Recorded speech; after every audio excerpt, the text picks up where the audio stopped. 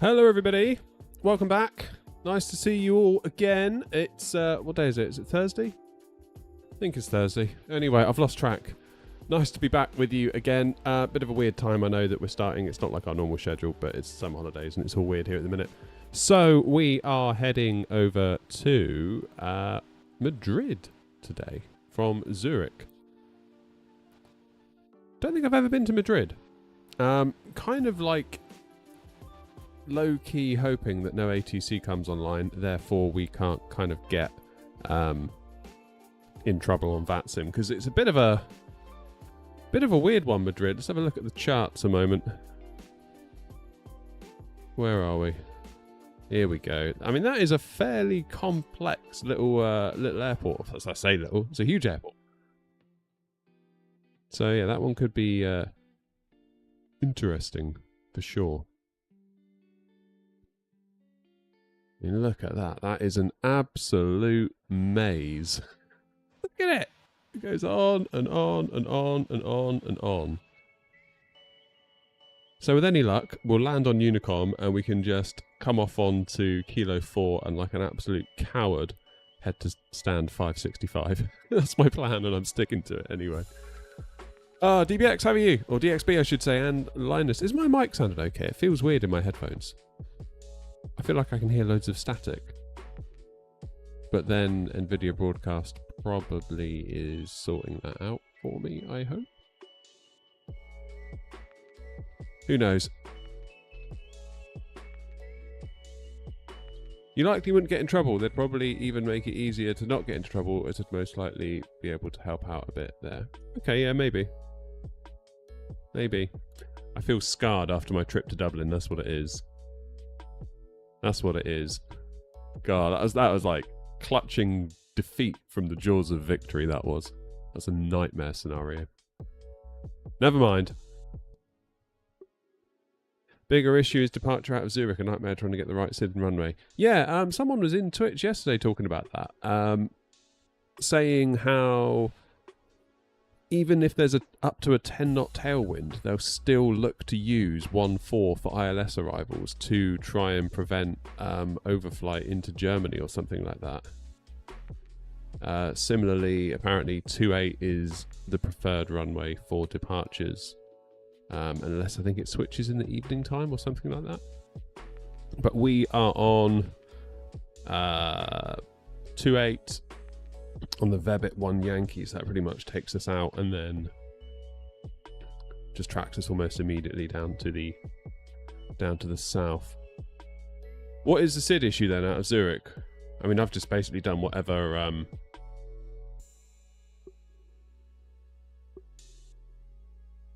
so you set this live stream for tomorrow. I guess I didn't pay enough attention. Oh shoot, I might have done. I actually might have done. Haha, what a muppet. Let me check. Let me check. I bet I did, because I scheduled it after midnight. I guarantee I did that. Yeah, I did. Ah, you idiot. Idiot, idiot, idiot, idiot, idiot. Why am I so stupid? How do I change it? Can I even change it now? Is it too late? It might be too late. Oh, that's so annoying. Yeah, because basically whenever I schedule a stream, it defaults to trying to schedule one for today, and I always put it to tomorrow. But I scheduled it at like 10 past midnight. So today would have actually been correct. Oh, man. What an absolute wally. Never mind. Never mind.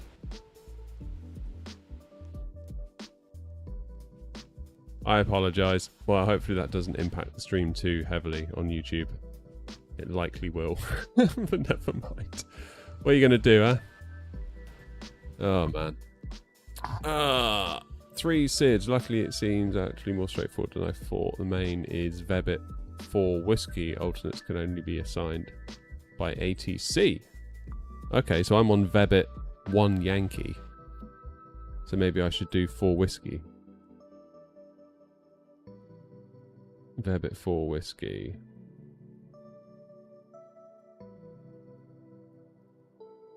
I mean, they look basically the same. I can't see how it's different, other than 4 Whiskey has a slightly tighter turn. That's all I can see. So that's 4 Whiskey. That's 1 X-ray, 1 Yankee. So 1 Yankee, we get a more graceful turn. Damn. Oh, I can't believe I ballsed up on that YouTube thing. That's annoying.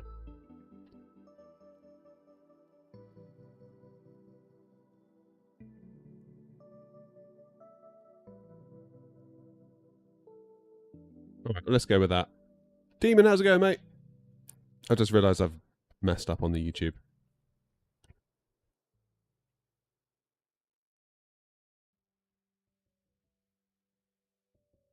That'll do. That'll do. Yeah, we'll go with that. That's fine. Right, we better get this plane fired up, haven't we? Because time is getting on. Batteries, 1 and 2. Let's get the navs on. 1, 2, 3. Does my mic sound okay? I can hear loads of static.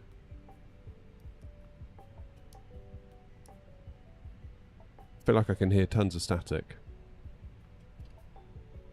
But what I'm hearing isn't what you're going to hear, because it all goes through NVIDIA Broadcast and they kind of AI a lot of it away. Sounds alright, fair enough. Well done, Jeff. Looking forward to seeing you up there.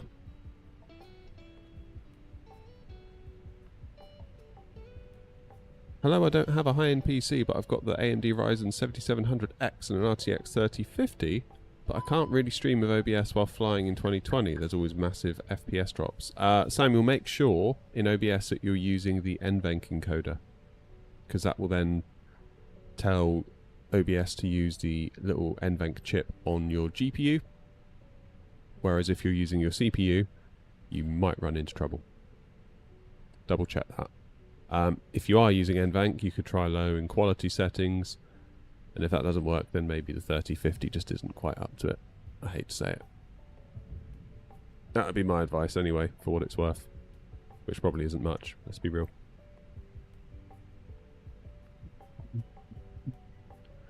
Right, QNH 1020. Bit of a cruise over to Madrid today.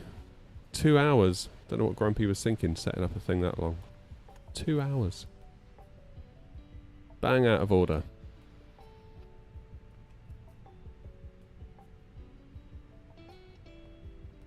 There we go. Just make sure that OBS is using the NVENC encoder. If it isn't, that will cause you problems.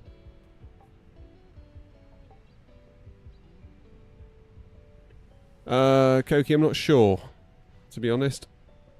What Airbus model? We're in the 321 with IAE engines with the Sharkblitz. From Fenix, of course. That goes without saying, doesn't it? But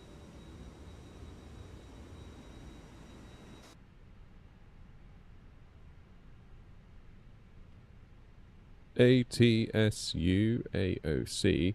Slightly concerned as well, by the way. If the stream cuts out for you today, I'm slightly worried about my streaming PC. Last night I had a blue screen of death. And then it posted, it wouldn't post, it went to the BIOS. Zurich traffic, Fox Kilo Yankee. Then this morning I booted it. Runway 28 via the Gersa to Whiskey departure. Zurich traffic. Then, yeah, went to BIOS first thing this morning and then got into Windows and it blue screened again. So I might need to look into that. So that is slightly concerning. Particularly when that is what actually does the stream.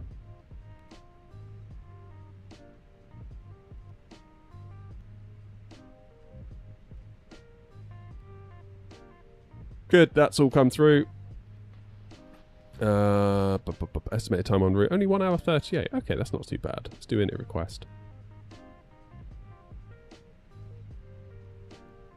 Is the new Fenix update only for Microsoft Flight Sim 2024? I don't know actually. Didn't they? Some of the update stuff went into 2020, didn't it? Is streaming my full-time job? No, my part-time job. 08 Echo is the call sign. Cost index SimBrief has got us at 29. And we're cruising at 330.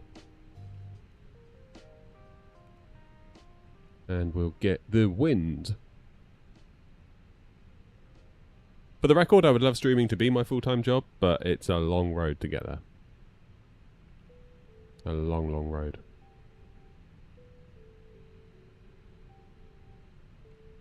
Good. That's inserted.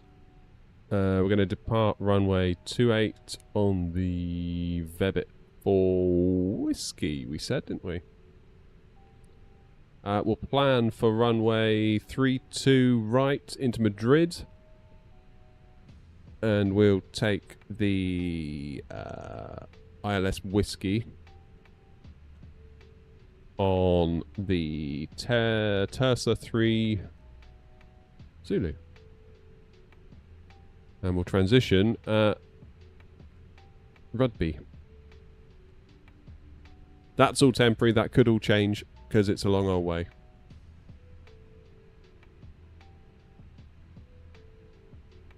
Yeah, that's what I thought, Koki. Yeah, BFU for both sims, but some features are 24 exclusive.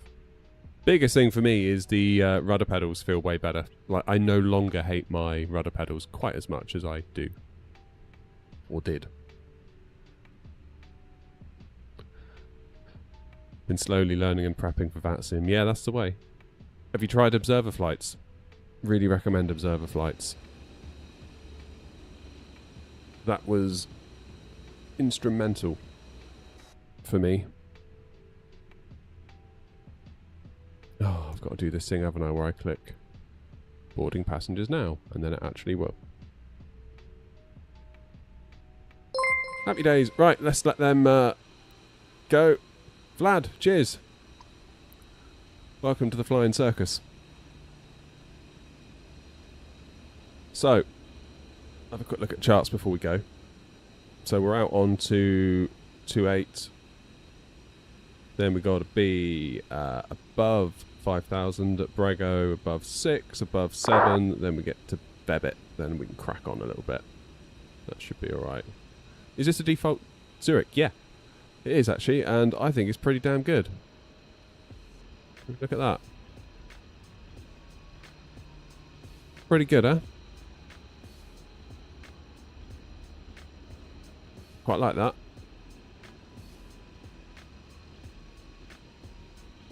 Pretty good. Don't know what we're getting in terms of frames. Well, about 50. It's not too bad.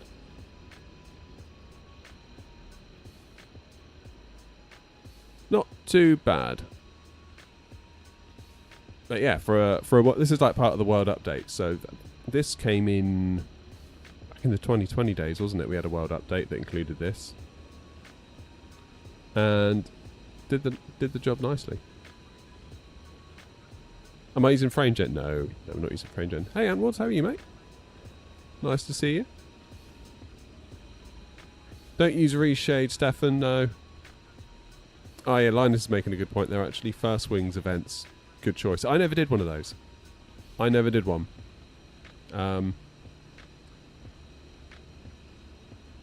Like a fool, I went straight into a Gatwick to Manchester flight. But what I did do, I did loads of observer flights out of Gatwick. Well, I say loads, maybe like 3 or 4. So I'd find somebody, you know, just like, say this is Gatwick, I would pick this guy here next to me, find out where he was going, and set myself up a flight plan in SimBrief. They're almost always the same flight plan, so you can follow it fairly well. And I would just pretend I was him in observer mode, so I can see everyone else, but they can't see me. And yeah, when you know, that plane over there would call for pushback, I would push myself back, and I would sort of like try and say back what, you know, if ATC said something, I would say something back, and then see if it matched what the other guy said. And eventually you sort of get to the point where you're like, actually, if that were on the network, that would have been okay. I would have got through that flight without an issue. And I think after about flight number 4 of that, I kind of felt like I was ready. In particular, we were at Gatwick one time, and the guy got taxi instruction that was in front of me, and they were told to go like Quebec Alpha, Lima, Papa, whatever it is, down to 26 left. And there was a point where the guy in front turned left or turned right or went straight on, and I was like, I thought we were going right or something like that. And I thought, well, he must know more than I do because I'm the newbie. And then sure enough, ATC were like, oh, you've gone the wrong way. Do you mind just turning right onto so-and-so and then left back onto whatever? And I was like, oh, there you go. So that was kind of when I thought, I'm obviously no expert, but I'm probably all right to have a go. Probably all right. What's the landing rate pop-up thing? It is New Sky. So I get that question a lot, like a lot, especially if I put up a YouTube short or a TikTok of a landing and it appears. Loads of people really, really want that. And it's from New Sky. And that's not really what New Sky does. That's like 1% of what it does. It's really so that it's how we run our virtual airline. It just happens to show you the landing rate. So, yeah, that's all it is. How you doing, Thomas? Oh, I haven't filed my flight plan. Thank you, Linus.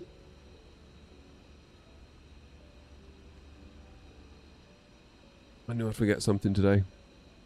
I didn't sleep very well last night. That's my excuse for all things that go wrong today, by the way. I felt really tired at about midnight, went to bed, and immediately felt really awake. Let's disconnect and reconnect real quick. Do you have to change frequencies for observer flights? Yep. Because the whole reason for observer flights isn't really so that you can follow people and train. It's for if you wanted to do a shared cockpit flight. So it might be, so one of you would connect properly, and then one of you would connect in observer mode. And the idea is that you can still use the radios, so be careful not to use push to talk, because they'll hear you, but they won't be able to see you. So it might be that if one of you is pilot flying and your other one is pilot doing the ATC comms. That's the way to do it. But yeah, Matthew, I recommend New Sky for all the other stuff it does. Like, I guess if you want a landing rate monitor, there probably are more lightweight options out there, but New Sky really is what tracks our virtual airline. In fact, I can show you. This is it. So if you get yourself an account, you can join up. You can start joining all these virtual airlines. There we go. There's us. And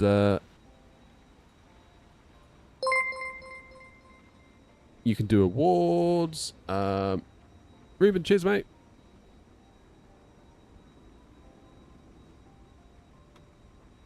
Yeah, Grumpy's made us a load of awards, so we kind of got these little tours you can go on. We're doing the Euro Capitals tour at the minute. You can see that's how far we've done in green, and today we're doing the next leg from Zurich down to Madrid. And then from Madrid we go to Gibraltar, we go to Madeira, we go to Lanzarote, we go to Ponta Delgado. It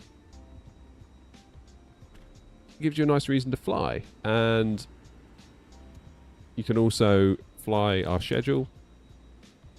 So these are all of our schedules at the moment. These are all of our planes that we've got going on. So you can see at Heathrow, we've got some A380s, ATRs, 737s, 777s.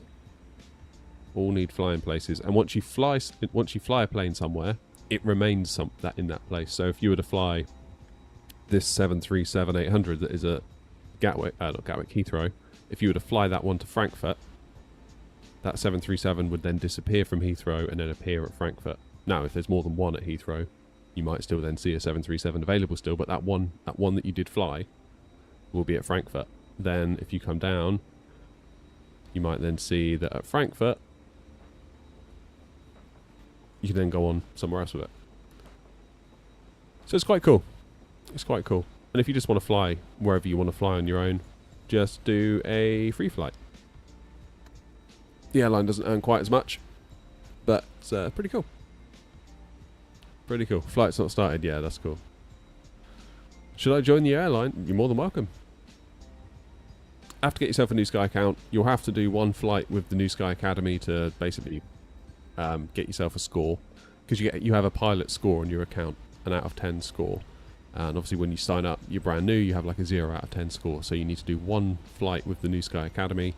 That's for like, just so you can basically prove that you know what you're doing. Once you get a score of 8.0 or above, you can join the airline and it'll auto-approve you. And then every single flight you do will contribute to your average pilot score. And every flight you do for an airline will contribute to that airline score as well. So it kind of adds a level of what's the word? It's kind of like when you're playing. I don't know if there are any Counter-Strike players in the audience, but it's kind of like if you're playing Counter-Strike in casual mode. It doesn't really matter if you win or if you lose, but if you're playing competitive mode, your rank is affected by whether you win or whether you lose. And too many losses in a row put your rank in the toilet, and that sucks. So every time you queue up for a competitive match where your rank is at stake, the stakes are higher. Like, you really don't want to lose. You want to do it properly. You want to go for it. Whereas in casual mode, it's like, who cares? Kind of like that. I mean, VATSIM brings a level of that as well, because there's a level of accountability to the others that are around you. And then you've got New Sky, which adds another level of, we want to kind of fly properly, because the New Sky app monitors you. Like, if I don't put a set of lights on for the flight, it'll punish me for that.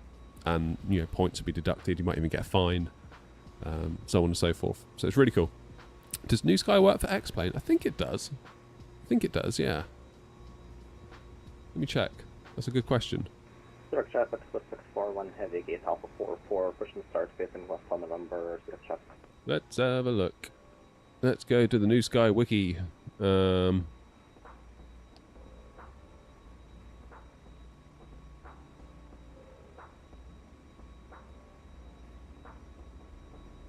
certain it does. Supported simulators, here we go. X-Plane 11 and 12. Yeah.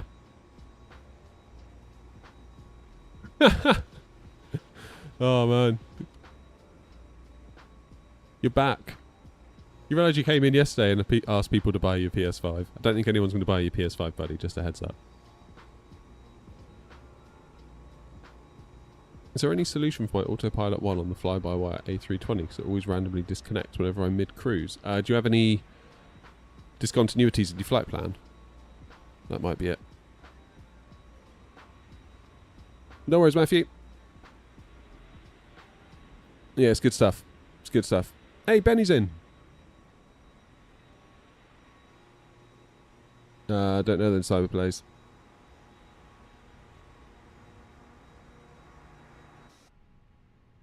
Right, what's going on?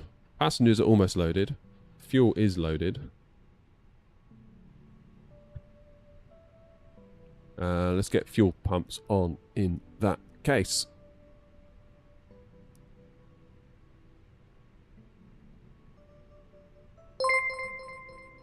Oh, dear. I can't even. Thank you very much for subbing on YouTube.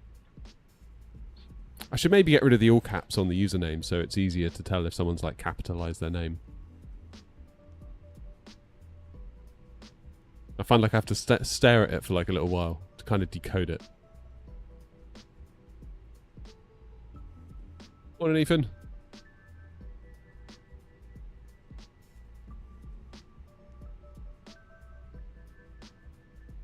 Yeah, that's right, Cyberplays.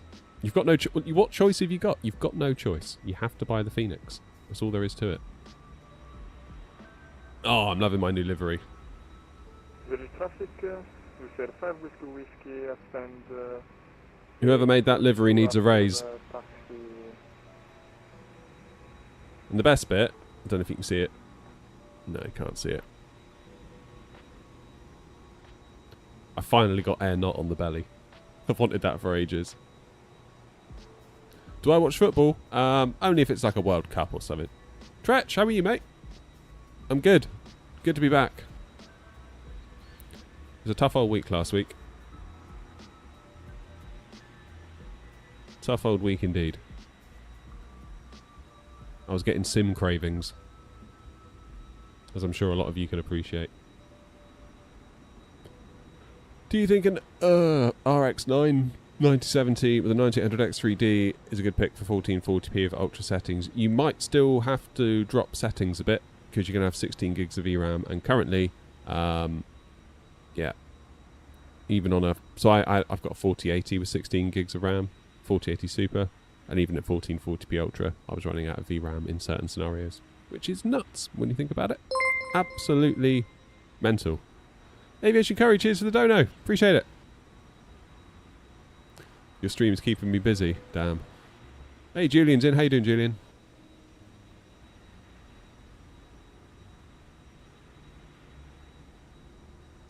I do believe that's us loaded up. So I'll send that to the MCDU. Sync the load sheet. Miggy, thanks, mate. Here we go. 137, 143, 145. Flaps 2 for takeoff. You sometimes see that in the 321. It wants a flaps 2. Some people argue that's not realistic. I don't know because I'm not a real pilot, but whatever. Trim up 0.7. Flex temp 42. We're all good. How you doing, Bobby? Next time go to Terminal 4. Looks way better. Really? Well, Tretch got your TCA. Cool. What if you got the captain's pack or something like that?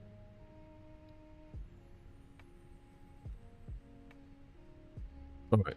Init page B is done. Performance data is in. Only thing that's left for us to do then is to fire the APU and get out of here because we're nearly late. We're nearly late.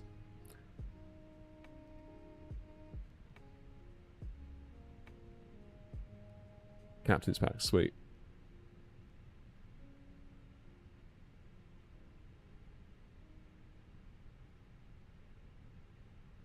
I've upgraded my systems to 32 gig of RAM. It runs so much better. Which graphics do you think I could improve? I mean, your RAM isn't really going to improve graphics, to be honest. RAM is just probably going to prevent stutters. It depends on the rest of your system, of course.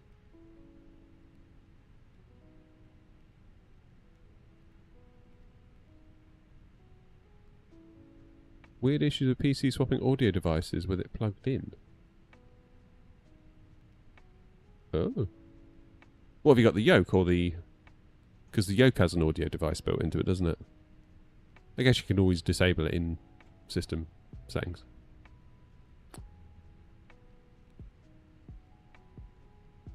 Right, let's go 7,000 in the window.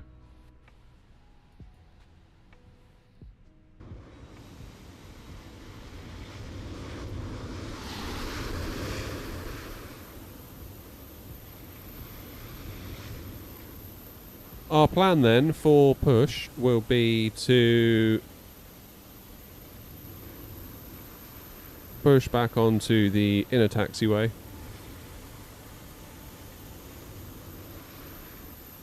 And then probably go inner, then alpha.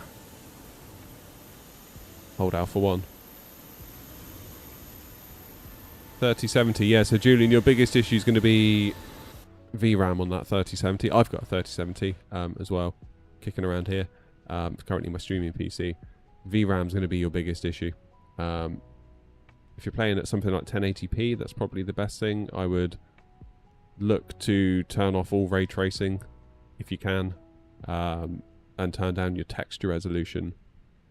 I very much doubt you'll notice a difference. And then, of course, you know, be sensible with your terrain level of detail, things like that. That would be my 2 cents for what it's worth.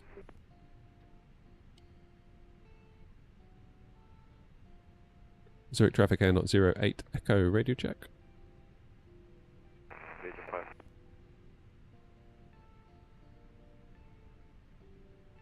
Lovely. Right. Belt it up. Beacon on. How you doing, Jeds?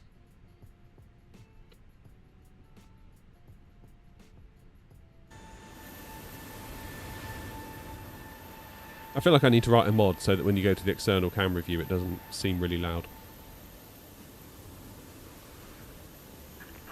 Cheers, Ethan.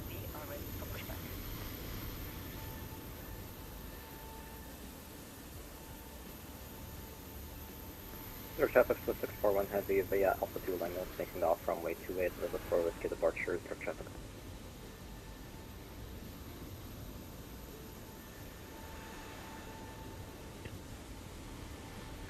Departure checks completed.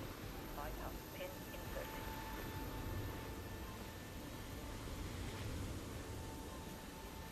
Terminal 4 Madrid is one of my Oh, you mean go to Terminal 4 at Madrid? I see. I see. Oh, maybe we can. When we get there.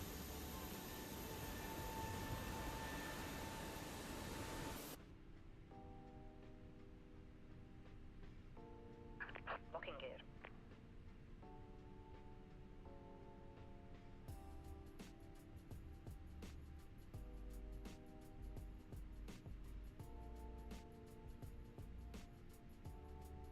Where is this? We are in Zurich.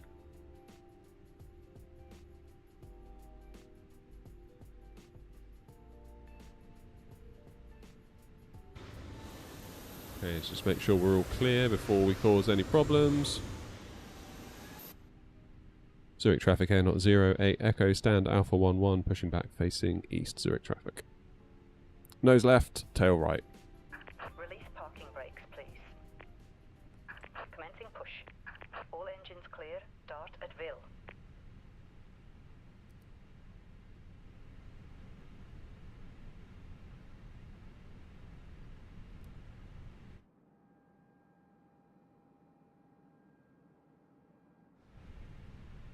AP bleed on.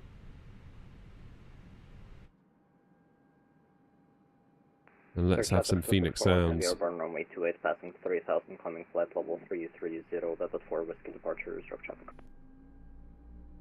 Lucas, you may find with Sim Update 3 that solves all of that for you. Because you can download a lot of content now, rather than stream it. Or you will be able to, at least.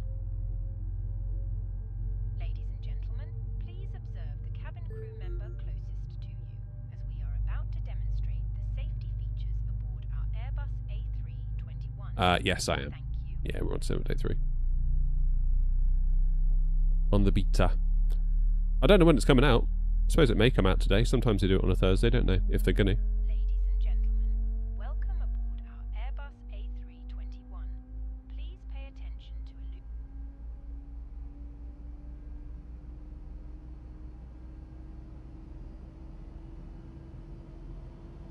Still beta, Julian, at the moment, mate. Exit routes. Life jackets and the brace position, which you must adopt if you hear brace, brace. There are 8 emergency exits on this aircraft. The cabin crew are now pointing out the exits nearest to you. Please be aware that your nearest usable exit may be behind you. Emergency lighting will guide you to an exit. In an emergency, leave all baggage on board. Please set Seatbelt parking is brakes. fastened, adjusted, and released as shown. It must be fastened whenever the seatbelt signs are on, and we recommend that you keep it fastened at all times. Depends, Jeds, what CPU you've got. Masks I mean, my 5800X3D would kick around 75 to 80 with a big tower cooler on it. Put the mask over your nose and mouth and breathe normally. Hold the mask in place with the strap. Pull on each side to adjust. Put on your Go own flaps mask 2. before helping others. If we land on water, take a life jacket from under your seat. Remove from the pouch and put it over your head. Pass the tapes around your waist. Performance seems okay in Sim Update 3. The VRAM is a little bit better. It's one of those things. I'm not going to... Inside the aircraft. I mean, we're using 13.5 gigs of RAM right now. By pulling the VRAM. toggle. If it fails to inflate or needs topping up, Which, blow into the on my seat. 4080 Super, would cause us a problem right now. For attracting attention. Because I know it's a 16 gig card, but normally you only get like 14 gigs available, and that is really close to the limit of 14 gigs.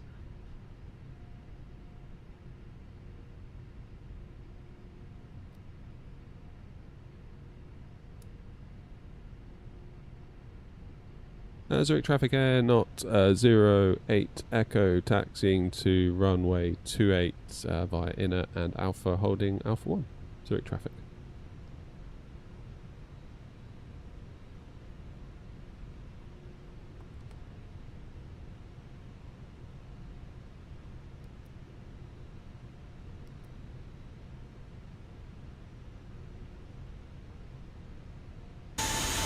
Ah! Sorry, Swiss. I won't be a minute. Just waiting for GSX. No, no frame gen.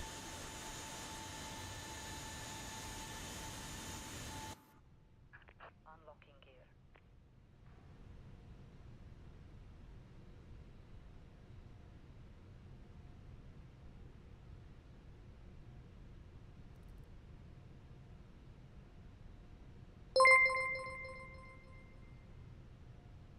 Tow truck disconnected. Bypass pin removed. Right. I'm gonna go. Left is clear, right is clear. Sorry to the Swiss behind.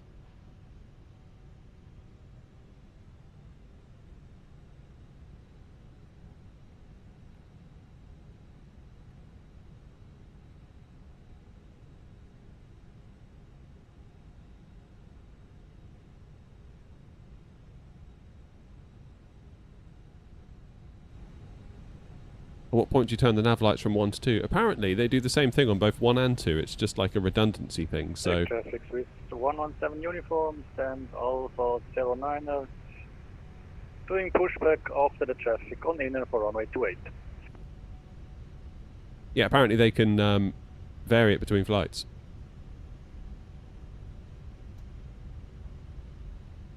Never mind the hand signal. Trying to get out of everyone's way. What is going on there?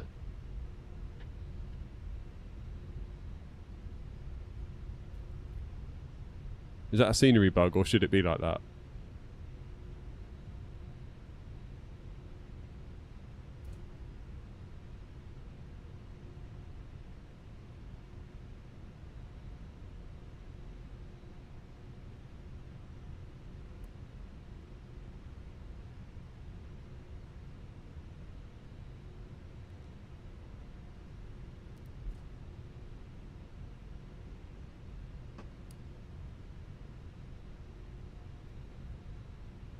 Jolly good.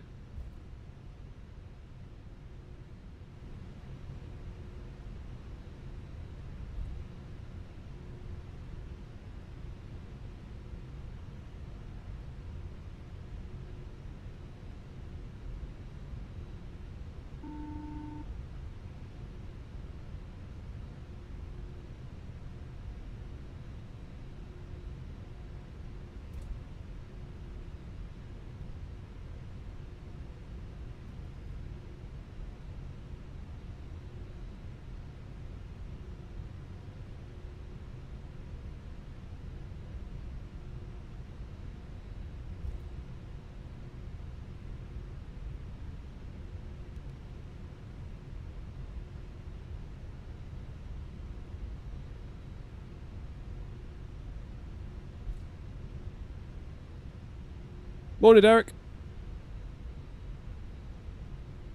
Ravi, we're in 24, mate.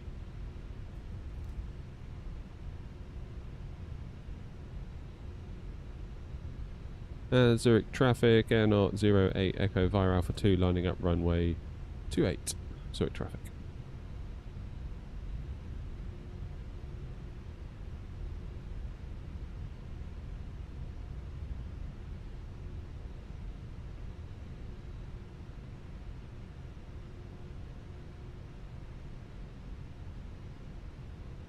Now this looks like it could be lumpy. Come on.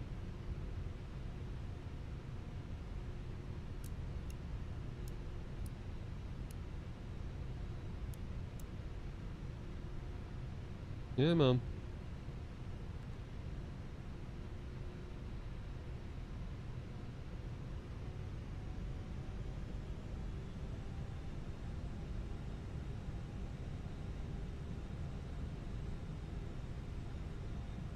Zurich traffic, Swiss 5 whiskey. Behind traffic takeoff, then after wait behind Zurich traffic. Zurich traffic, Air Knot 08 Echo, taking off runway 28 on a Vebit for whiskey departure. Zurich traffic. Alright, we all good? Everyone ready?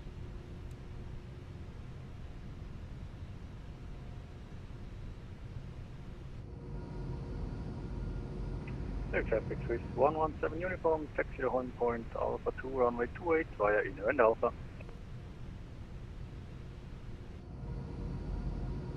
Let's go.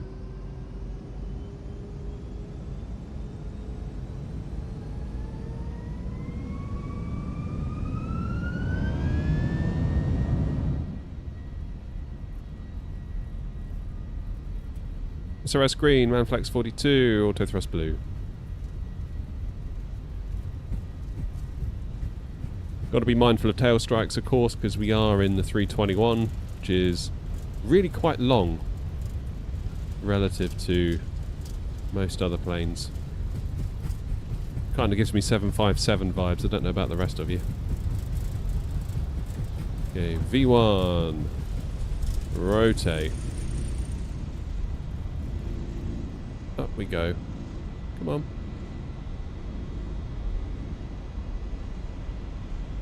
Definitely the new Fenix update feels a bit different on the takeoff roll. I feel like I have to flare a bit more than I otherwise would. I sort of flared then. My old pre-BFU brain was in place. And I flared as much as I would normally flare, and it wouldn't quite lift off. But then I've heard other pilots, I think A330 driver, if I'm not mistaken, said about it. Have I got live weather on? Yes, I do.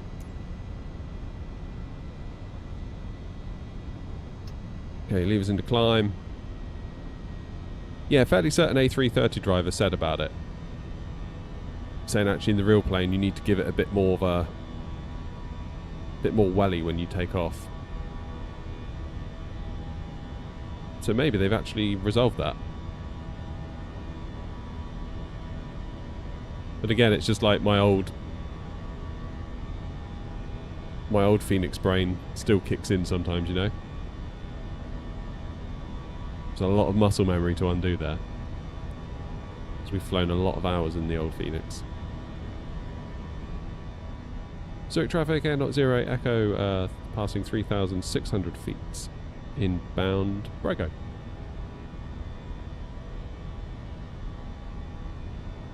Zurich traffic, Mr. 5 with 2 weeks taking off runway.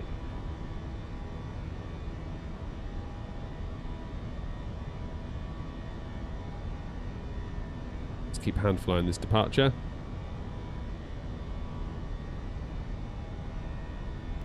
Why does it want flaps full? Traffic Swiss 118 uniform, lining up and wait runway 28.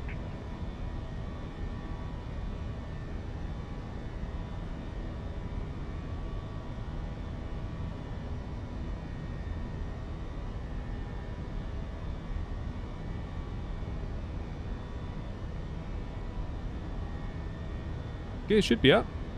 Why is gear up? Oh god. That's annoying.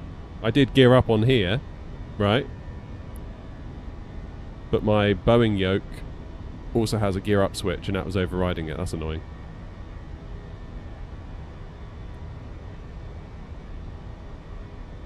New Sky's going to ding us for that as well, I bet. That's the only disadvantage of running the yoke as well as these throttles, is that sometimes the controls conflict. I haven't had that in a long time though. I haven't had that in a very long time, so that's quite unusual.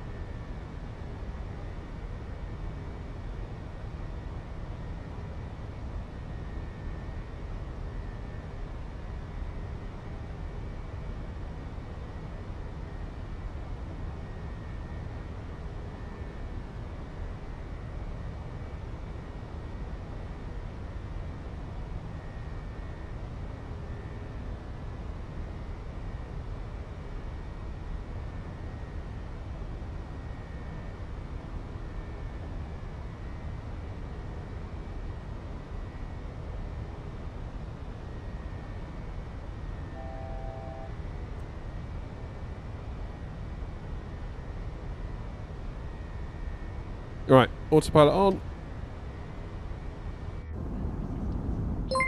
Fasten traffic reading 3. Cheers, Sammy. 30, we are now established on the localizer runway 33 and we are on a 14-mile final. Battle. How's it going, Leonard flight? A330 driver should just work for Fenix at this point. Yeah, I mean, he's an incredible resource to the flight sim community. Like, the amount of knowledge that A330 driver has and his willingness to share is really, really admirable, I think. I got a lot of time for him. Really good content creator. Traffic is 117 uniform, taking off runway 28, right at tickets, 1 extra departure. Yeah, I could be wrong, but I'm sure he mentioned it quite a long time ago now. And I'm fairly certain he said that he told Fenix about it. I could be wrong. It could be someone else I'm thinking of. But it would certainly seem that that's made it through. How you doing, Deckers? But yeah, you've definitely got to give it more on the roll. But see, as I took off then, I was afraid I was going to tail strike, but then we didn't really lift off very much until quite a bit later than I would have liked. So that's just, you know, just something you've got to keep in your mind. Definitely got to keep that in your mind. So much to learn with this new plane. Same plane, but so much more stuff's been added. It's really cool. Zurich traffic air naught 08 Echo, climbing now flight level 330 inbound Verbit. Should I upgrade my 7600 to a 7900 XT? Depends what CPU you've got as well, because you kind of got to keep the system balanced. It's not all about that. How you doing, Cougar?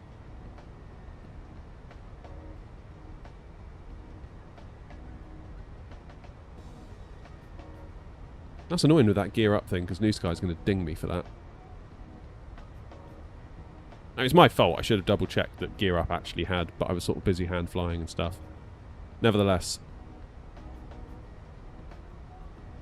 they're annoying. Right, lights off. I need to get my PU Air Korea light panel thing sorted as well. I might do that tonight, actually. That might be tonight's job. More DIY. Oh. I'm just done with the kitchen and now I'm like, oh, maybe more DIY for the shed. I hate DIY. Got to go already. No worries, man. I have a Ryzen 5 7000. 7000 watt. After the last update, the start of Fenix... I'm not reading that right. After the last update, the start of Fenix, different all, the cockpit is off. Also, the tablet does not start automatically like before. All the cockpit is off. Oh, you mean it's starting in like a cold and dark config? Is that what you mean? Yeah, Bobby, the BFU's taking some time, isn't it? To get used to. Like I was talking to Grumpy last night. I mean, Grumpy's got thousands of hours in the Fenix. Like, he's all about the Fenix. Fenix, Fenix, Fenix, Airbus, Airbus, Airbus. And yeah, I was kind of getting the impression he was a bit like, there's a lot to learn with this new update, for sure. Ryzen 5 7000 series. Yeah, Nick, do you know what it is exactly? Because the 7000 series could mean anything, really. I mean, is it a 7600? Is it a 7700? A 7800 X3D? A 7900? Yeah, there's... 7000 is just a broad term for a whole family of chips, if you know what I mean.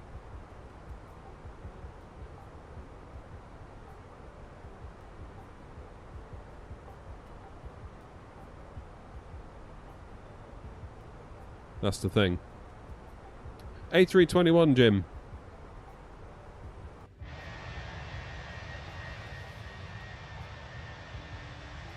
There it is. Finally got air nut on the belly. I've wanted that for so long.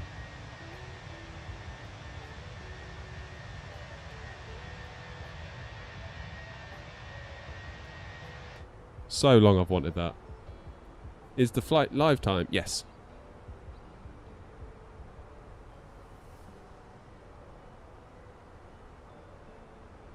So flight plan today really is kind of all across the land. So here we are. Obviously Zurich's back up here. So we're going to go over sort of southern France, across the Pyrenees, down into Spain, and then we'll join the Star at Tersa on the Tersa 3 Zulu, transition at Rudeby, and bring ourselves into land. Someone suggesting Terminal 4, saying that's apparently the one we want to go for.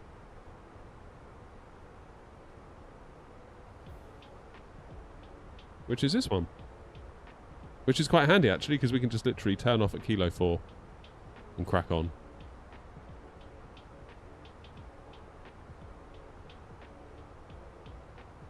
We're wanting to get into MSFS. Do you have to pay for planes? Also, is it multiplayer? I've never seen any videos about it. Just people flying. You don't have to pay for planes. There are planes with the game by default, like default planes. They've gotten a lot better in 2024 versus what we had in 2020. A lot better. Indie Builds sort of did a lot of it. So the kind of the base level standard of planes is now risen in 24. That being said, the Boeing 737 MAX, I think, definitely has room for improvement. Default one. The fly-by-wire is probably a good place to start for free, although they're not officially 2024 supported yet. So if you're happy to stay in 2020, or if you want to run their dev build and copy-paste it across, you might be alright, but it's not officially kind of supported by them. So yeah, the fly-by-wire A32NX is a really, really nice plane, really nice Airbus for free. If you're willing to spend a bit of money, you can go up to the Fenix, which is what we're in now, which is basically like endgame Airbus. It's like really flipping good. And we are... Yeah, I mean, Boeing-wise, really, you've got iFly and PMDG, but that's kind of got to get your wallet out for those. How you doing, Christos?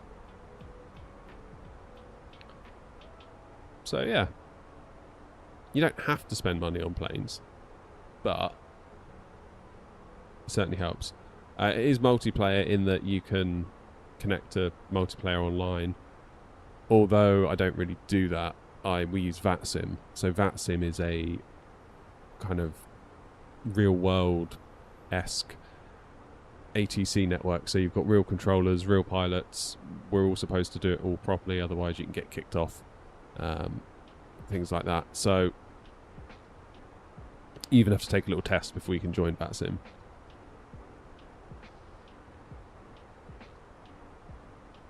Are the planes cheap? No, not really. It's yeah, I mean the Fenix I think is about 50 quid, and then if you want the A319 321 expansion, that's another 40, so you're going to be all in for about 90, I think. PMDG, typically they're about 70 or 80 pounds a plane, which some people find really, really difficult to comprehend, because yeah, that's more than the game in a lot of ways.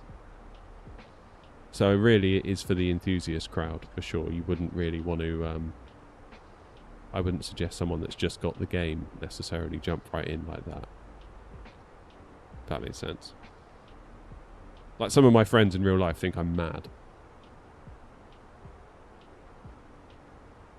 Yeah, why would you spend more than the game on an add-on for the game? That's, yeah. Nick's got a Ryzen 5 7600. Okay. You're probably still going to be CPU bottlenecked, I would have thought.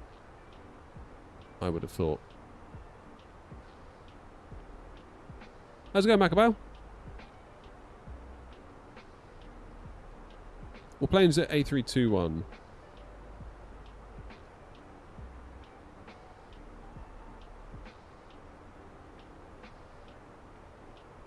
It's all a question of value, really. You say about, you know, people thinking we're mad spending this level of money on add-ons. For the amount of hours I spend in the sim, it's worth every penny. Whereas if you're, you know, a casual player and you just, you know, take off, do a little lap around the airport and land, it would be completely pointless. Looking to get a PC, but may hold out for the rumoured 5070 Ti Super with 24 gigs of RAM. Yeah, that'd be cool.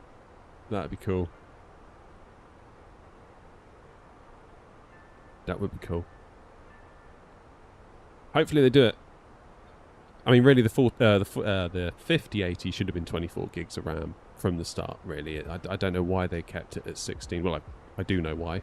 Money. But they really shouldn't have done that. So the Super generation, if we can get some 24 gig cards out of NVIDIA, that could be a really nice result. I would almost be tempted by one as well, to be quite honest. If I could sell my 7900 XTX for, say, 600 quid and put 400 towards it and get a Super, I would probably prefer that. Ibrahim, we're off to Madrid. Cheers, Ditto. Ditto, I should say. I've crashed 4 times at Nook. Oh no. That's a tough one, that, isn't it? It's a tough airport.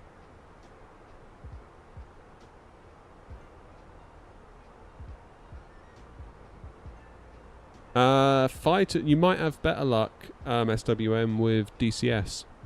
That's like a digital combat simulator. I think if you're really into the military stuff, that's probably where I would go. I'd like to fly it as well. I'd like to try it for myself.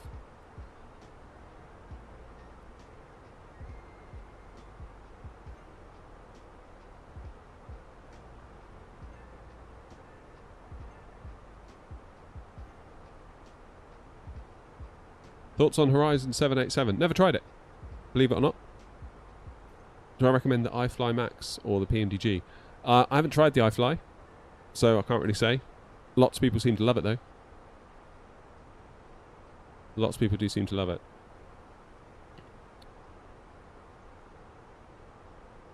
Shall we let the passengers out? Probably should, shouldn't we? Yeah, lots of people do seem to like it. I just haven't bought it because money, basically. Is it the XL version of the 321? No, this is just the A321 standard. There it is.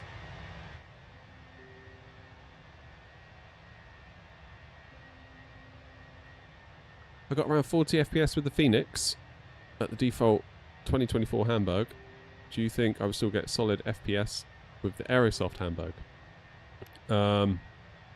There is a free Hamburg, Julian, on flightsim.to that's actually really quite good. We've used it quite a lot.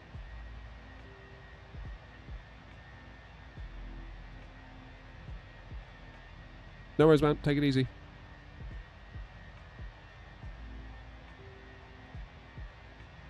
Mallorca ops, eh? Yeah, we probably should, actually, thinking about it. We're doing the Euro Capitals tour at the minute. I feel like after the tour ends, we should probably get back to some scheduled flights and earn some proper money for the VA. So, Nick, should you upgrade your CPU or GPU? I mean, what have you got at the minute? 7600. Best thing you can do, Nick, because obviously I'm not familiar with your exact set of hardware. I've never owned either of those bits of kit, so I can't tell you exactly what to do. I would enable developer mode. Cheers, Pengu. Enable developer mode in the settings, bring this top bar up, and go to display FPS, and look here and see what it says, like limited by, what does it say? If it says limited by main thread, that means you're CPU limited. If it says limited by GPU, well, guess what? You're GPU limited. And look at these timings. So for my GPU to put a frame on the screen, 12 to 13 milliseconds. For my CPU to do its portion of the work to get a frame on the screen, you can see it's kind of up and down, up and down, up and down, up and down. Hence it's bouncing between main thread and GPU limited. So that seems reasonably balanced to me at the moment, and we're getting 60 odd FPS, so no complaints at all. I would encourage you to do that, and then that'll give you your answer. If you're GPU limited, think about a GPU, but look at how much limited you are. Like, if there's only a few milliseconds between each component, then maybe you're quite balanced as you are. Whereas if your GPU is at 40 milliseconds but your CPU is at 20, well, then that's a good argument to get a new GPU. So I'm sorry there's no one real easy straight answer, but as is the way with these things, there rarely is.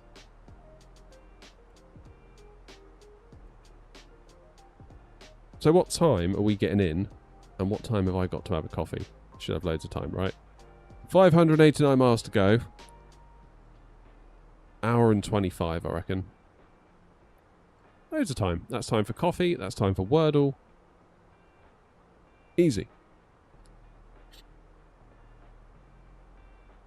I wish we had this in Microsoft Flight Sim 2020. Wish you had what, Ruben? Are the Airnaut BFU liveries available now? They are... kind of. They are kind... Maybe I should do that during the stream, actually. The metric data through dev mode. Oh, yeah, you can do it in 2020. Can anyone fly Airnaut? What virtual airline system do we use? We use New Sky. This one. So get yourself an account with New Sky. Then you can go into the search airlines. And you can join us. We're down here. What position are we? After the academy, of course. 1, 2, 3, 4, 5, 6, 7, 8, 9, 10. Hey, we're in the top 10 on New Sky. Sweet.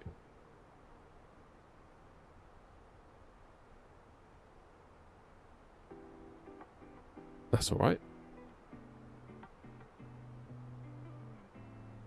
As long as you got a pilot score of above 8.0, it'll auto-approve you and you can join. If you do a scheduled flight, if you book one and then you can't do it, please cancel it, because otherwise we get charged. That's a bit of a problem. Loving New Sky, thanks for introducing me. No worries, Chris. It is good. It's a good system. Really annoying sometimes when you like have a crap landing, and it's quite easy to like want to rage quit sometimes.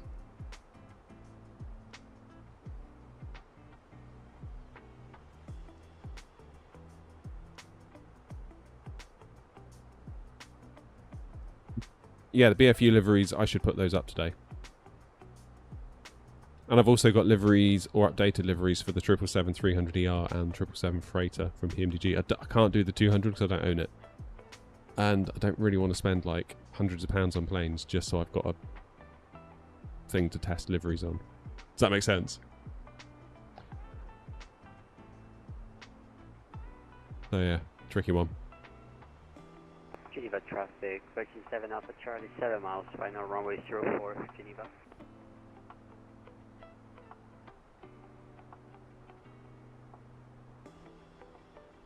Now, is that one? It must be, right? No, wait, because they're turning...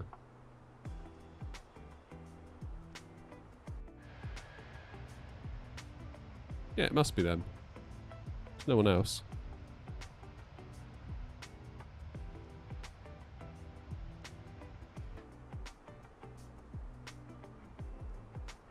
Must be.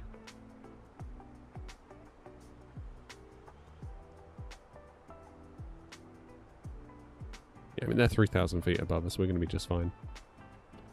Where are they even going?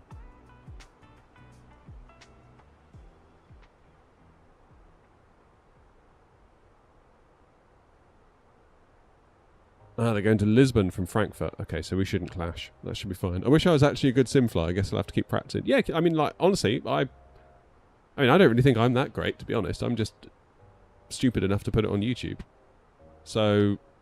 yeah, I'm always painfully aware that there's room to improve. Painfully aware. So don't be thinking like you're bad or anything like that. Just keep doing it. How's the floor? Oh, David, it's so much better than what we had. Although, oh man, it sucked.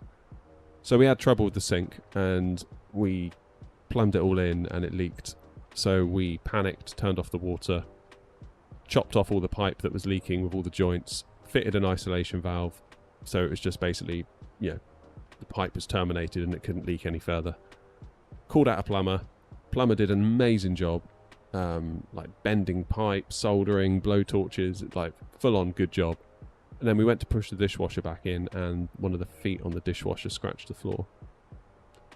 Which is really annoying. Really annoying. But it's real oak, therefore real wood, and it's not a deep scratch, so I'm hoping I can sand it down and refinish it, and we'll never know. But it's just another job. That's the thing. Like we thought we were done. Yeah, that pushing that dishwasher in was like the final bit, and it's like, oh shit, we've scratched the floor.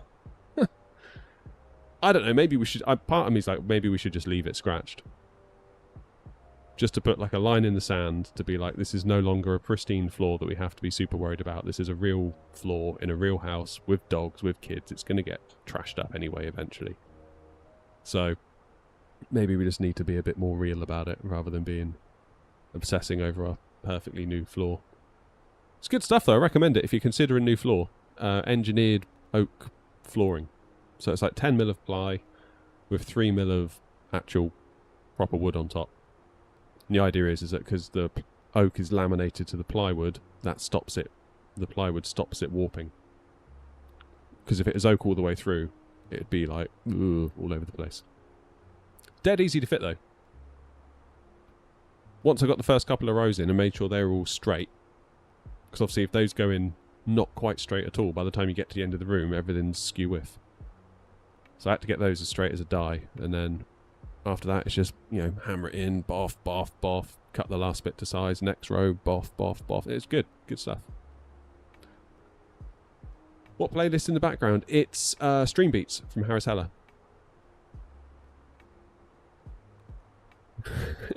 Hey, you said it.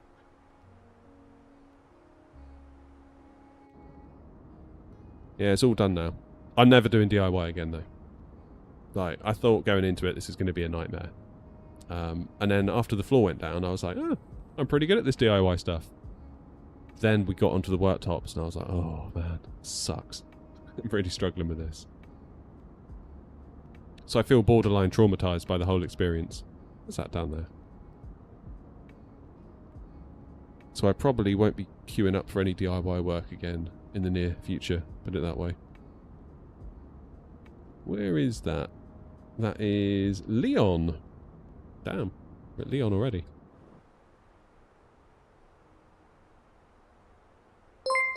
I'm very good at this plane. Well, I mean, it's an autopilot, so I can't really. Cheers, Maximum Gamer. Cheers to follow, bud. Right. It's 1:10. I didn't sleep very well last night, which is really annoying. Because I went to bed super tired and then I woke up as soon as I got into bed. Really annoying.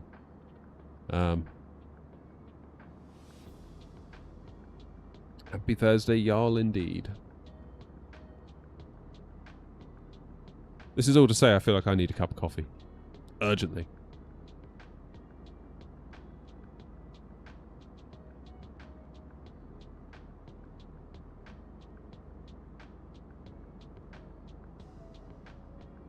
No ATC online. I think I'm fairly safe to go make a coffee. I'll listen to the stream on my phone, therefore if I get a beep beep beep I can come and run back out.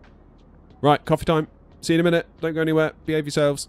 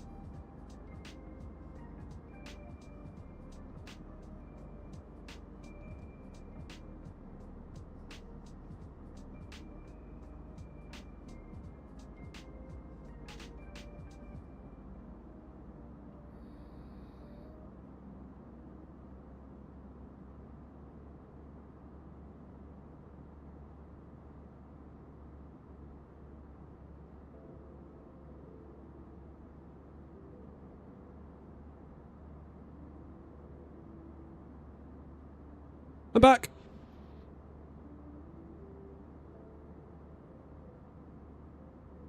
Cheers, everyone.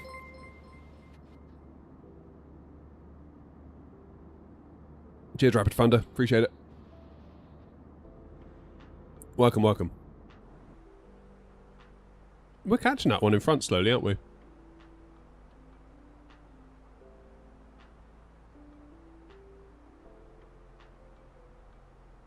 Cup of APU? No, I got some Nespresso pods I'm trying to use up.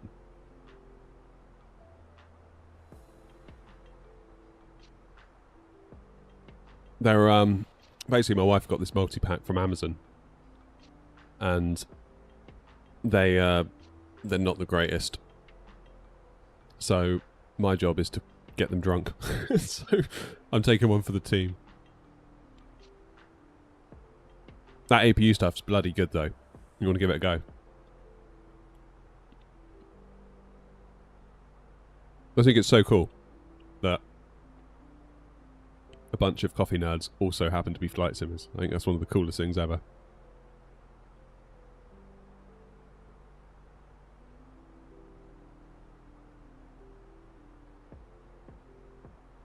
The playlist is from Stream Beats.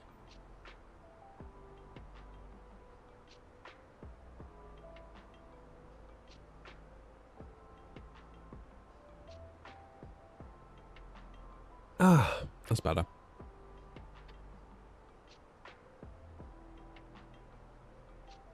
A321 indeed.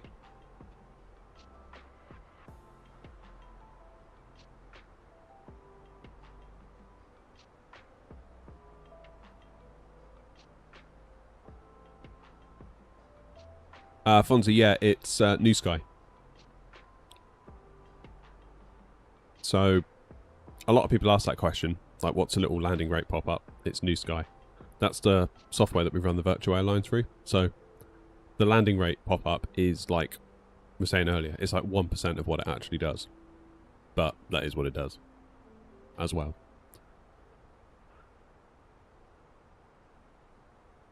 No, not Stream Labs, Nick. Stream Beats by Harris Heller. So basically, Harris Heller is a Twitch streamer, YouTuber. Very clever guy. He figured out that basically everyone was having issues getting copyright strikes for using actual music. And so he just made his own music that's like kind of backgroundy stuff to have on while you're streaming. He put it on Spotify. He then tells people, play this and you won't get copyright strikes. And then every time somebody plays it on Spotify, he gets like a fraction of a penny or whatever it is you get. And he makes a fortune from it. Good for him. I love that. Such a good idea.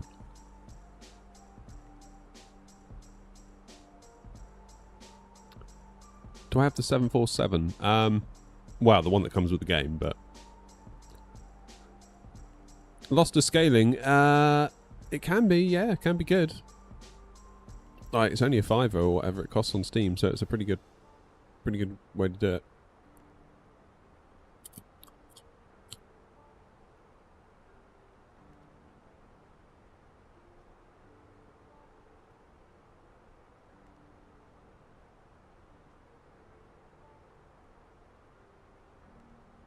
Cheers, Baltic.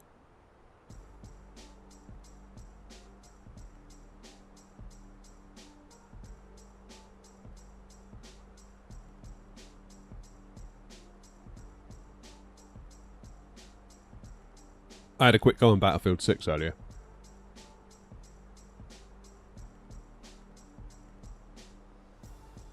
Because the open beta is now live again.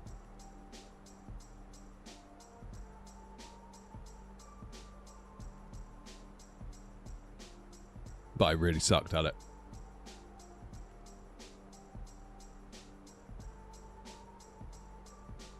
It's going to take some getting used to. After so much like Call of Duty time. Feels very, very different. Like the guns actually have recoil. They're not like these laser beams that you can fire at people like on Call of Duty.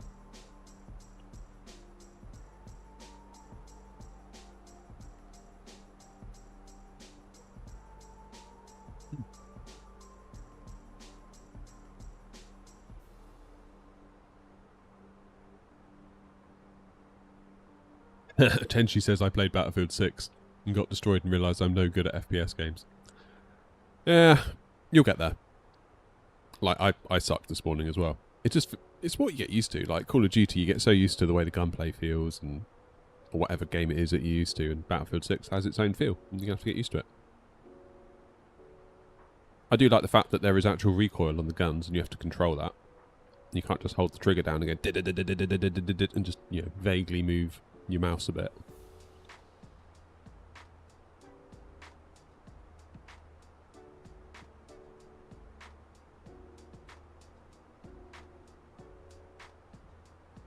I mean, if you want to feel rubbish about yourself, just go and play Counter-Strike, having not played it for months. That's one sure way to feel bad about yourself.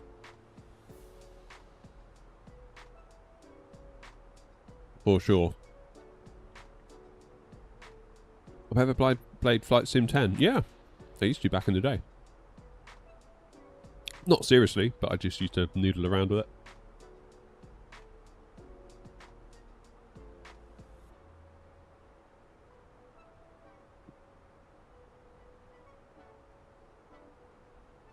Zurich to Madrid, Kin.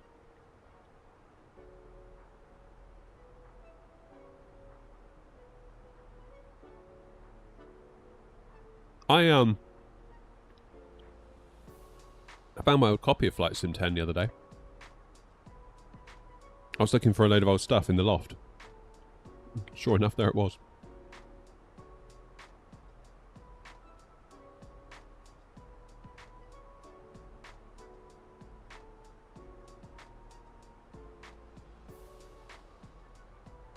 Battlefield's more forgiving when it comes to the playtime gap. I can play for months without playing and fit right in. Well, fingers crossed for me then. I feel like the default assault rifle that I was using this morning was not great. I feel like it probably needs some kind of attachments to bring it under control.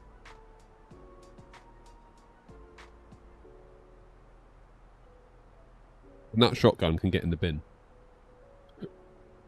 People were annoying me with that.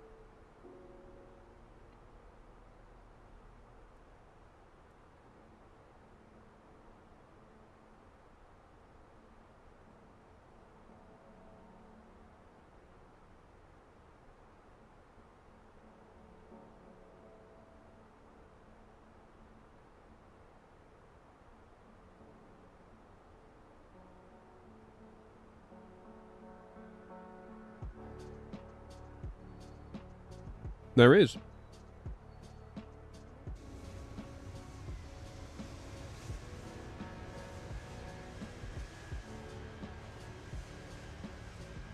We've been racing for quite a while now. For someone that plays Flight Sim 2020 for about 3 years, I think now I should upgrade to 24. Not necessarily. Cheers, Enzo. How you doing, Jordan?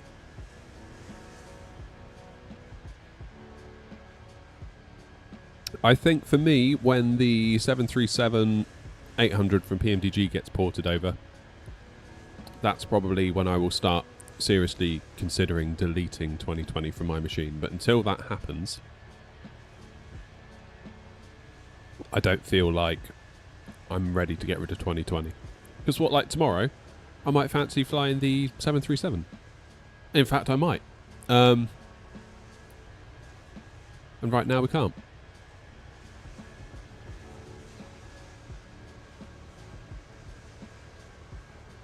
That's like the one thing.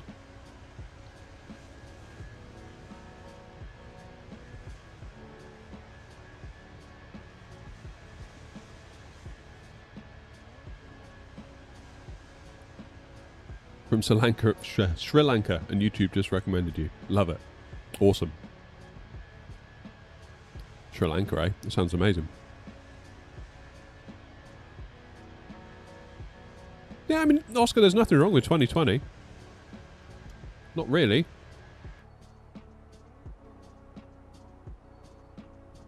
It's almost like when 24 came out, I was like, ooh, 2020. But actually, once you start playing it, you realise there's not a lot wrong with it.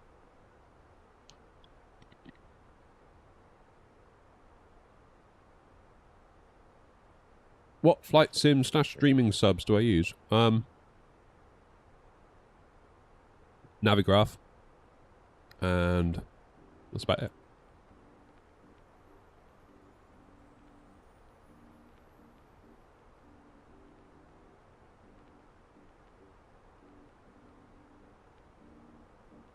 terms of subs.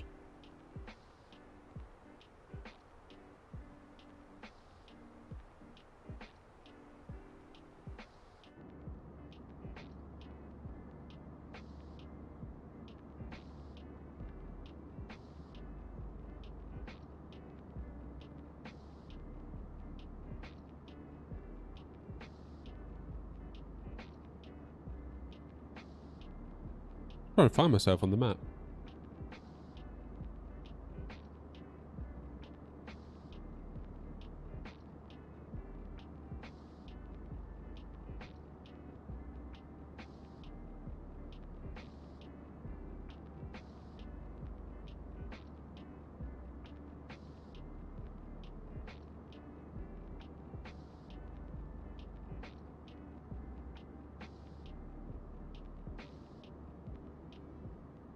Oh, Linus, are you flying as well?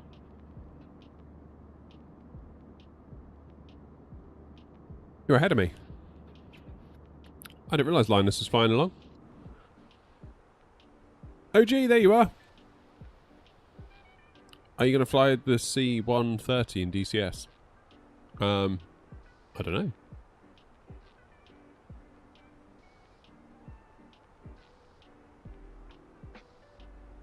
I don't know.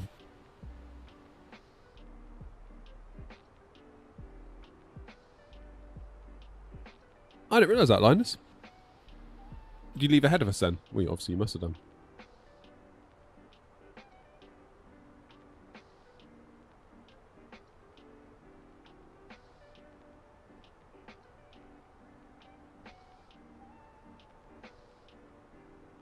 Not sure whether to get beyond ATC or not. I feel it could mess up my phraseology on VATSIM if it isn't accurate. Oh, that was you, Linus. I didn't realise that. Duh.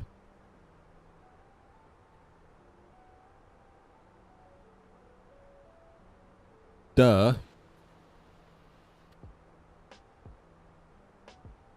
Equal time point coming up.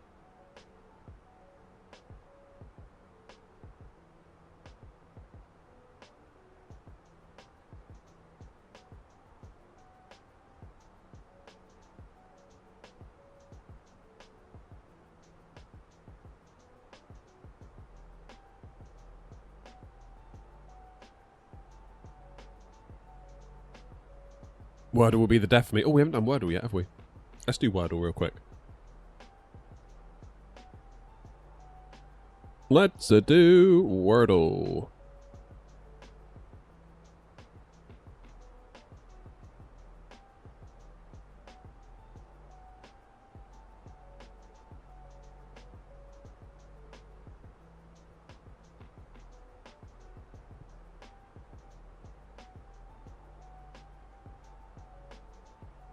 Right, here we go then.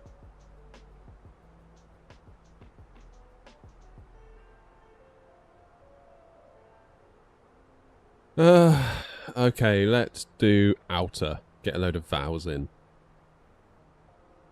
For crying out loud. Okay. Cheers, Eddie.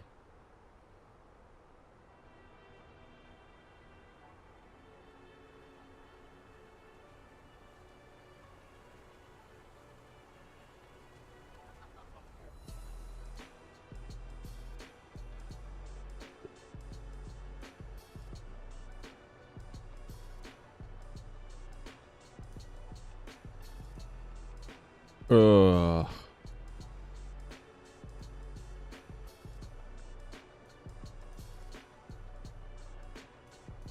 You can still play 2020 indeed.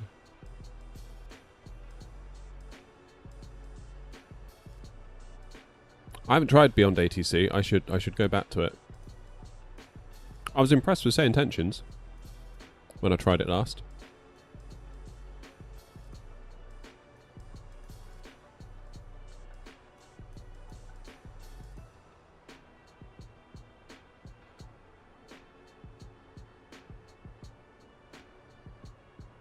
Let's just try this. See what that gives us.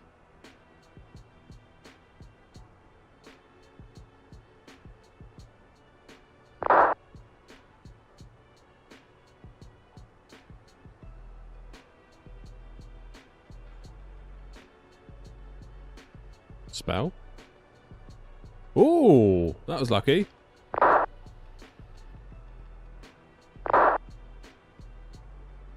was going to say shell.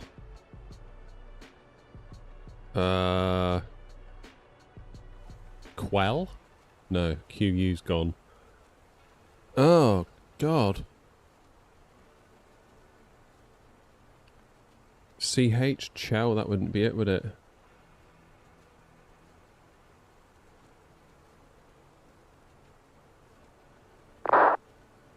WH well, that wouldn't be it either. Oh man, can't have shell, the S is gone.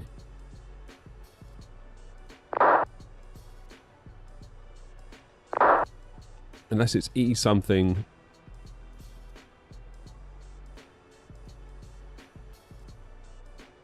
Like.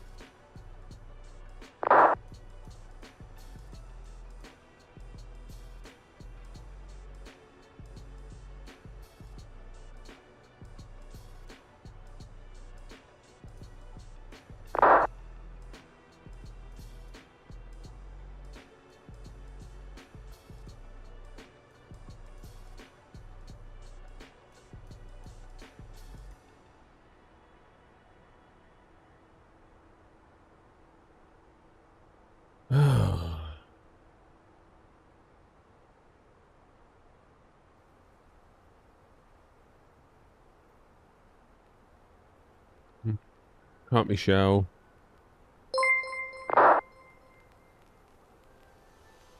Cheers, Masha.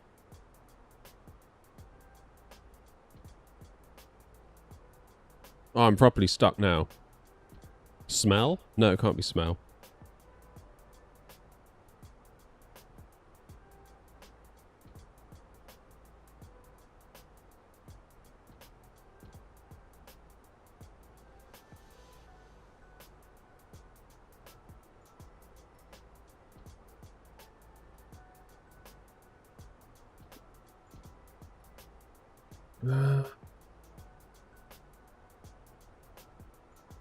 Nell. Someone says, James says Nell.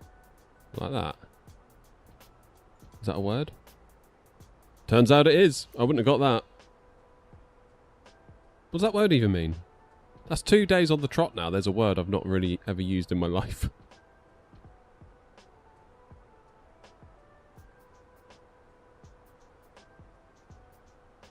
What does that word even mean?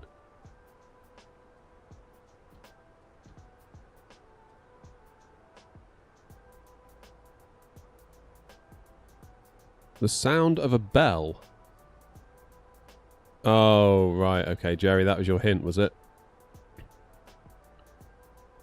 Sound of a bell. Never heard of that in my life. Never, ever, ever, ever, ever heard of that. Yeah, I get it now, Jerry. Too little, too late, though, I think, isn't it? Oh, we've got the mountains coming up in a minute. Yay.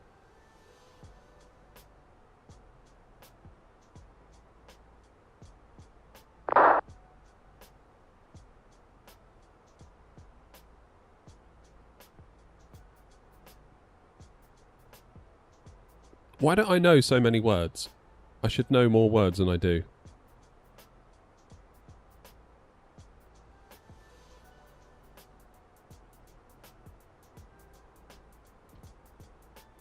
Yeah, they're free planes on 24. It's default ones. They're good enough to have a mess around with.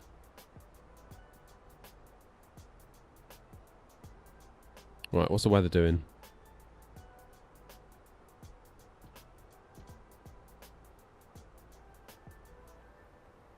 Wind is 160 at 4.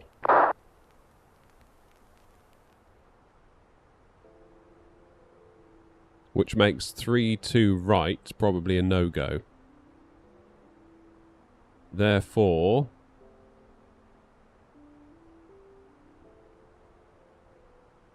probably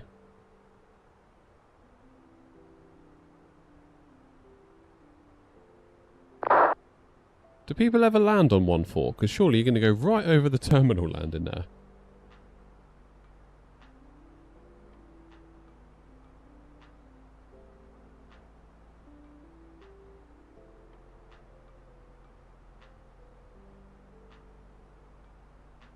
No, I'm not a real pilot, Nuno. I'm going to go 18.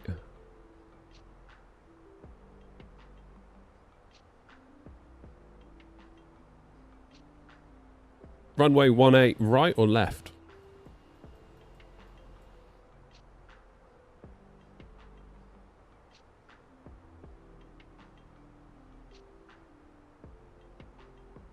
Due to preferential runways, 32 left/right would be in use of up to a 10 knot tailwind component.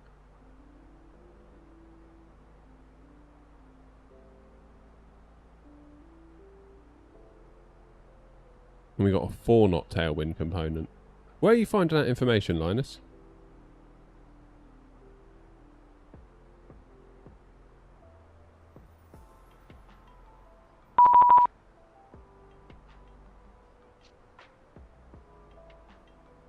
Someone saying hello. Hi.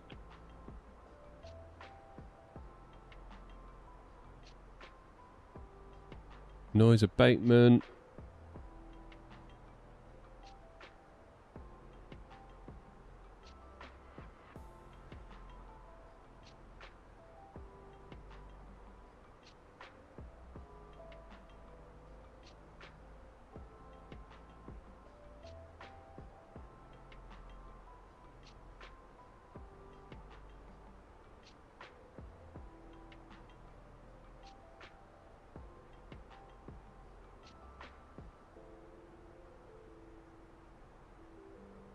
Linus, what, all that stuff you just said, how do you know that? Because I'm trying to look here and I can't see it. I've got this, this, this, and this.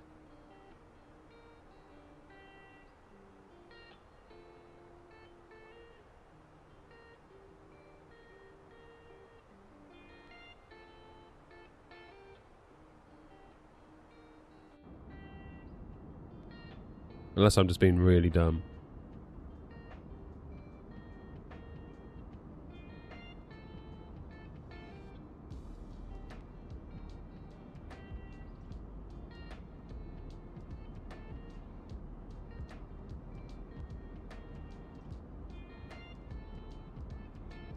Mm.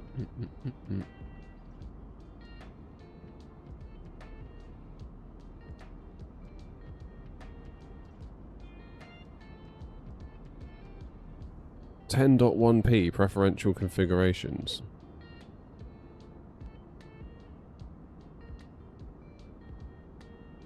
I don't have that. I've got 10.1.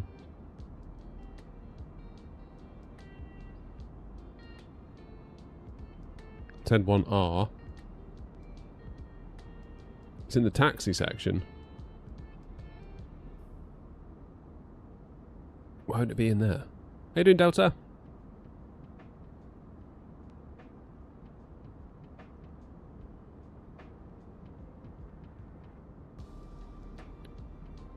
Rivals 32 left, 32 right.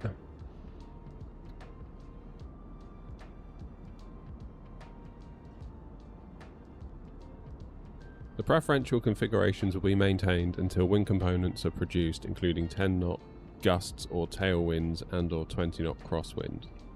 The change may be considered from a 7 knot tailwind, except for safety reasons, the inoperativeness of the runway or an air navigation aid disabling any of the approved standard instrument departures. Alright, so we stay true with 32 right then. Makes sense. That's what we want.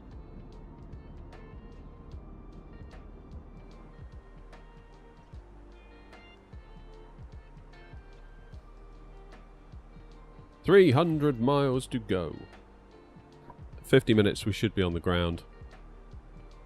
All being well.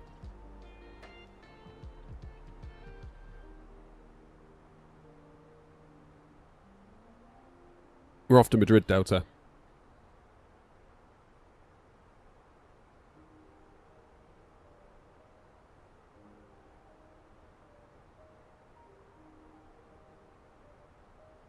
Good. Now, At the risk of ruining everything, I'm going to see if I can upload my liveries.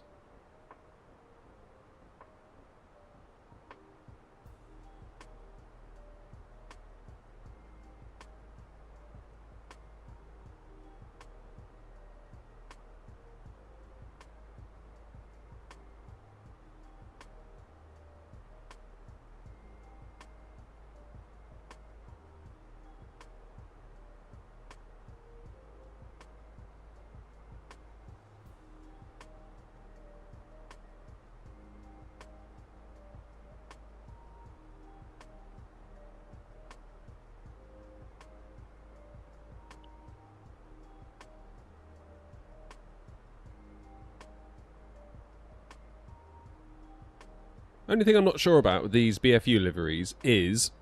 oh, there's the mountains. Only thing I'm not sure about...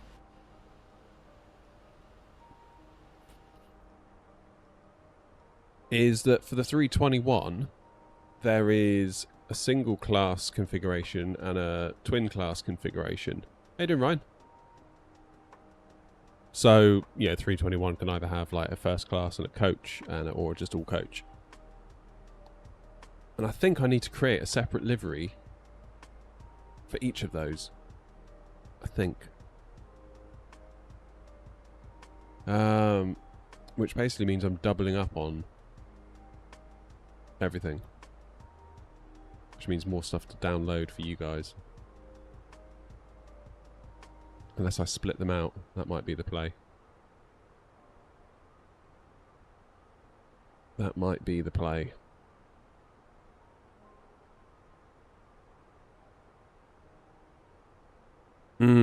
Alright, let's try that. So we'll do the 319s as one thing. Let's compress all of them, including a VMR file.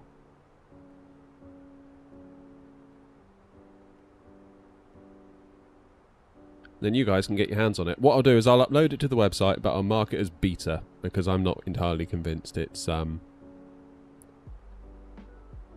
yet. And if there's any mistakes, don't blame me. Oh, Ryan, I gave it a go last night, and the input lag felt like there was way less.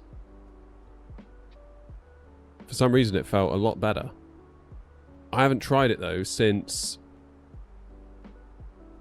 I made that video, so I don't know if it was last night or yesterday's.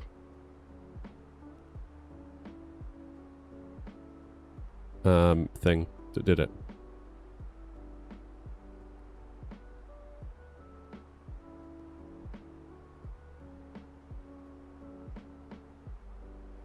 If you know what I mean. Alright, 319s are done. Let's do the 320s. Compress to zip file. Let's go.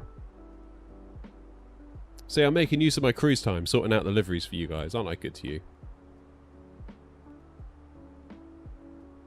So Ryan, the last time you tried it, presumably you could notice input lag? Is that fair to say?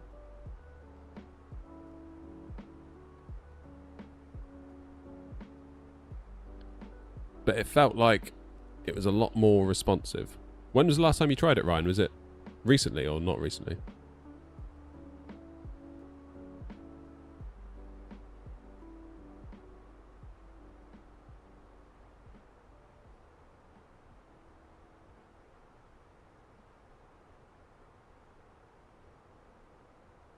About 4 weeks ago. Yeah, okay, so that was when roughly when I did my video on it. So I don't know whether it was a subsequent update or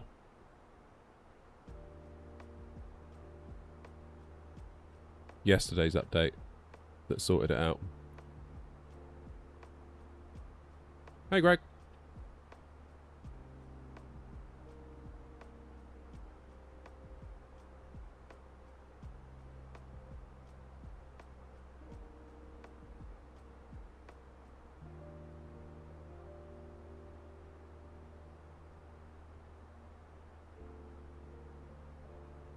Was it completely fixed or just better, the input lag?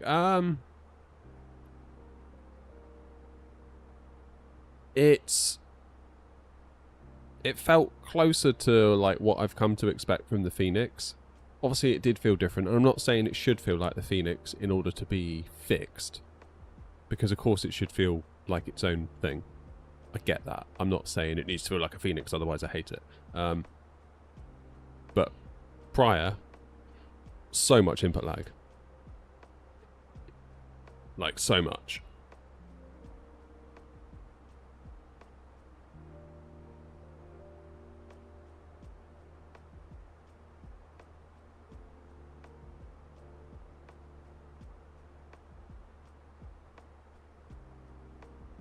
So I don't know. It definitely felt better though. Couldn't see anything in the release notes, mind. But then I probably wouldn't expect to, because that would almost be an admission that there was something wrong in the first place, wouldn't it?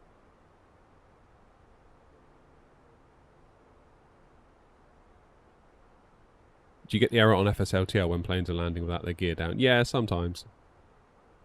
Sometimes. Are there any advantages to being in developer mode in MSFS? Not really. And obviously, seeing your FPS helps. That's the only reason I do it. Just to see what's going on. You could argue it's to your detriment to have it on sometimes.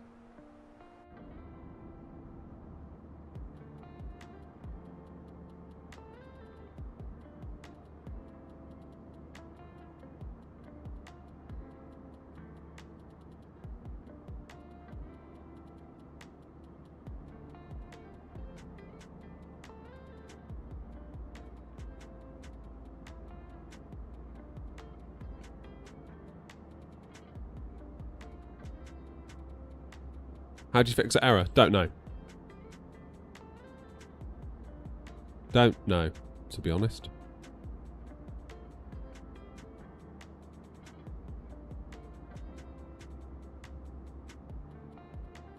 Right, so I've split up the BFU stuff into 4 zip files. I've got a 320, I've got a 319, I've got a 321 single class config and a 321 twin class config, so you can take your pick.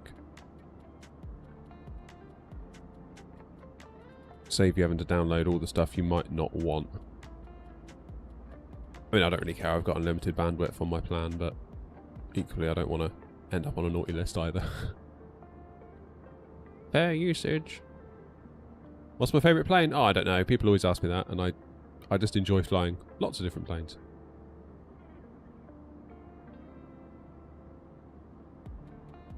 I say lots, I mean basically PMDG and Airbus.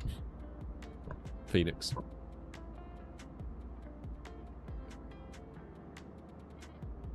They never put flight model. They should do though. They should do, right?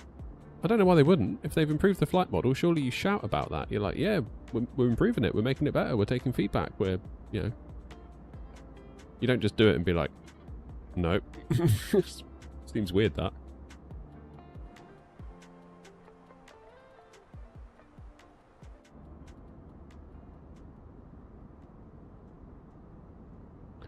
Airbus short haul, Boeing long haul?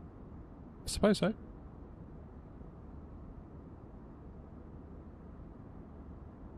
Yeah, I mean the 777 is a really nice option for long haul. Do I prefer 2020 or 24?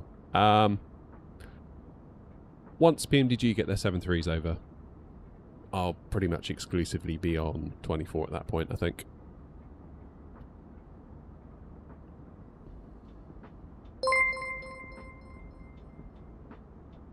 Cheers, Commander. Either pride or they're staying quiet on purpose, as it's still a work in progress and they don't want people shouting nothing's fixed. As people really do like to do on other issues. Yeah, I don't know, just be transparent. Don't start playing games. Like, if you've improved something, I don't know, to me it's just like, it's like if we don't say anything, then we're not admitting it was broken in the first place. Just be transparent. Just be like, we've improved it.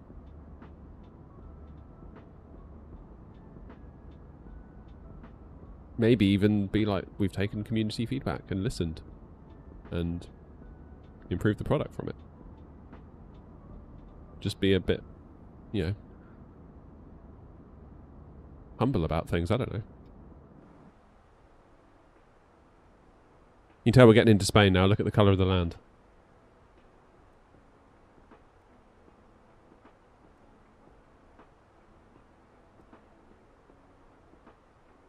How's it going, Matt? We're getting there, mate. Do you have any plans of becoming a real airline pilot? Nope. None whatsoever. I'm having too much fun doing this, really. Plus, I'm home every night. Get to pick the kids up from school. Have a very nice balance of things.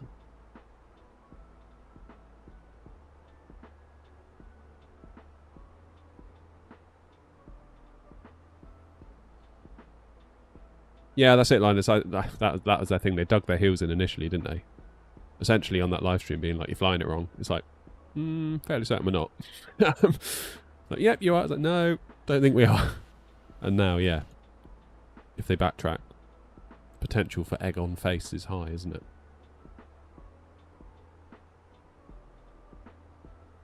Again, just transparency.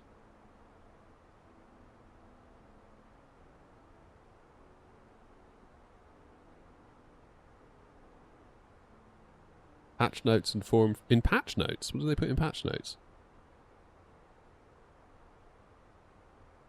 When did I start flying planes in flight sims? Well, I mean, Flight Sim 2000 when I was a kid, really, but I was only messing around. How do I get the airnaut livery? Airnaut.co.uk and then click liveries. Although the BFU ones are not there later. Are not there at the moment. They're in the process of being updated. Cheers, David. Take it easy.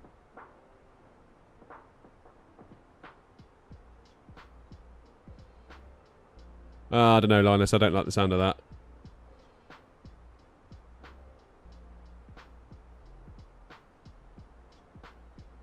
That's just like playing games. I don't like it.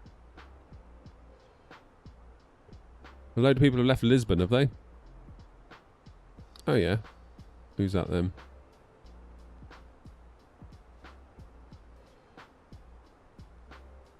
God, there's loads of them. How cool is that?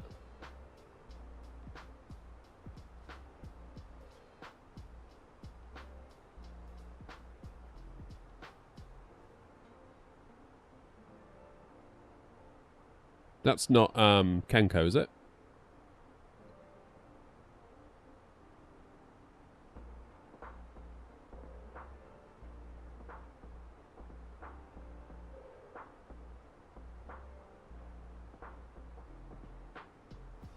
Have I noticed any issues with the Fenix because mine's got so many bugs? Not really.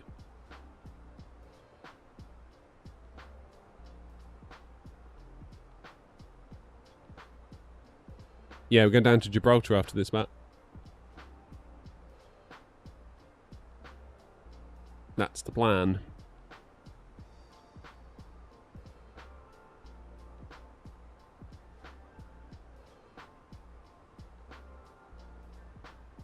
Won't follow the flight directors. Don't know. Flight time, seeing as you've asked 6 times now, in about a minute. We'll be there in about 40 minutes.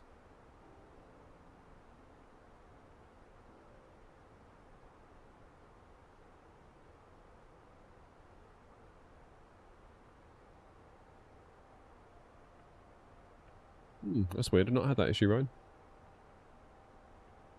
Seems alright.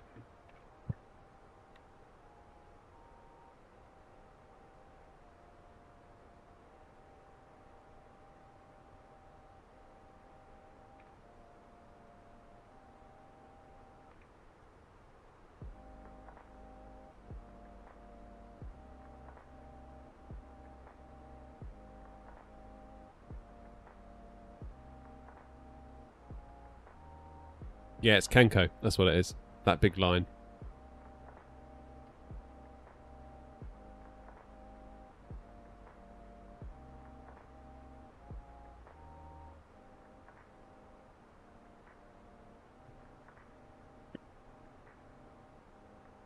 Patch notes where they said it indirectly, but they said it.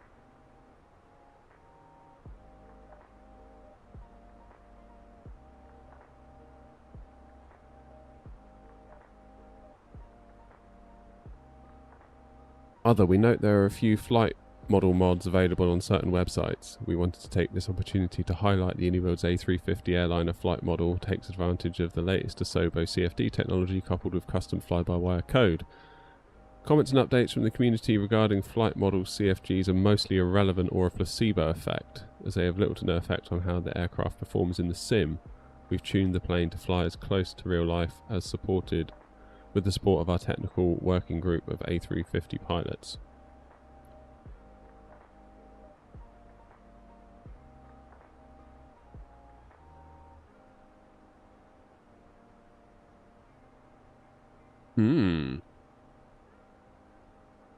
Hey, Bizzle. Well, we'll have to wait and see, I guess, won't we?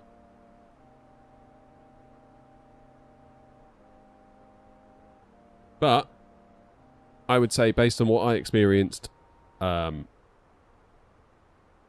night, definite step in the right direction. It'd just be nice to get some sort of confirmation that they've actually done something. Or am I just being crazy and imagining it? Again, just lack of transparency I find really weird and not cool. Alright, 33 degrees on the ground in Madrid. 1019.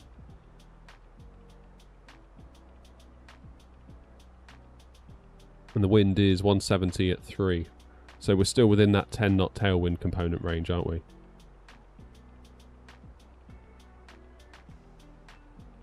Minimums.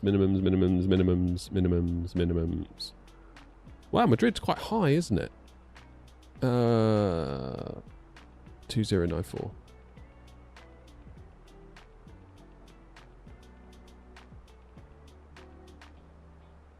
$46 miles till top of descent. Yeah, let us know, Ryan. We were talking about it in the Discord as well.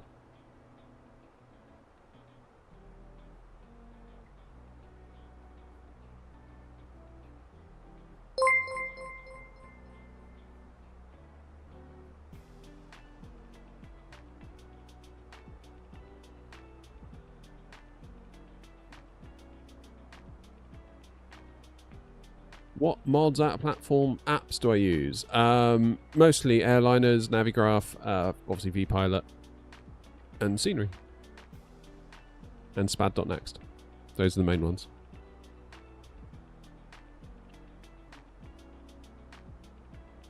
Is it right since BFU, Fenix has the built-in Lido charts for free? I think so.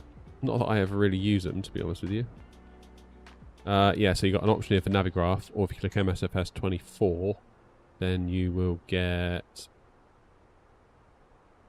Come on. Yeah, Lido charts. I mean, for me, I've got like a touchscreen monitor off to my side here, so I just use that. But I realise not everyone does have that, so...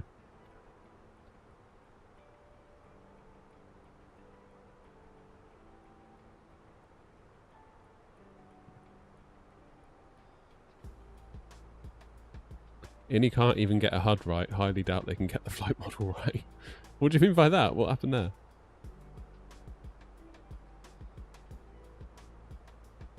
The plane will follow the flight plan as long as you got your heading in managed and speed in managed. Well, you don't have to have speed in managed, but it definitely helps. And turn the autopilot on. As long as you got a flight plan route that's continuous, you should be in business.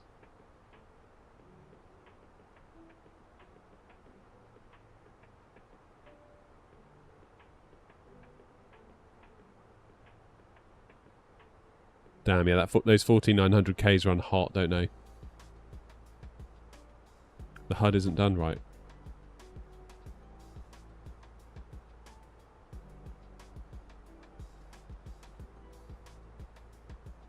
Is there really a need for Navigraph sub in that case? What I really like about Navigraph is that it runs in a separate app.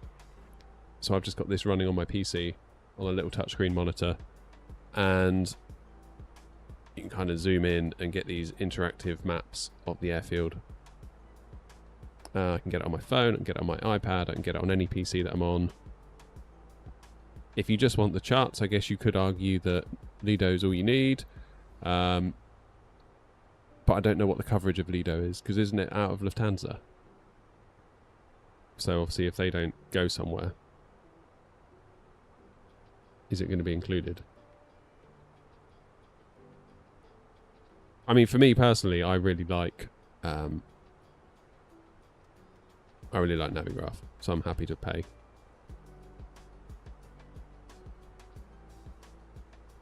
And I like having it on a separate app that kind of breaks out of the...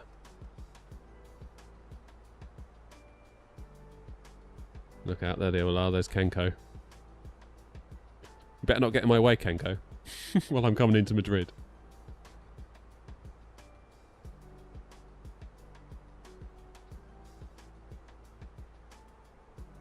Yeah, for me, I don't feel like flying without Navigraph is a good idea at this point. But it does mean that if you're just getting started out and you don't have the money or you're not sure about spending the money, it just kind of gives you a fairly good option to get started with.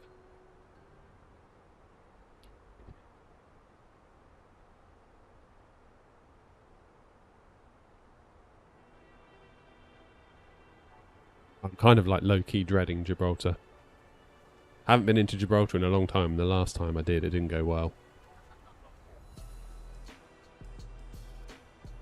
Frozen, how are you? Bizzle, probably not while live. No, it's probably too much to go into. Maybe check out some cold and dark tutorials on YouTube from other people.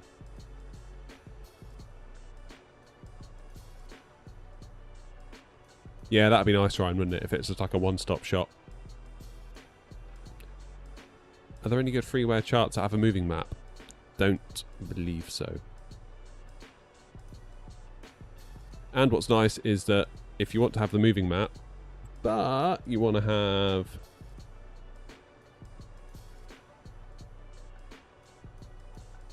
the chart as well. Where's the button? Is it that one? Yeah, there we go. It can overlay the chart on the moving map. See what I mean? So you can still see, and that's a bit blurred.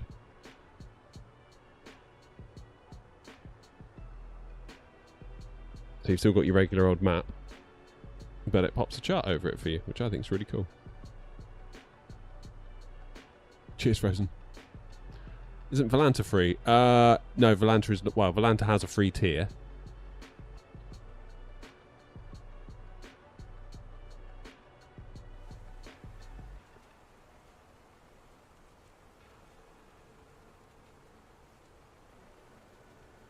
Madrid traffic air not 08 Echo flight level 330 inbound Conky. Descending now for ILS. Approach into 32 right. Almost choked. Almost choked. What shall I descend down to? 5,000. Happy days. Cheers, Mr. Frozen.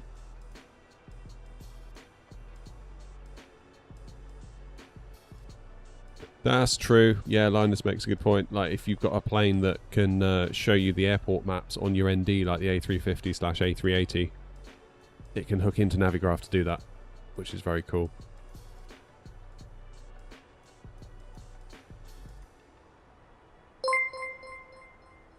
Hey, Matt, welcome. Thanks for becoming a member. Enjoy the terrible legroom and lack of in-flight service.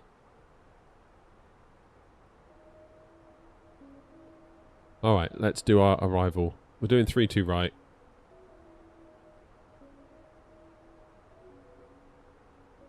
What's our landing weight going to be? 71.8 plus 4.5. So that's going to be 72.3. 76. No, wait. 72.1. 76.1.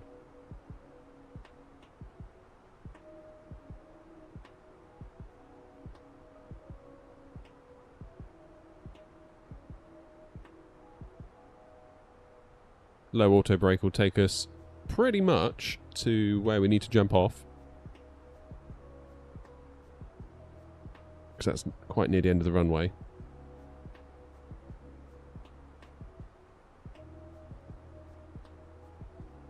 That's fine. I mean, we like our dry lines here, so we'll be all right. And if we need to, Romeo Kilo, thanks for subbing on Prime again. Thank you, thank you, thank you. 4 months.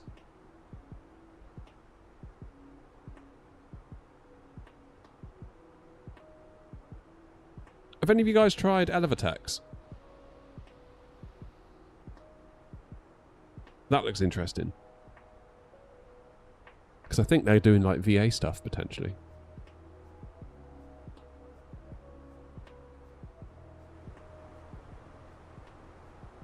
That could be quite interesting. Although they did say that they would have to charge VA owners to run the VA. So that would also add it. Whereas New Sky's free, but I don't know how New Sky can remain free. Because like the dev is having to pay for all those servers every month. Not to mention the dev time they've put into it. So yeah. It wouldn't surprise me if at some point New Sky are like, to the VA owners, you have to pay. At which point I guess I would take more of a harsher view on it and be like, well, if I'm going to have to pay, I might as well look at all the other systems where I can pay. New Sky is also better than Elevatex, I think. Elevatex doesn't have VAs yet though, does it? Or does it?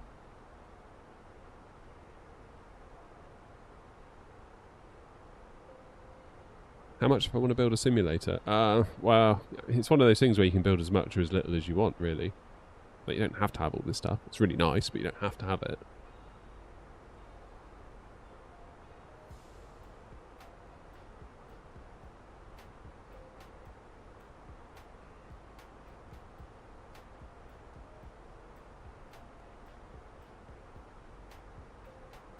Right, so things to remember about this approach. We are in the 321.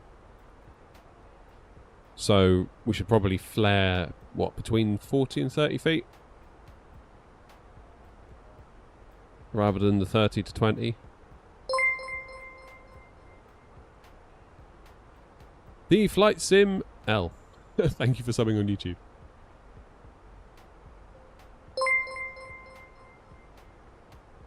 Elevatex VA is work in progress. Yeah, that's what I thought. Well, when it comes out, I'll certainly review it. Because again, like when Elevatex came out, they were like, it's all free, it's all free. I'm like, oh yeah, but how can that work? Like, there's got to be a business model behind it. And I think there is a premium version that they're coming out with, so that's cool.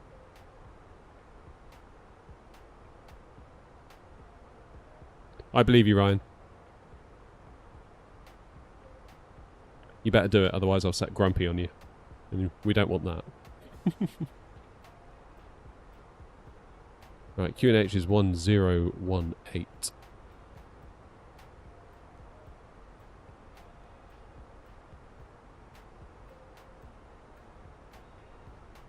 How you doing, Anthony? What's the point of Navigraph? Charts for when you're flying on VATSIM. So if a controller tells you to go to a certain place or fly a certain star or a certain SID, you know what you're doing. Linus is flying with us at the moment. Matt, he's in front. In fact, Linus is probably just getting on the ground, I would have thought.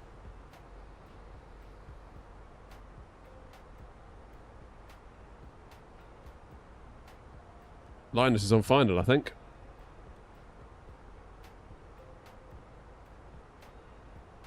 Oh man, I feel like this Gibraltar leg could all go completely tits up if I'm not careful. It'll be fine getting there. It's just getting wheels on the ground might be an issue. Bought the Fenix last week. I've got to be honest, 737 is much better to me. Controversial. Oh, Romeo Kilo, that's those are some big words. To me, they're roughly the same.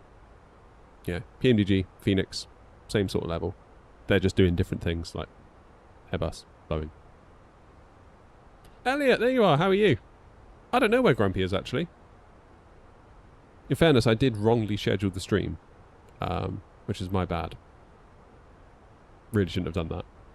I scheduled it for tomorrow, when in fact it is today.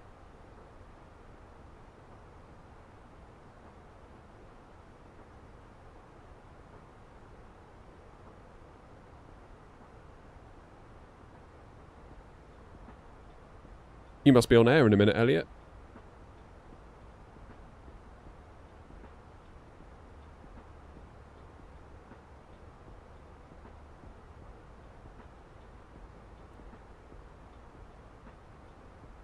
Alright, here we go.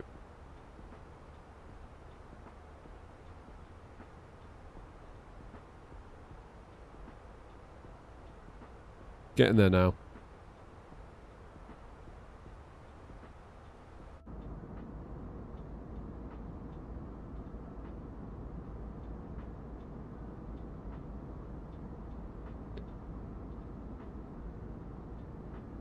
Yeah, we can't upset Grumpy.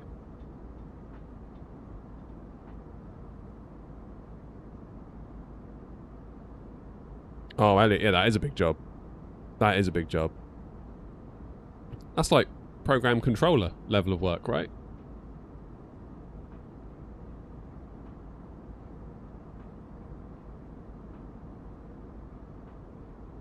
Oh, Grumpy, it all went wrong. I scheduled it for tomorrow, thinking it... I meant to schedule it for today, but I scheduled it for tomorrow. And then I forgot to ping it in Discord. It's all gone wrong, but... it is what it is. You've got some work to do as well. It's almost like, as soon as we started mentioning you, you've appeared.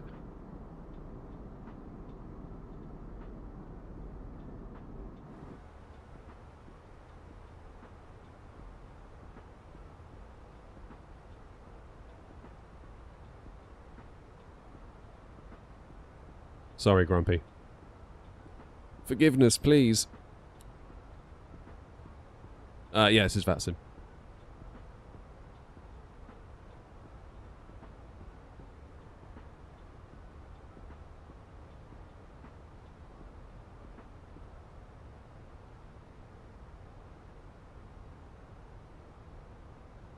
Taking me back now to my engineering days on radio, Elliot, thinking about all that stuff. Playout software, scheduling software.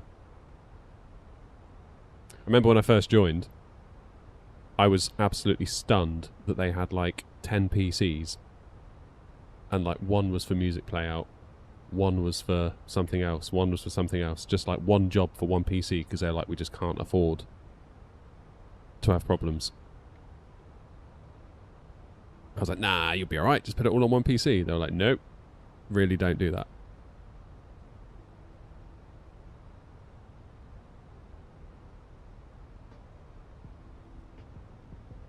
Well, I guess we'll have to find out, Grumpy, won't we?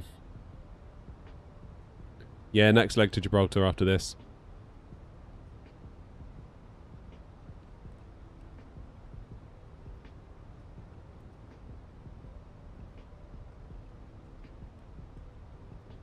Let's go flaps 1.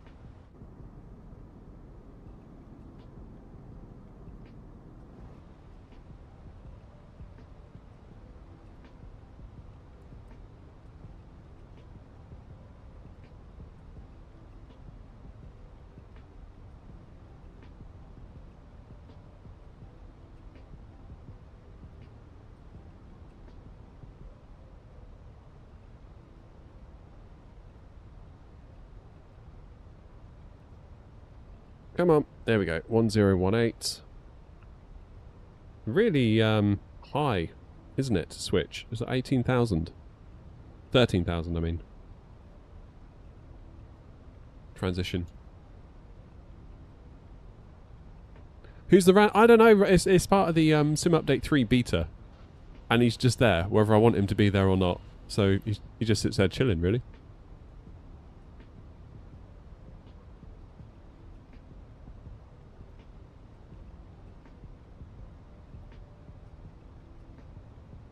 What's the go-to, Elliot, these days for playout software? I'm trying to think what ones that... I'm trying to think of all the names. Oh, what was it called? I remember there was one called Myriad. Another one called... Oh, you're on Myriad, there you go. There was another one, another big one. What was that one called? Is it like RCS? Or have I got that wrong?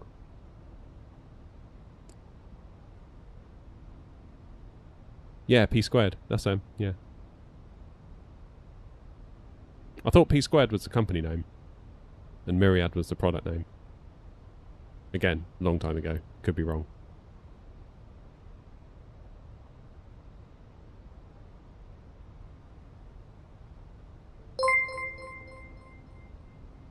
Cheers, Zankit.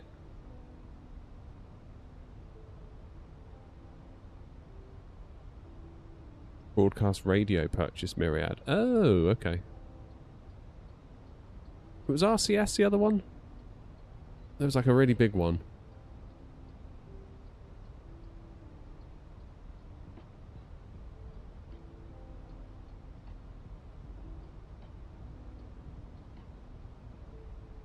RCS was one. Yeah, that's the one. Small world, isn't it? 3 of us in a flight sim chat that know about playout software and radio stations.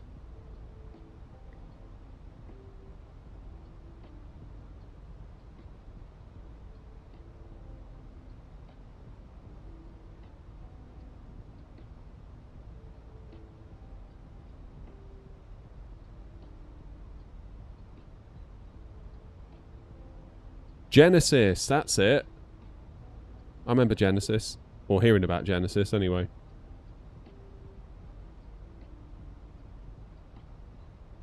Have you heard the big iFly news? No. New and improved EFB. Oh, that's good.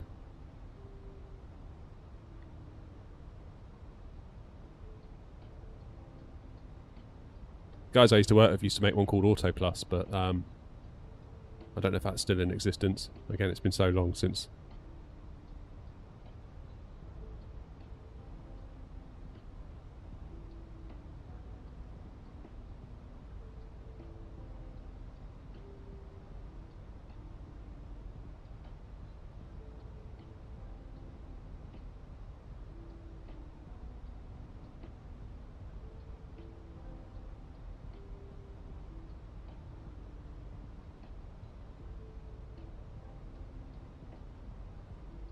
Madrid traffic air not 08 Echo inbound Rudeby for a Tersa 3 Zulu arrival into 32 right. Madrid traffic. Derek, I mean, if you want to stream would be my advice. Don't do it because, you know, yeah, it's a difficult one. Like, it's a long, hard road. If you decide you're going to start streaming because you want to become popular and make money, I wouldn't do it for that reason. Because it will become very sad for you. Because it takes a long time to get anywhere. Or at least it has for me. I'm going to do these lights now before I forget.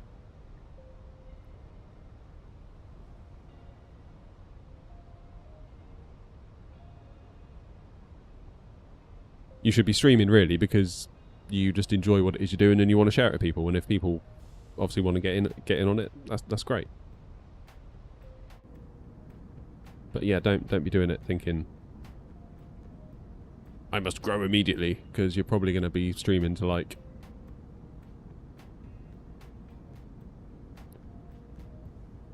not very many people, and it can be disheartening. I still get it now. Like, occasionally you'll just get a stream where it's like, oh, that one really sucked. Still had a nice time flying the plane. But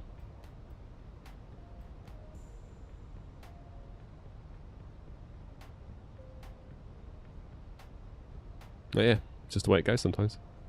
Yeah, Kenko's coming across with a convoy, isn't he? Tell him to keep out of my way, please. Thank you very much.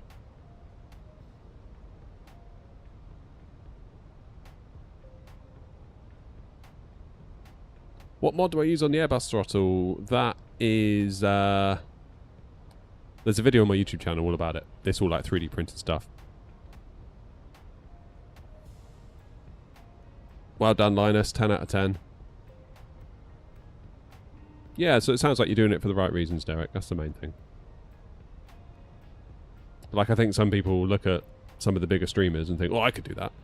And then they go live and quickly realise perhaps they can't. It's a tricky thing.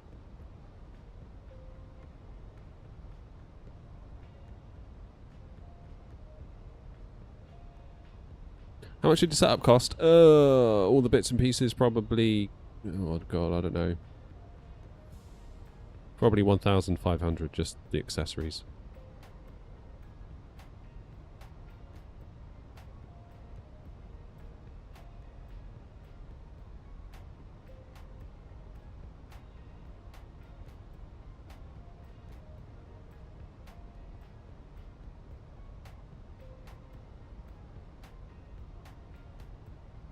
Right, we're on a 17-mile final. Well, we're not on final yet, but we've got 17 miles to run to the NDB.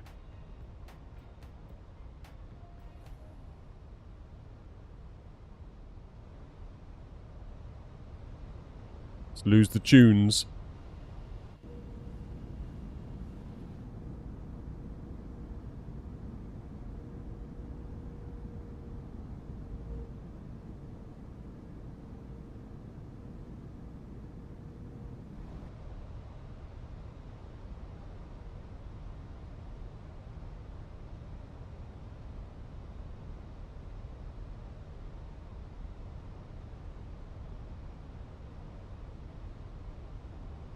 Okay, I'm going to take manual control of the speed now. 200 knots, please and thank you. Flaps 2.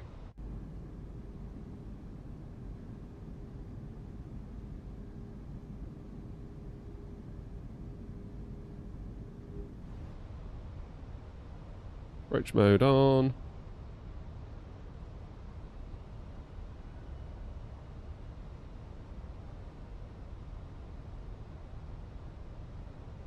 Lights are on.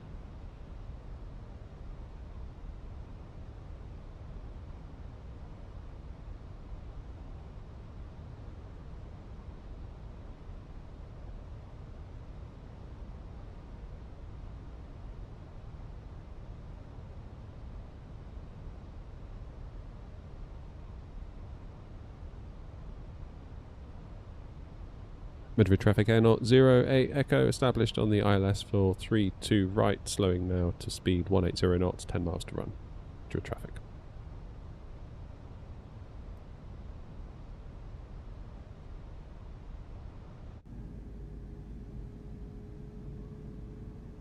Your flaps full.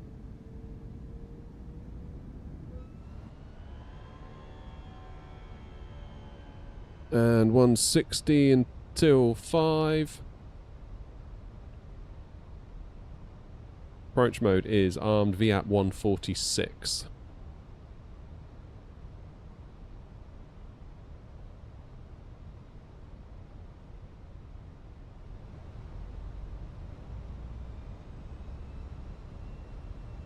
Okay, gear down.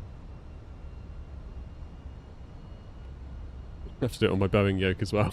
For some reason that's taken control today, I don't know why. Lights are on, gear down, waiting on 3 greens.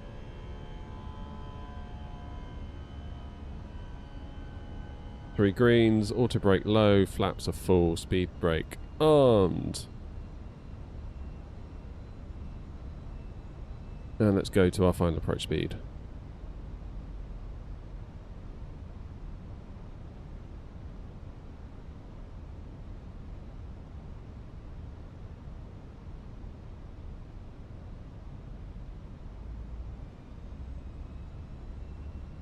Okay. Where's the approach mode button? That is over here, but I pressed it on here. So I got physical controls.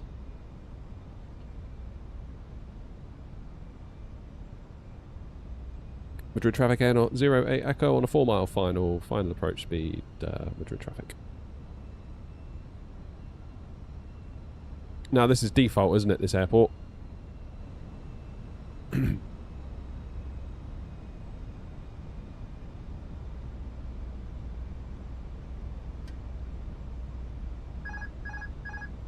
My controls.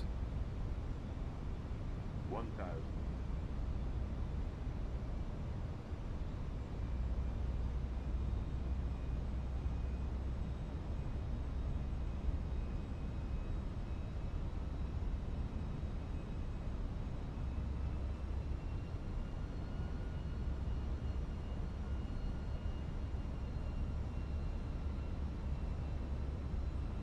Okay, Pappies aren't happy. ILS is happy. So we've got the age-old problem of two systems disagreeing. Visually, I would say the Pappies are probably more correct than the ILS system. Yeah, definitely. Because the ILS is now saying we're too high, when the Pappies are clearly saying we're too low. Love to see it.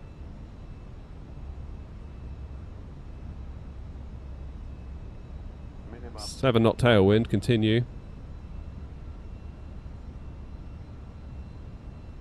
50, 40, 30, 20, retard.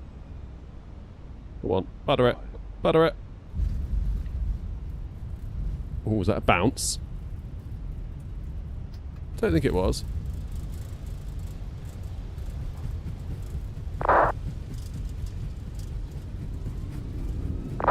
Not my finest, but I'll take it.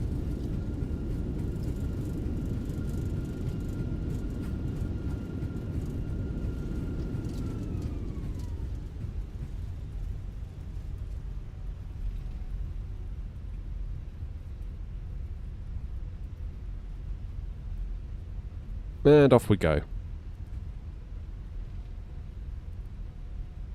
Kilo 4.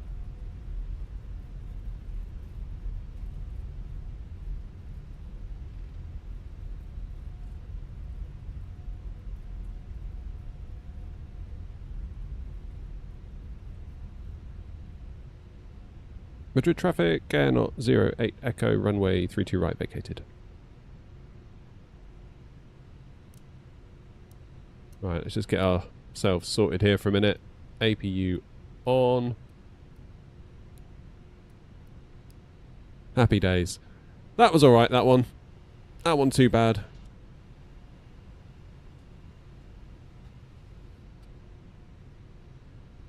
Now, where should we go? Let's go.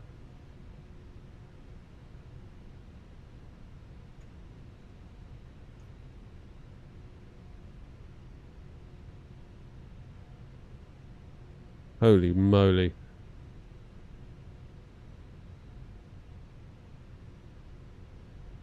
Where does one go?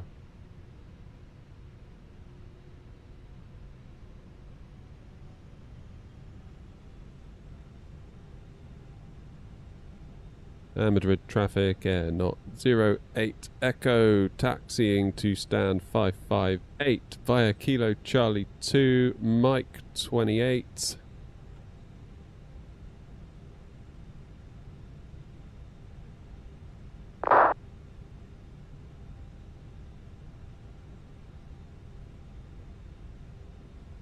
Good God, I'm lost already.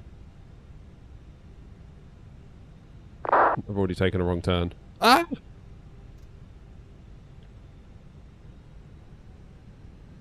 I have no idea where I'm going. This is a bloody maze.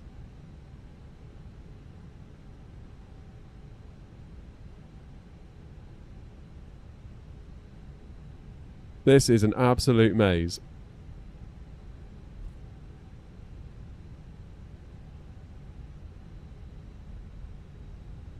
Alright, I'm on Kilo Alpha 4.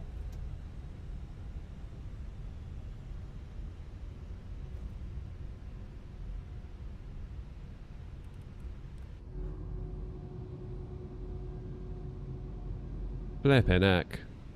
See, I can't even really make head nor tails of where we are, looking at the charts.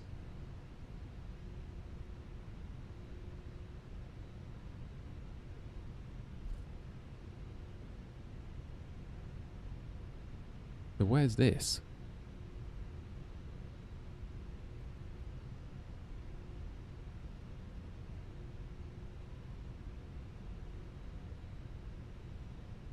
Right, now we're on Mike 29. I'm so confused.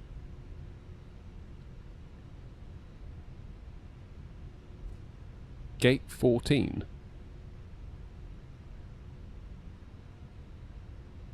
What? Is this a gate? I'm so confused.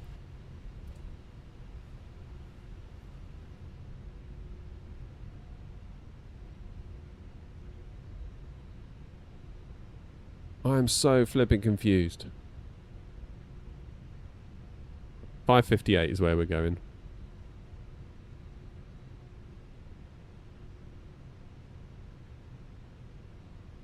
Ah, look out. Who's that? I mean, good job there's no controller online, because I'd be like, if there was. I don't know, I'm really sorry. Look at that beautiful livery over there.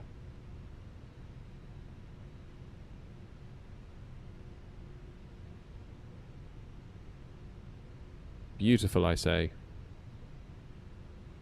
Still, terminal doesn't look bad, does it? What type of charts are we using? Navigraph. I just wildly overshot.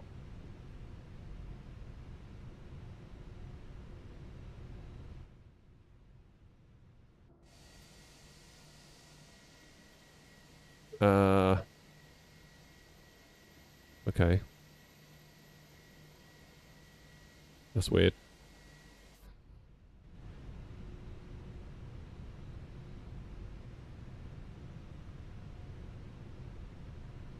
This'll do us.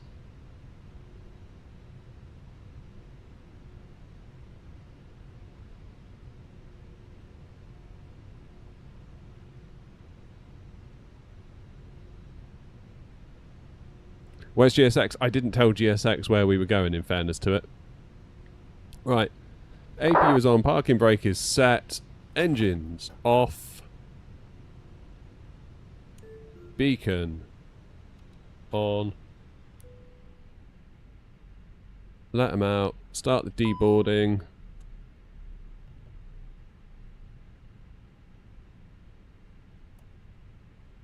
And let's see if we made it. Cool. Close. Close. Late gear retraction, fair enough. That was the issue that we knew about. Maximum landing weight exceeded. Oh, again. And an off-centre line deviation, 4.4 metres. Okay, fair enough. I did go a little bit to the left. Still, we made it. I can't imagine Gibraltar was going to be any better. We might honestly have to do Gibraltar twice.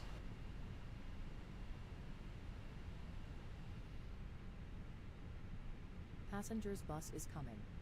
What I might do I do the 321 into Gib? I might take the minibus into Gibraltar. Can you get a 321 into Gibraltar? I'm tempted to go into the 320 or the 319 for the next leg. Let's disconnect.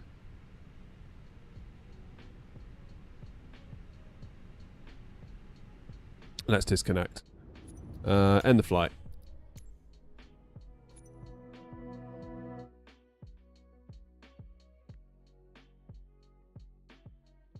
Let's go in the...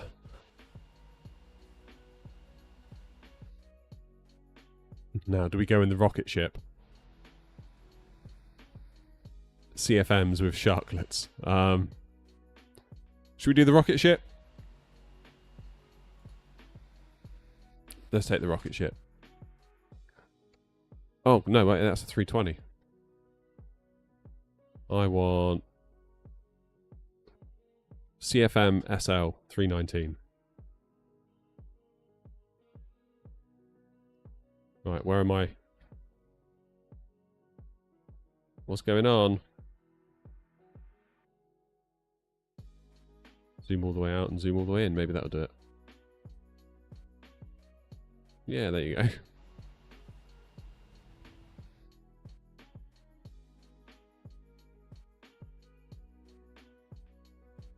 $5.59.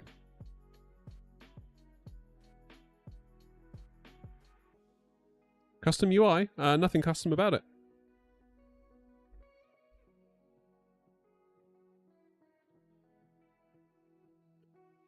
Right, let's get ready for the next flight down to Gib.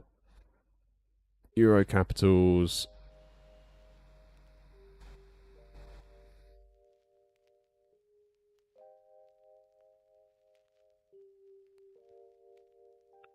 319.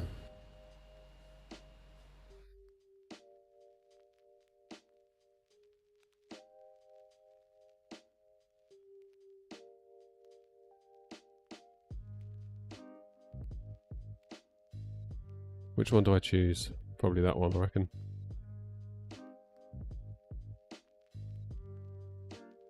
Let's book the flight. Create the sim brief.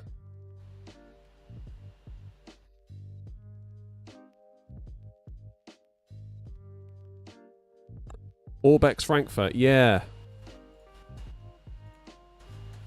Oh, I really don't like the way it starts you in that stupid mode. Right, I'm going to quickly get the plane fired. Battery 1, battery 2, external power, no smoking on, crew supply, navs 1, 2, 3.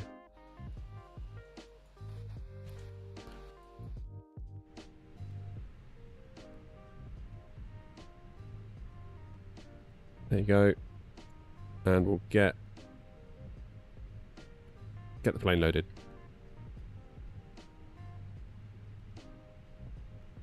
What's our call sign then? 06 Kilo.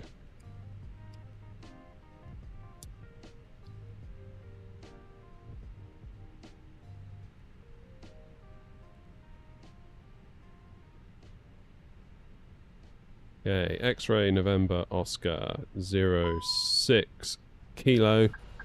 Flying at flight level 330. Cost index 60. On the VTB 6 Lima.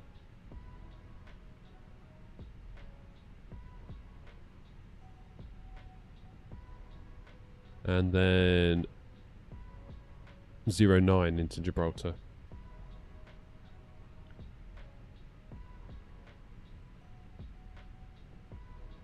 Let's pre-file that and we'll reconnect.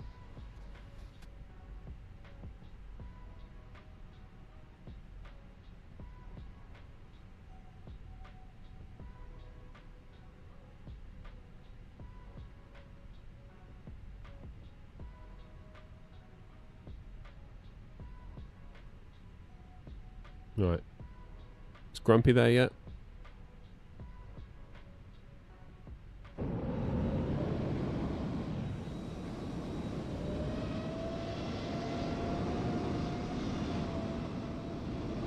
Okay, there's other planes milling around, that's the main thing.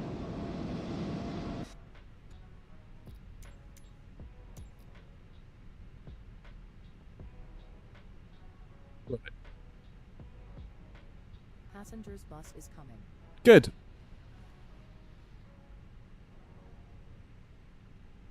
You crashed again, Grumpy. You're always crashing at the minute, aren't you? That is rather unfortunate for you. Right, init data request.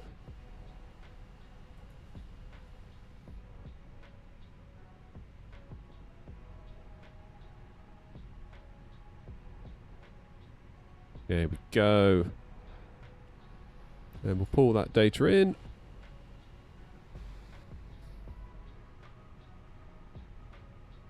Set Copilot Master 0 in the 2024 EFB.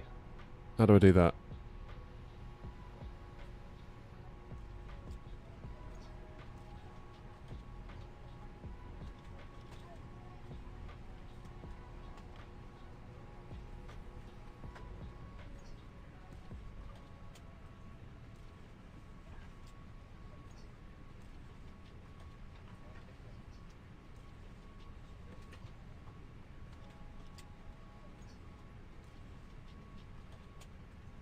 Where do I go?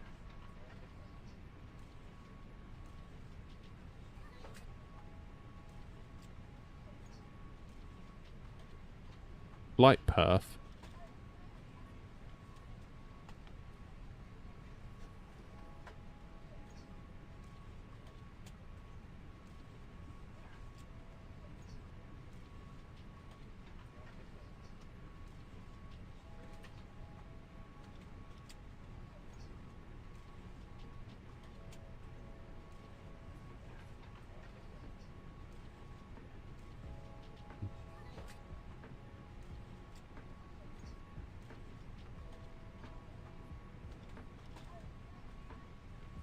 Oh well, I'll leave it for now. We'll have a look in a minute. Extra November Oscar 06 Kilo. My cost index was 60 and 330. Bring the wind in.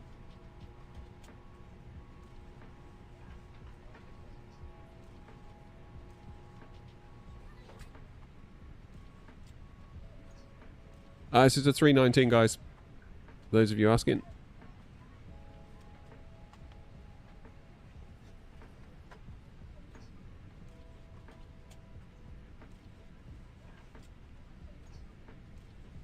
Oh, sorry. Hang on.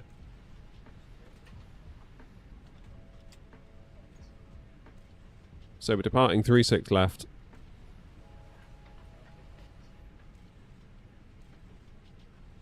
On the VTB 6 Lima.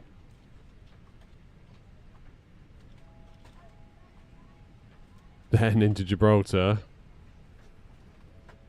09. And that's it. Where was I? Flight performance.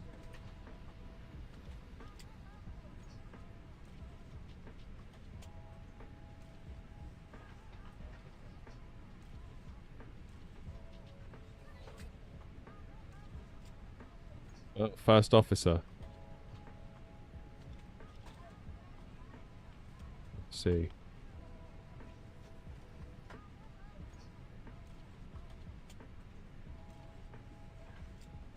Ah. Passengers bus is coming.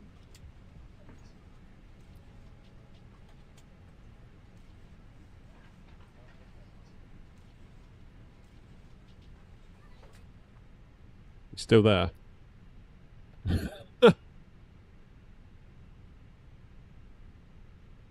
Wow.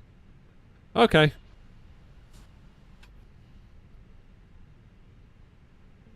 Where do I save changes? Reset config, load aircraft.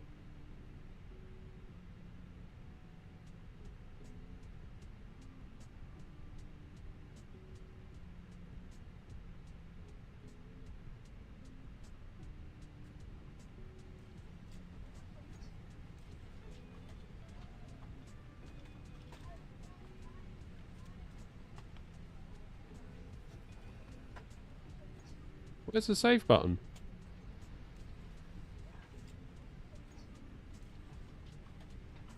I don't want to load aircraft though, because I might mess up what GSX is doing. I'm not going to bother. I can't be having GSX issues right now. That'll ruin me.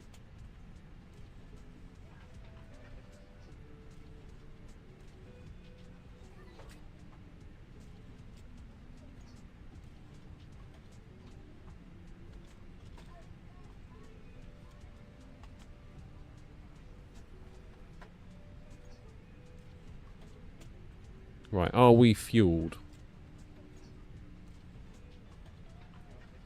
Not quite. Not quite.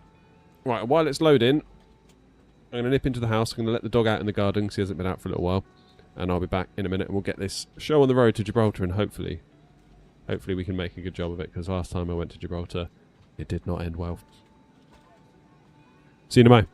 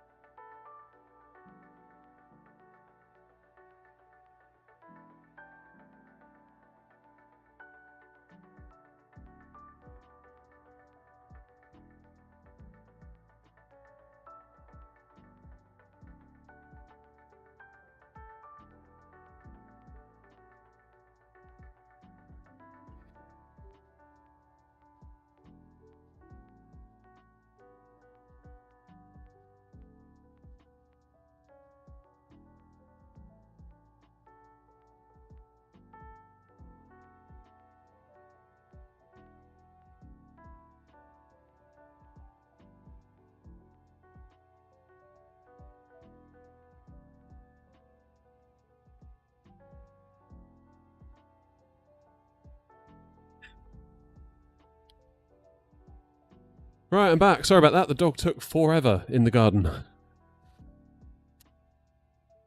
Are we loaded? That's the question. Haven't had the ding yet, actually, have we?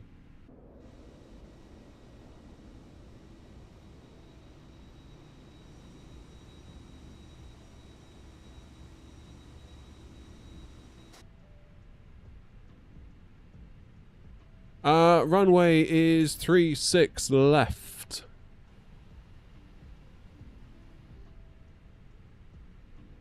We're in the 319 West Castle.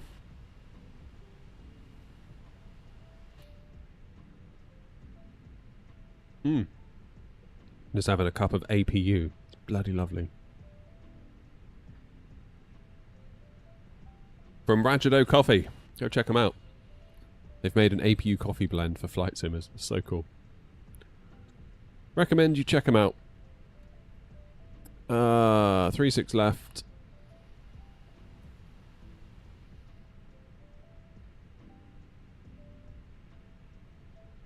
I can see an air, not tail there, that's for sure. Where's Grumpy gone? Is Grumpy still crashing? Ryanair Boeing 747. Imagine if there was such a thing.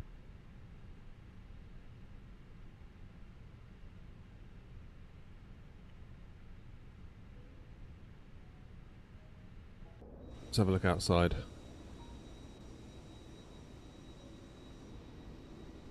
Aha. Lovely.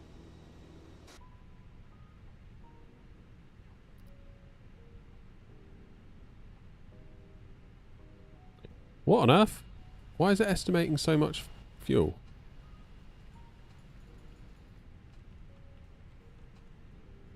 Oh, it's because of the discontinuity. I see. Right, so let's have a look at this route, because I need to get my head straight here, because this could go very wrong if I'm not careful. Let's, out of Madrid, loop around the airfield, nice and easy, get that. Right, Pymos.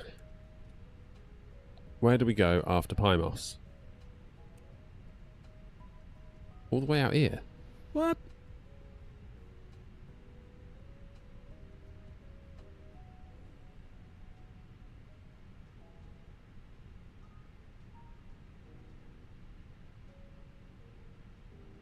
Let's look at the charts before we go, shall we? Because otherwise...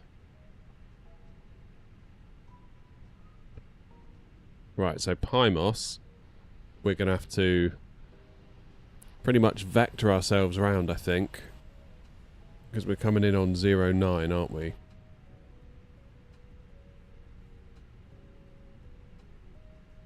Which is here.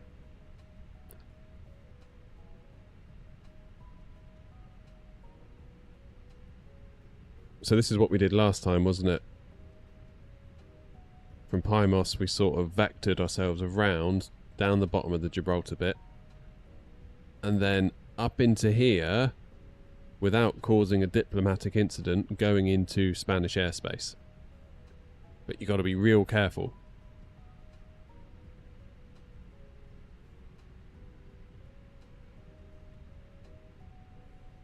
Grampy, you going for 09 as well, presumably? So how much fuel left do they reckon at Pymos?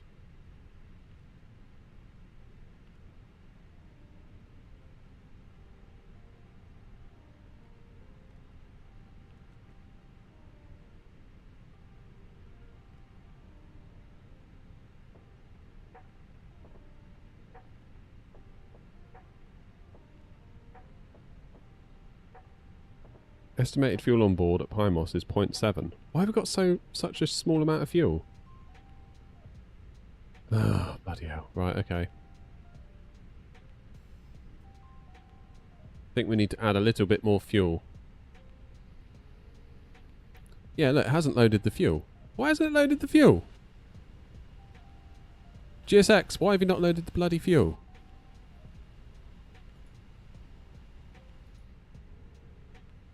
Oh my god, I give up with GSX, honestly. Simbrief okay. Fine. Oh. Another day, another GSX issue. Load aircraft. Instantly.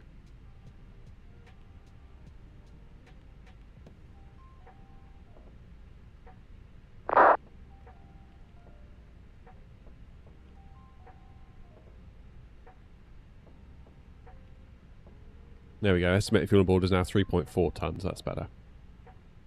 Still a little bit on the low side, in fairness, but I think we'll be alright.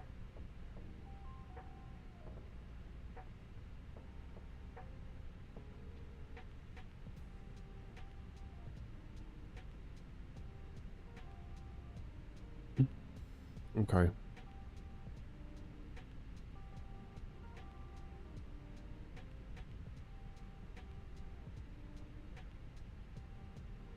How come you're on 1.4?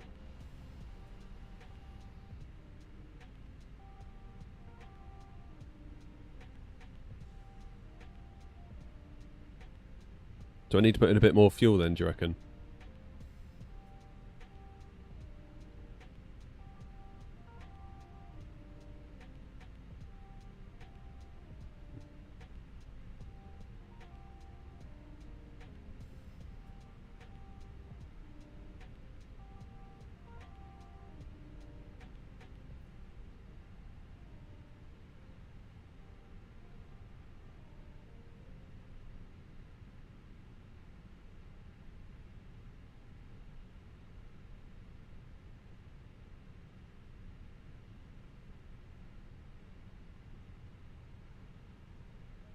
Yeah, 1.4 left might make more sense in fairness, Grumpy, because for southerly departures they do recommend 1.4 left.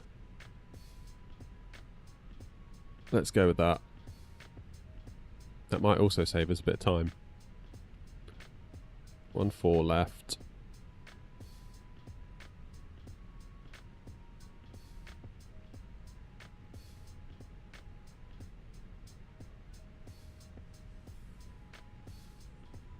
And then we'll take the VTB3 Victor.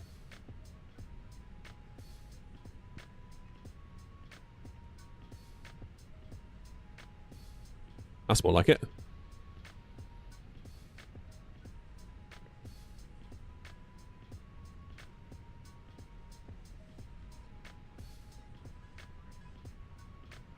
So, while I think of it, let's quickly start the APU.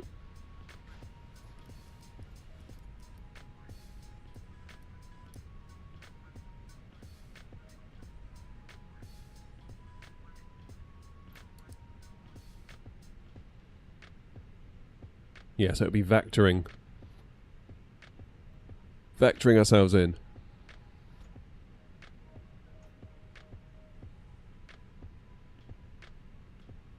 Performance is in. Down, flaps 1, down 0.2. Init page B should also be in. Yes, it is. Flight plan is in. Yes, it is. Good.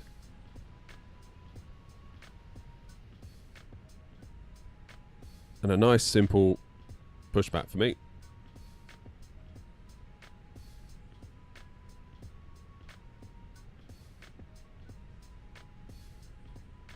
Beautiful.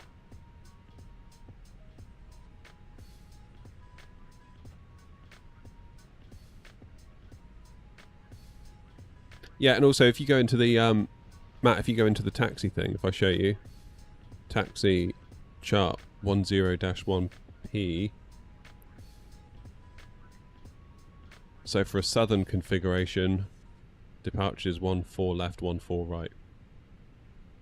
Whereas if we were flying north, we'd probably use 3.6 left, 3.6 right. So, yeah. I mean, we could go the other way, I suppose, but no biggie. Right. Let's get everyone strapped in.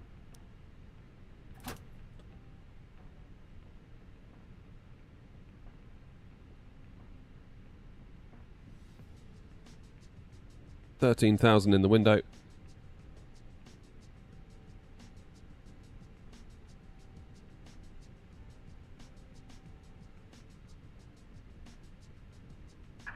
Hello, Captain. We are ready for pushback.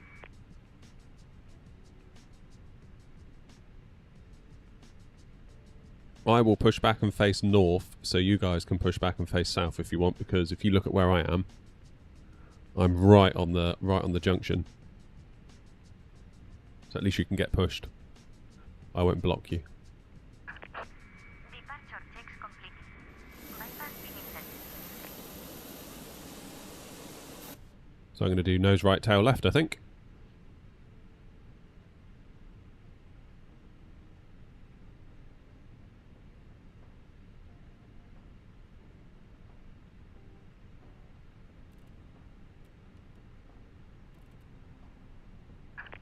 Locking gear.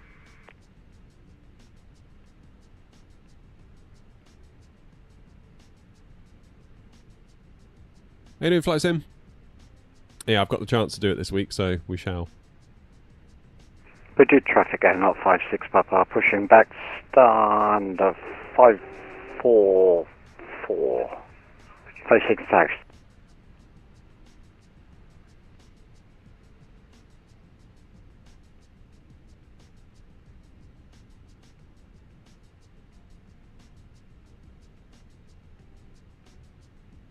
Amateur traffic air not 06, kilo stand 558, pushing back, facing north, Madrid traffic.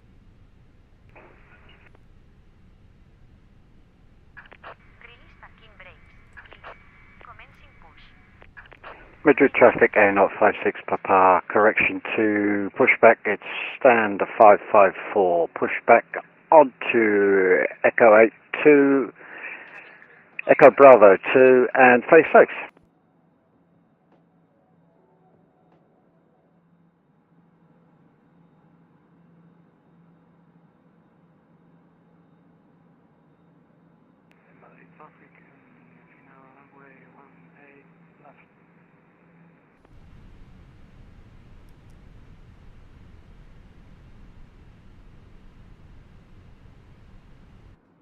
Help if I turn the APU bleed on, wouldn't it?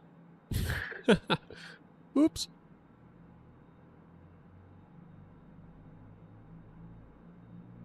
Ladies and gentlemen, please observe the cabin crew member closest to you as we are about to demonstrate the safety.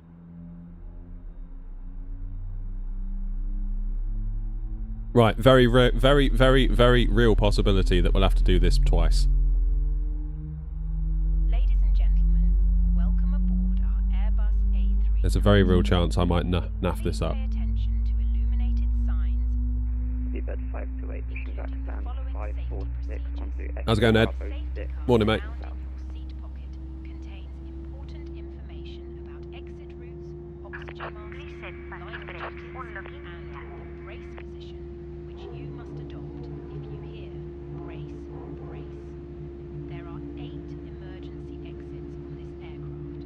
The cabin crew are now pointing out the exits nearest to you. Please be aware that your nearest usable exit may be behind you. Emergency lighting will guide you to an exit. Cheers, Danj. In an emergency, leave And Abdul, welcome in. How you doing, guys? seatbelt is fastened, adjusted, and released as shown. It must be fastened whenever the seatbelt signs are on, and we recommend that you keep it fastened.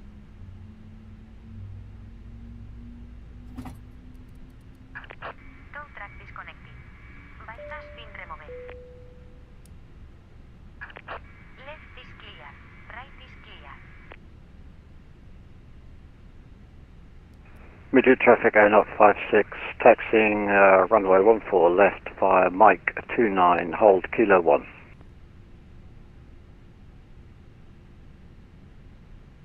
Air not 06 kilo, I'm ready for taxi if you don't mind me hopping in front.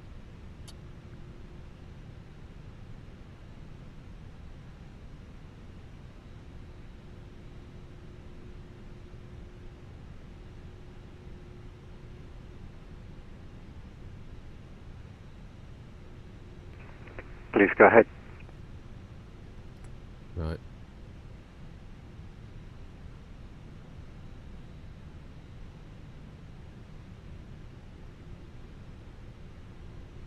Amateur traffic air not 06 kilo, taxiing to 14 left, holding kilo 1 via Mike 29er. Madrid traffic.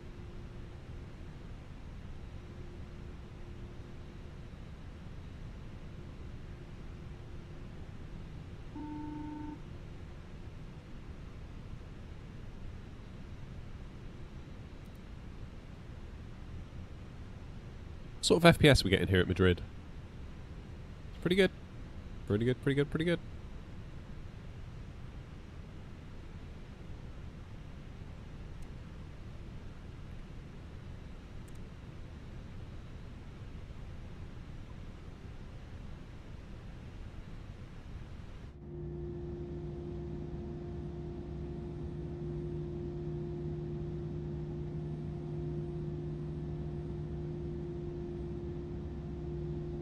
PC setup is a 9800X3D 7900XTX. 64 gigs DDR5 6000 CL30 memory. Public traffic in runway 18 left.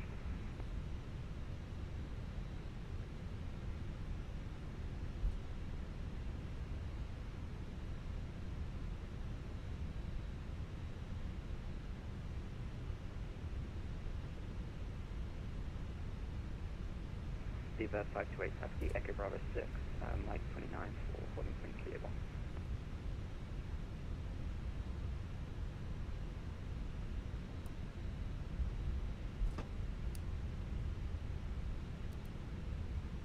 Take off config normal, that's good.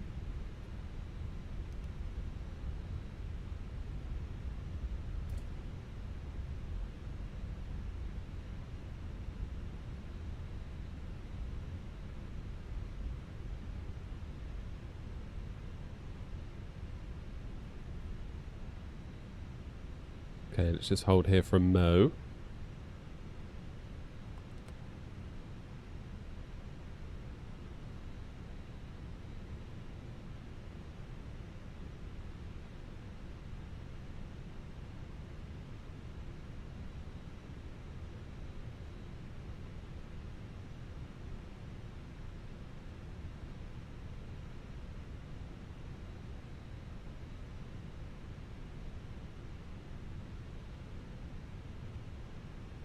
Amateur traffic, air not 06 kilo taking off runway 14 on a VTB 3 Victor departure, Madrid traffic.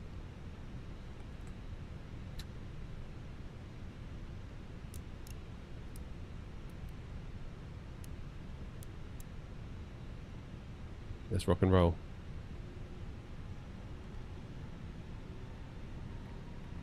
There is one on its way, but they're quite a way out yet.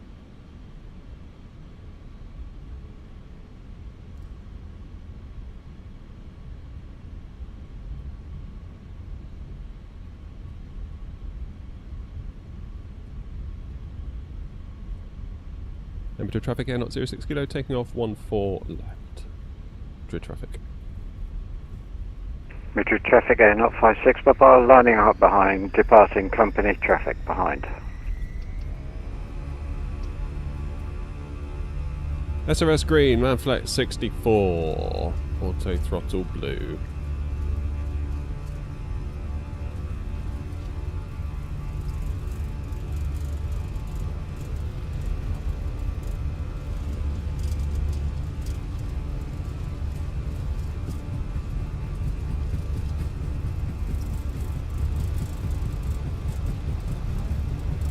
Okay, remember to pull back a bit more. V1. Rotate. That's better. Positive climb. Gear up.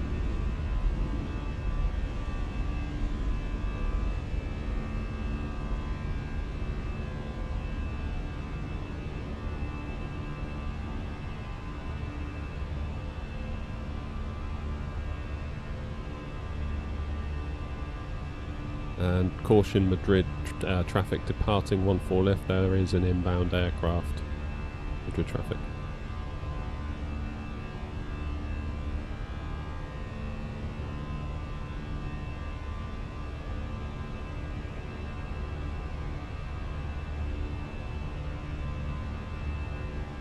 Levers into climb.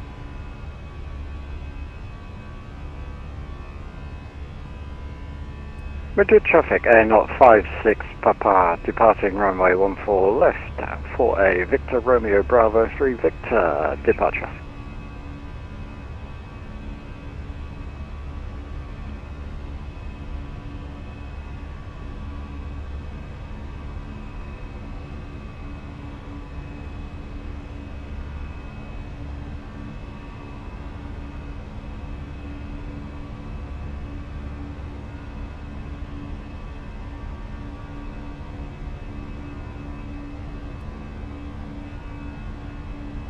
Viva 528, lining up on 4 left, passing into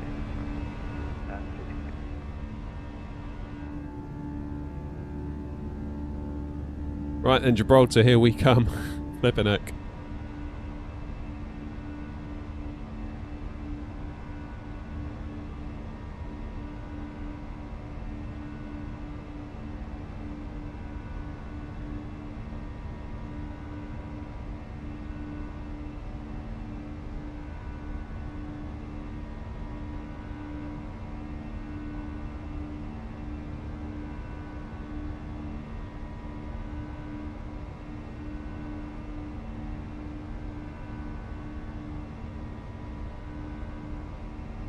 Madrid traffic, Air 056 Papa, airborne at a 14 left, passing 3000.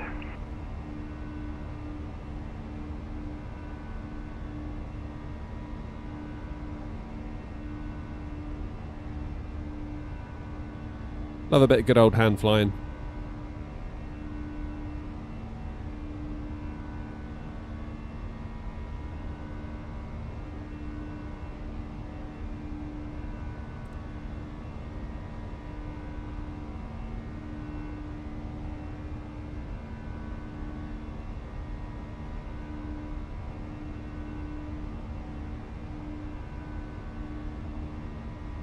Madrid traffic, Viva 528, taking up runway 14 left, Madrid traffic.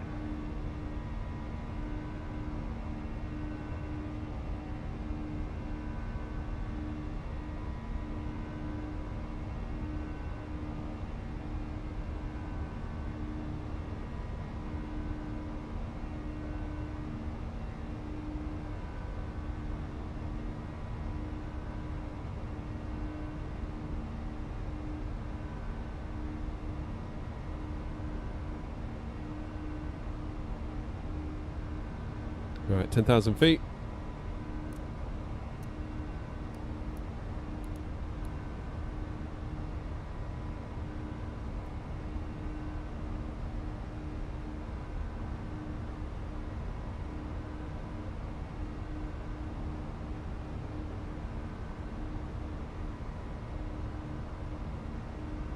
And around we go.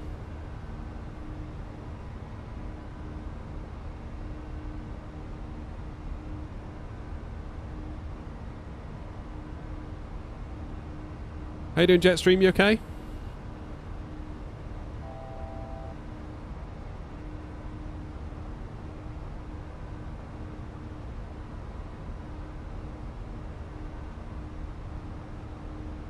Madrid traffic, Viva 528, airborne 3000 feet.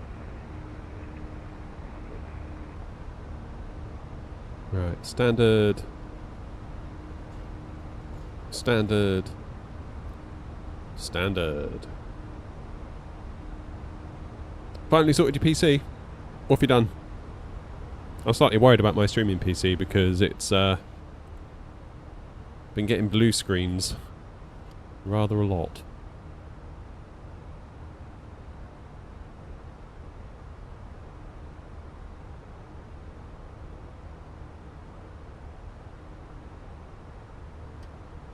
Right, autopilot on.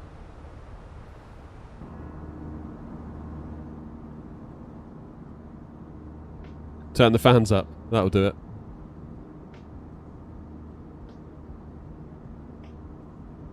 Thing is, Ryan, I've only just reinstalled Windows because of a bug I was having with OBS. It wouldn't stop recording. I could start recording, but it wouldn't stop and it wouldn't finalise the footage. And I tried everything. I really did try everything to fix that. And I just couldn't get it to do a thing.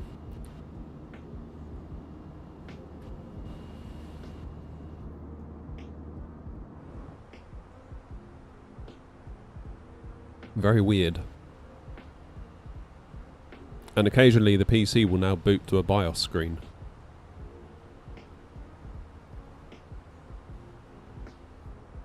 And I sometimes get a GPU light on, or a VGA light on my motherboard. So I really hope it's not the 3070 starting to act up.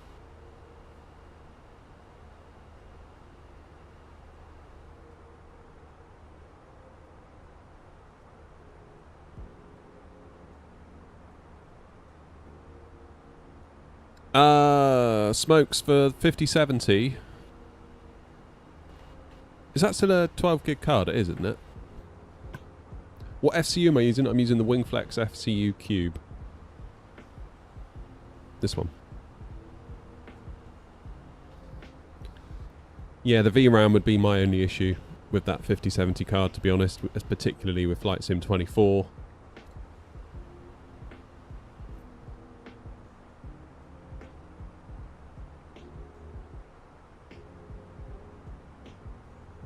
That would be my only concern. I mean, to give you a bit of context, I had a 4080 Super, and the 16 gigs in that was not enough to play at 4K. Reliably. Could some of the time. I mean, even now. 12.5 gig of VRAM used.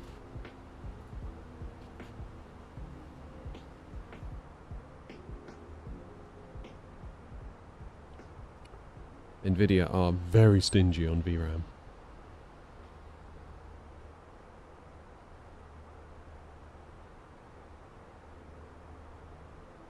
Hey, Amin.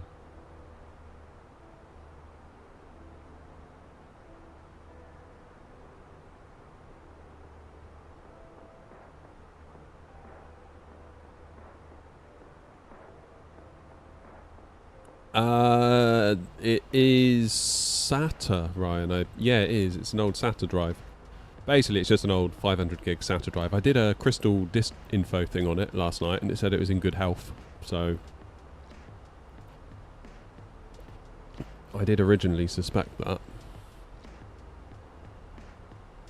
Oh crap, I haven't updated a thing. Retro, you're quite right, hang on.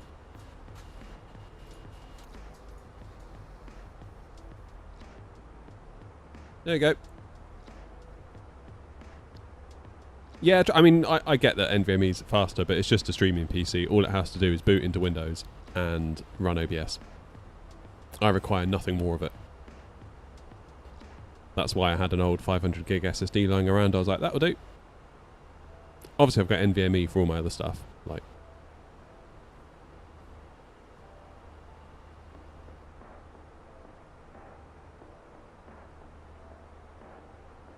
not sure there's such a thing, Tom. I think the sim is in such a state of flux that you're chasing shadows, really.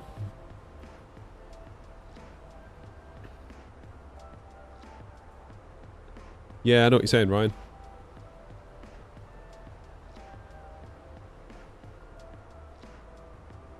Does it take a lot of resources to stream? For me, I was having issues whereby I would get encoder overloaded messages in OBS only when I was in an intense area in a game. So it was my understanding that NVENC on the NVIDIA cards, the NVIDIA encoder, was separate from the GPU. And therefore it'd be unaffected by GPU workload, but it seemed that if I play a game that really pushes it to the limit, it can't play the game and record at the same time. Even if I try something like Cyberpunk.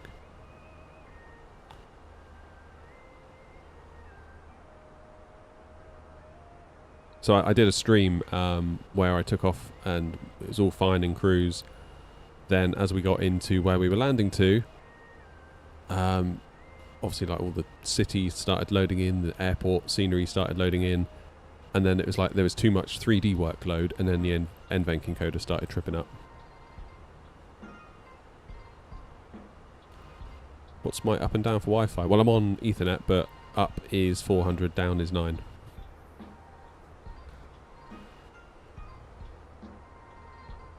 Yeah, Ryan, I'm going to have to do something, because basically from day one, this motherboard has intermittently booted to the BIOS screen. Now, I don't know whether I'm putting too many USBs on there and that's tripping it up or what really, but it's... I mean, I've got 2 cameras going into it, USB. I've got my Go XLR Mini. I've got my capture card.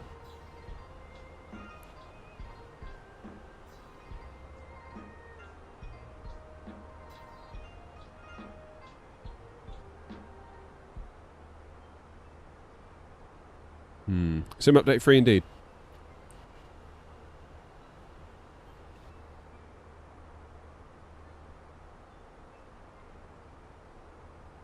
And occasionally my Go XLR will not turn on. I'll have to replug the USB to get it to work.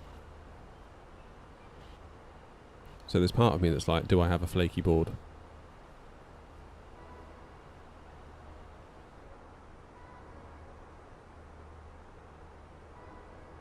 Sim Update 3 is good. Liking it a lot. Have I played with an AMD card? I am playing with an AMD card right now. 7900 XTX.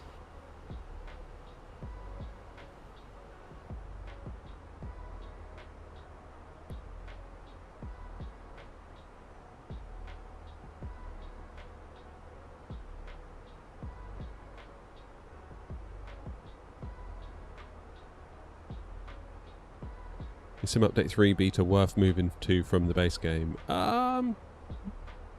Yeah, I mean the trouble is like betas are always, you're always at risk of getting screwed over. I think people mistake what a beta is. They think, oh, it's just a cool way for me to get software quicker. That's not what it is. It's a Sobo putting out something that might be broken in the hope that beta testers can test it out and fix it. Or help them identify where it needs fixing. That's what it is.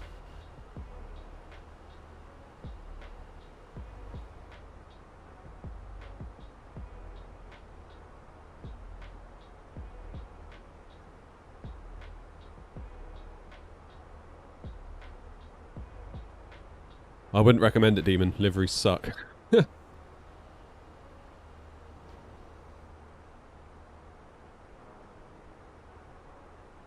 ASA CF filament, what's that?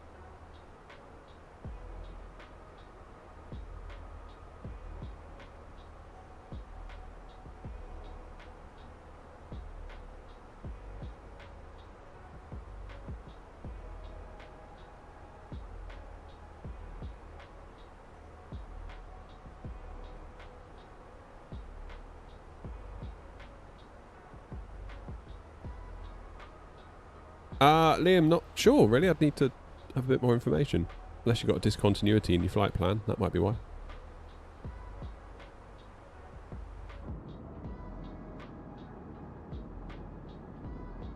That could be why.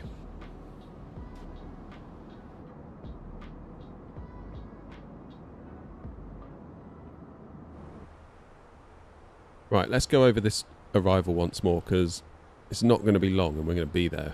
It's only 300 miles.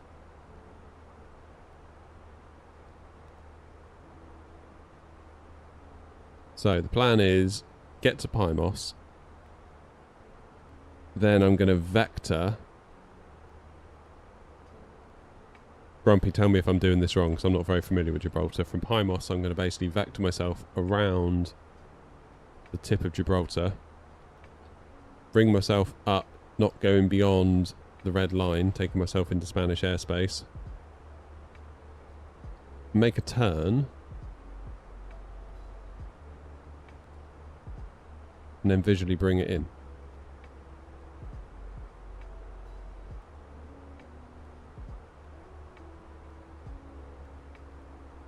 What altitude has it got us at Pymos at?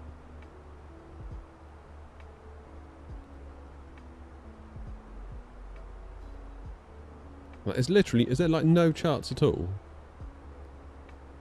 Like literally nothing at all. Oh, here we go.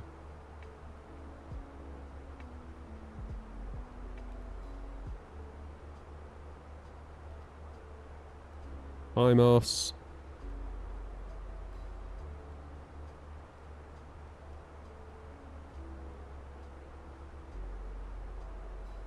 Why has none of that come through on my here then? Because for me it just ends at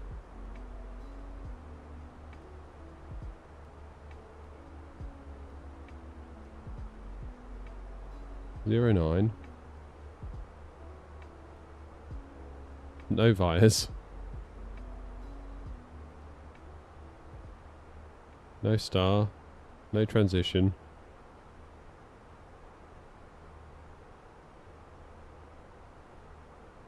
So I'm going to have to input those two manually, aren't I? RIPRA and then... What's the other one?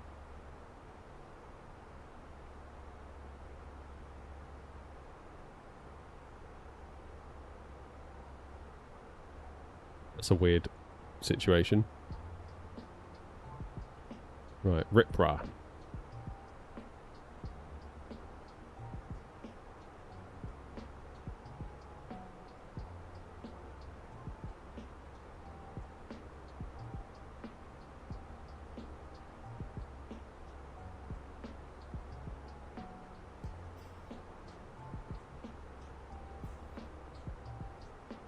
And then is X-ray its own thing as well? Like X-ray? Surely not.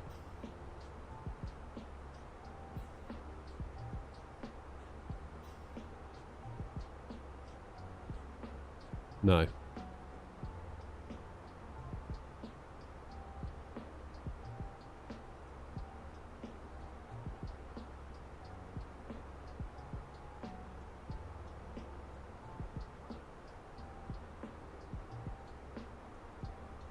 Probably some fixed rings might not be a bad idea. RIPRA will take you into Spanish airspace. Well then why is it suggesting that?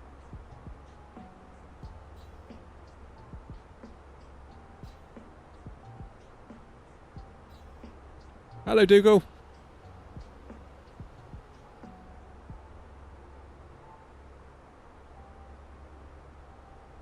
So basically, RIPRA, a visual approach following radar, see approach 9 to 10.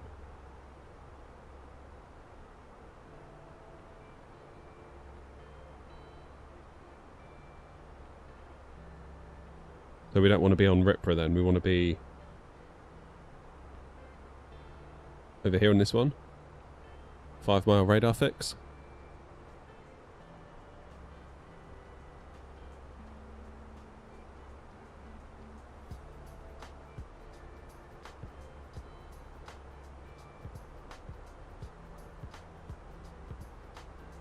If we do LX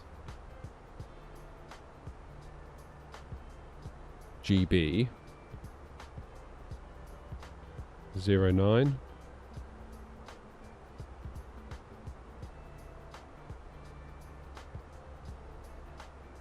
visual decision point is 3 nautical miles.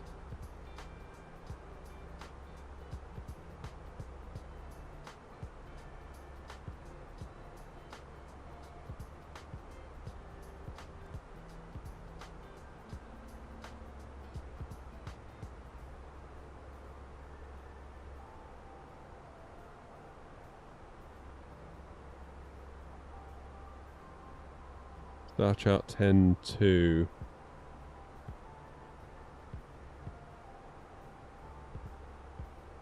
Okay, so we'll get rid of RIPRA.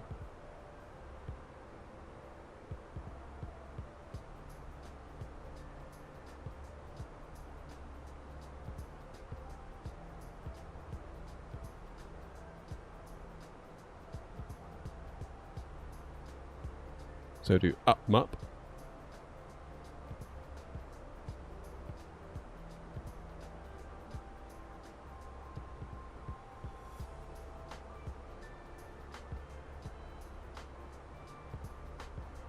Then unbutt.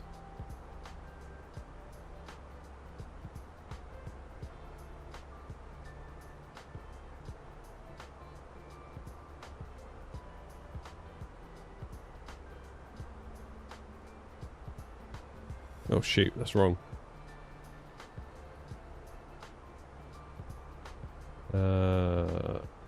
Unbutt.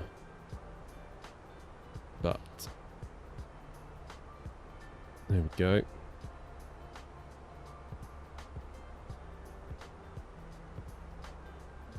Pop that in.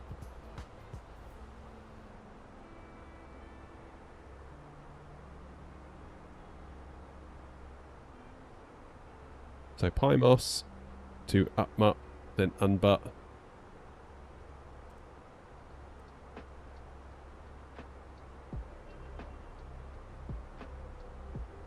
There we go.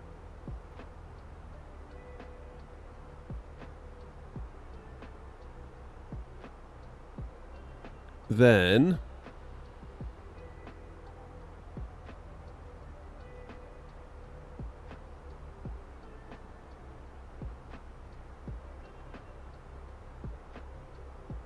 I did the SRA approach. What's SRA then? What does that mean? What's that stand for? Because that will take you through to Spanish airspace, won't it? Which we obviously don't really want.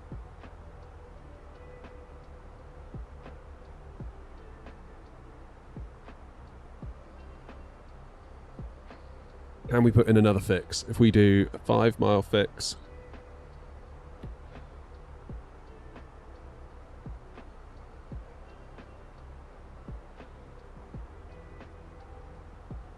Yeah, you need ATC, fair enough.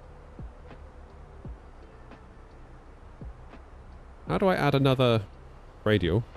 Or radius? What's A-beam?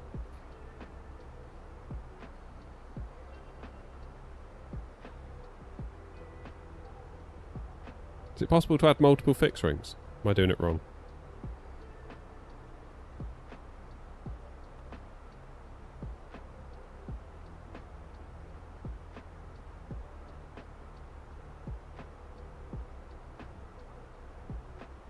Make a new fix page. Oh, wait, hang on. Got it. Thank you. LXGB09. We'll do 5.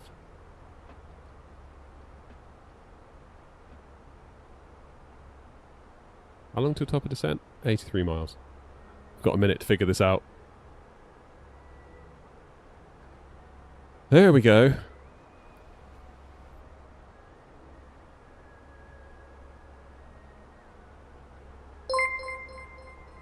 Cheers, Drifty.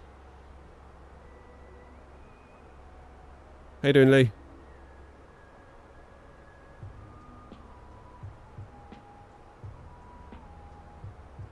So then, after unbutt,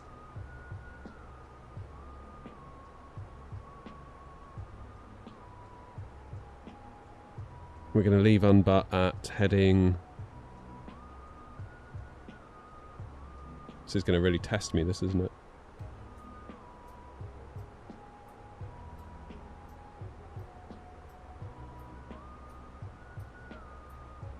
$343 from unbutt.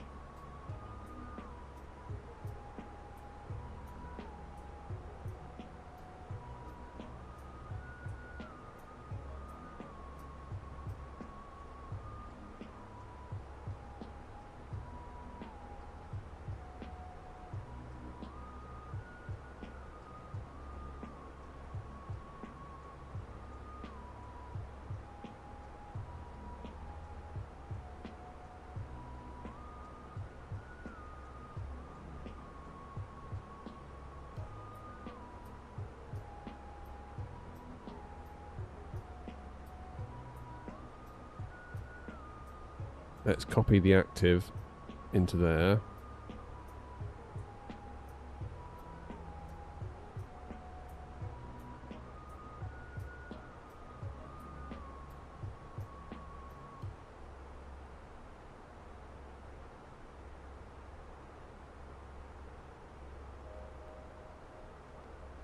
Then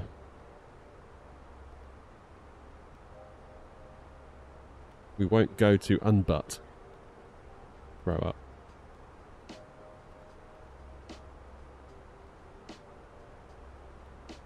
So then for 2.7, I guess we can go straight to CF.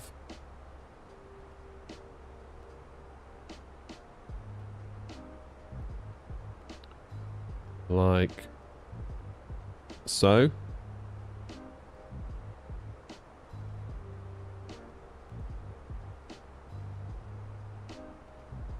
Don't make it easy for you, do they, this?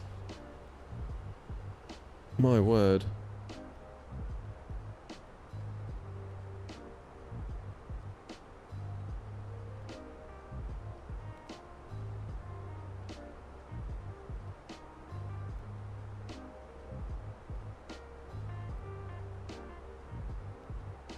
Missed approach, climb to 4,000. I need to give us our own headings. Why did we not just choose 27? Because that'd be easy.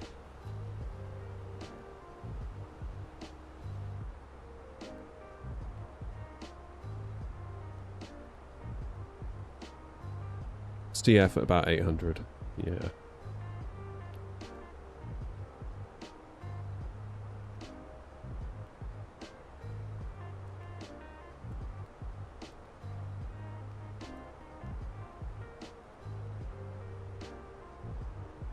There's the coast. It's about to get real. if I can get us down and get the score out of New Sky, I think it'll be nothing short of a bloody miracle. Because I don't have a good track record at Gibraltar. What's our landing weight going to be? Landing weight 58.5 plus 3.5, so 59.62. Okay, low auto brake ain't going to do it. Medium will be alright, won't it? Because we've got a backtrack anyway.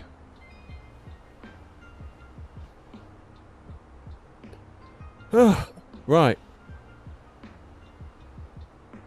It's a really interesting airport though, isn't it, Gibraltar? And the fact that you've got a road that goes across the runway.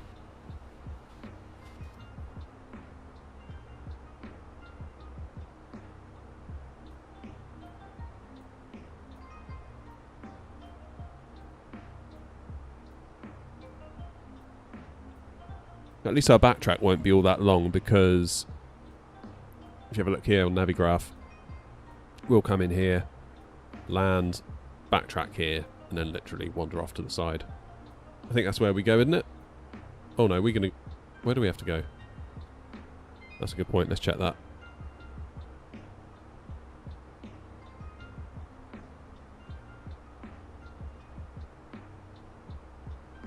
South apron. Civil apron. Yeah, so we are going north, aren't we? Do we even need to backtrack? Looks like somebody's taking off on 27.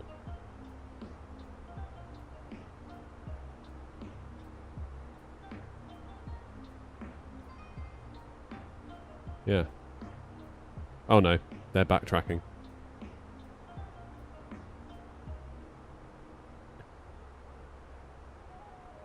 Road is only for pedestrians. Yeah, you can tell I never really come here, can't you? We can't be that far from Malaga, can we? Would that be Malaga down there?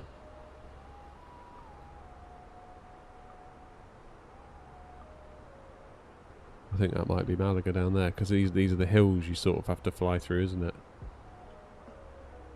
I do believe. Could be wrong. Probably am wrong. Wouldn't be the first time. Do we not have the A321neo on the VA? No, Deckers, we don't. Shame you don't have easterly wind. 09 approach is superb. Oh, we're doing 09.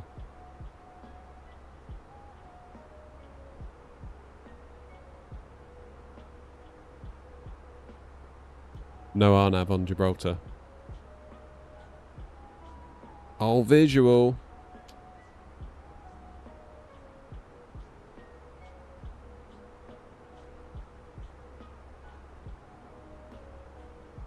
Right, so at Unbutt.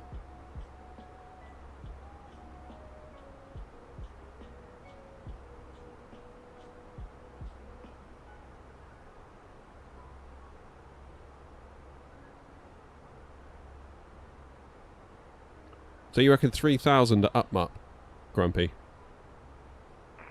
Gibraltar traffic, not 56 per bar, descending now to 6,000 for Plymouth.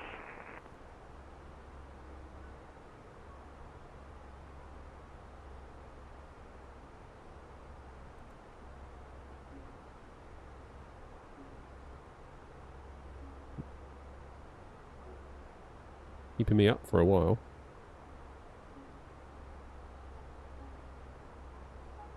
We're doing 2.7 for the secondary flight plan in case there's a change. But the primary flight plan is set to 09.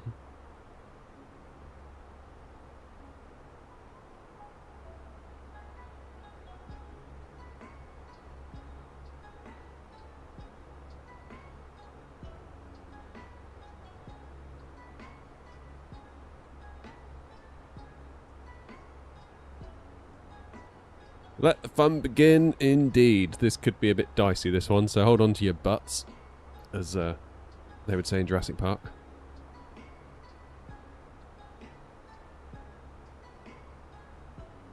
Go on then, let's get that descent underway.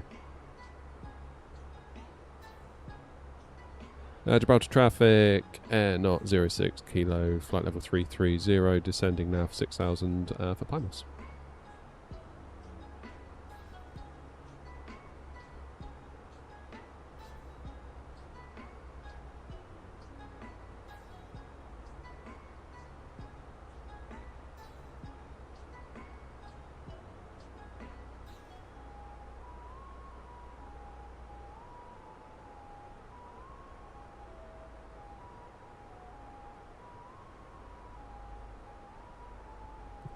More drag. Easy peasy.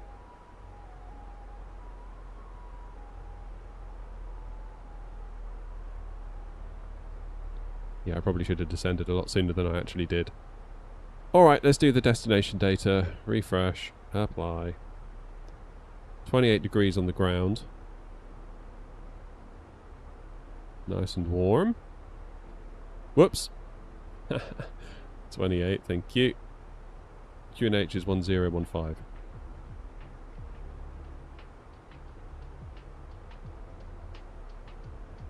And the wind is 110 at 12.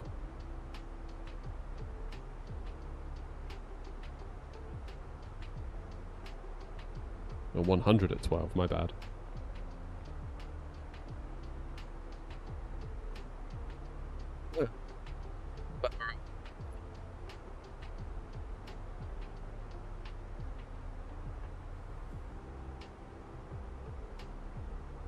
Where do we find the minimums? 920.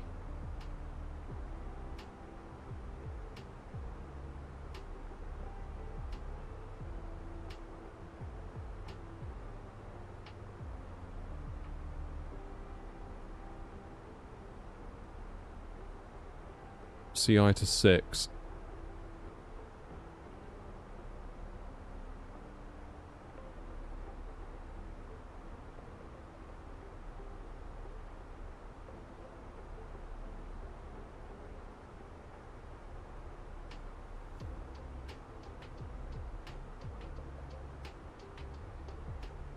Ooh, right, feeling good.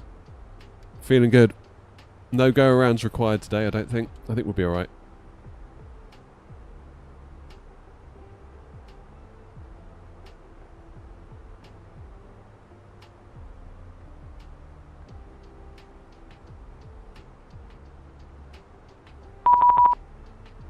Who be that? Cheers, Adam. So do I. I hope it goes well too.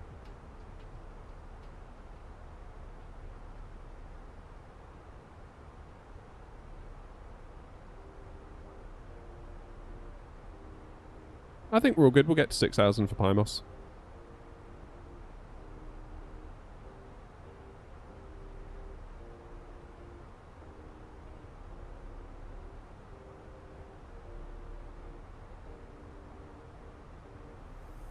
I don't know, that Adam sounds a bit weird to me.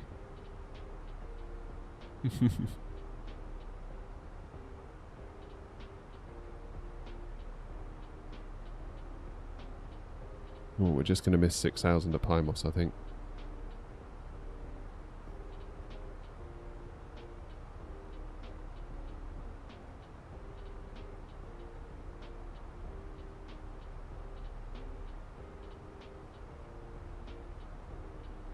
Yeah, that'll do it. Reasonably happy with the speed.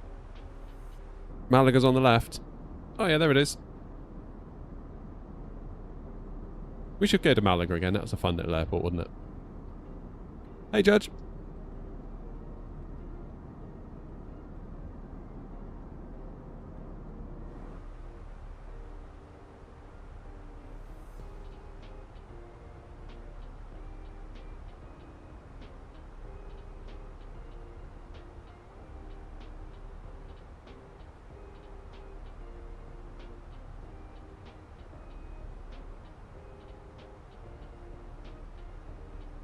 Tell you what, I'm very glad I've got the FCU cube.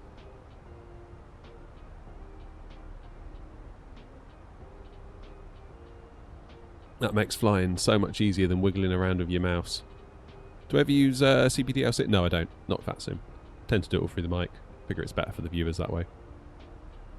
Bit more engaging.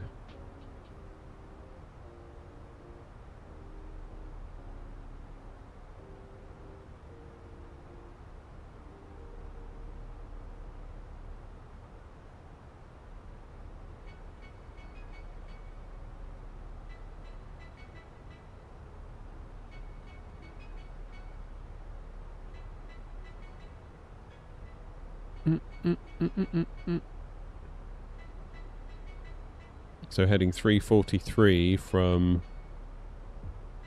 Unbutt should do the trick, I think.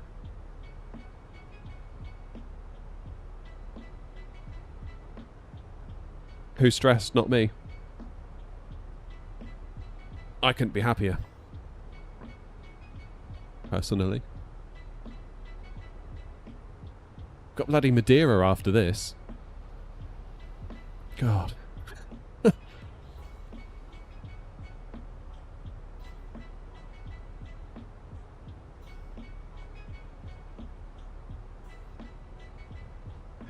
Oh, let's go, Gorilla.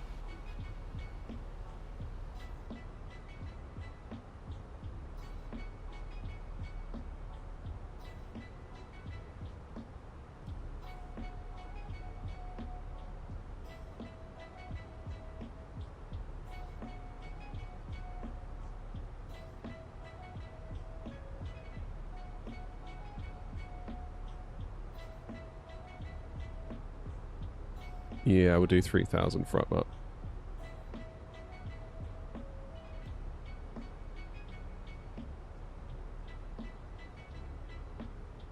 What do you normally go for up? I mean, unbutt.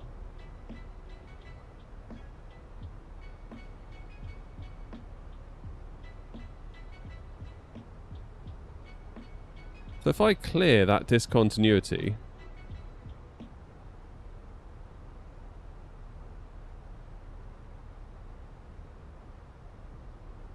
is that still going to take me into...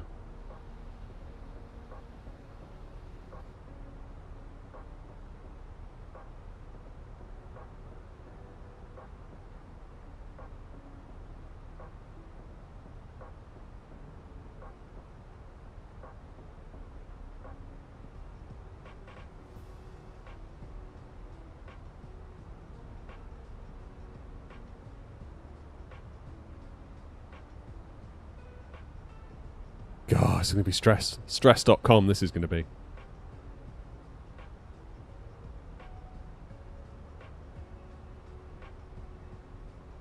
Right, let's get the passengers strapped in.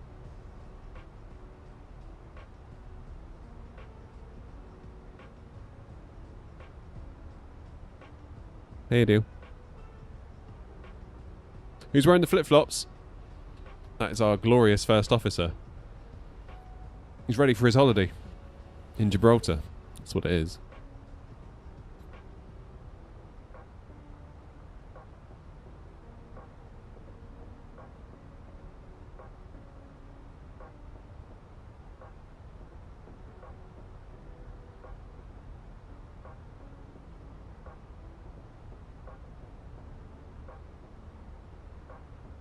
So what heading are you going to leave Unbutt at? 343. Looking there, that's 343. Oh, that's military aircraft. And this is civilian aircraft.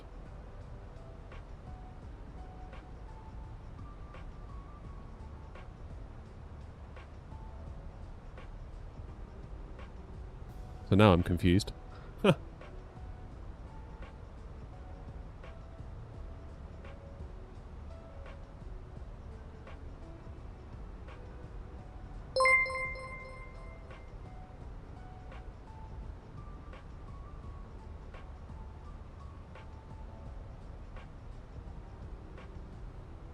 As per chart 2.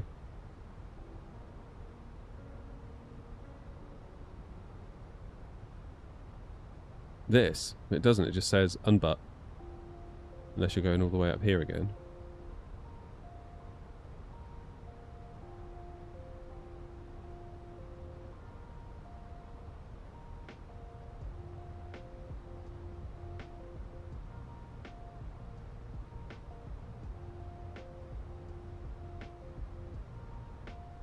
Yeah, we are a little bit high.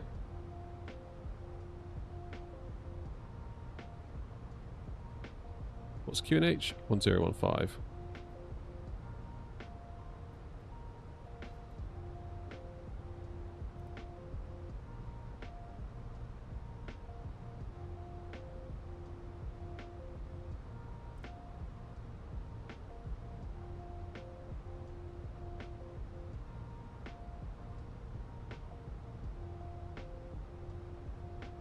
Yeah, so I'm really confused about what this chart wants me to do. Because after unbutt, then what? You just go manual?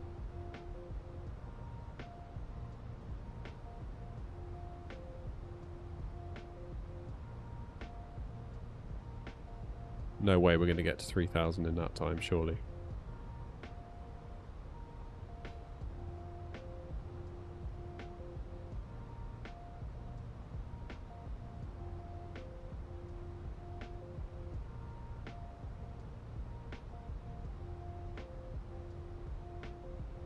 Gibraltar traffic, air 06 kilo, slowing speed 220 knots.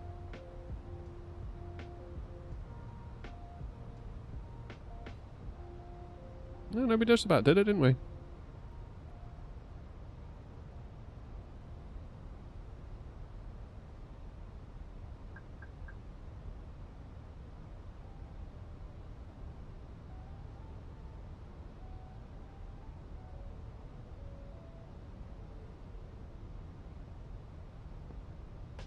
Alright, so now we've joined, as Grumpy suggests.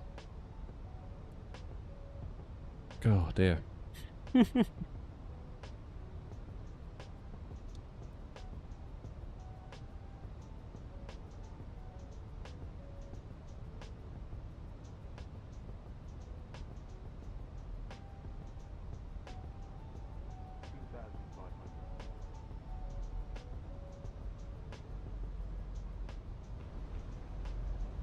Oh god, I haven't even put my lights on. Well, these guys are going to ding me for that, for sure.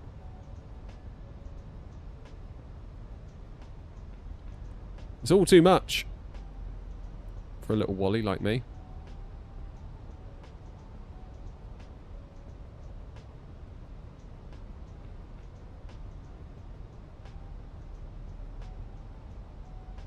Ran out of parking. Nice.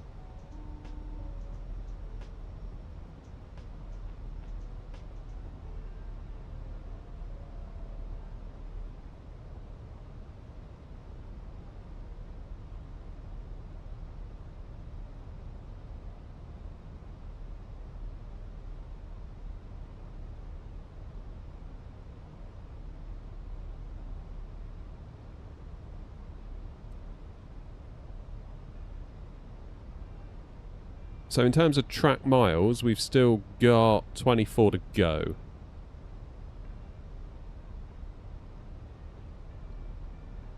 I'm going to stay at speed 220 for now. Which brings me on to my next point. What on earth is our landing speed? 133.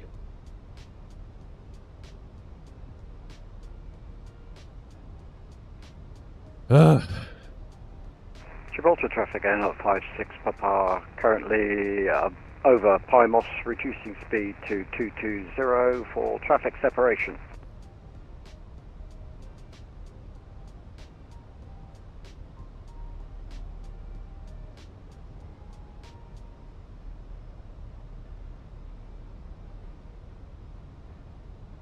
Right, who's ready? I'm ready.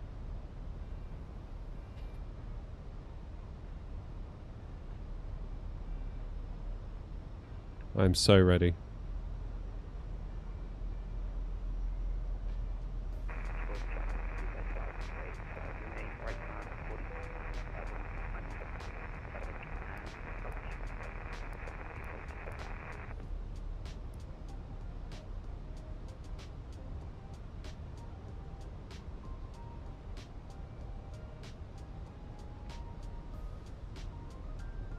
Gibraltar traffic, air not 06 kilo inbound at but speed 220 knots.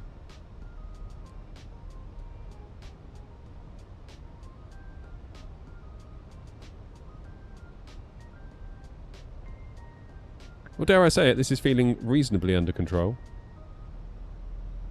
So how far from CF is it to 5 mile final? So we need to be at...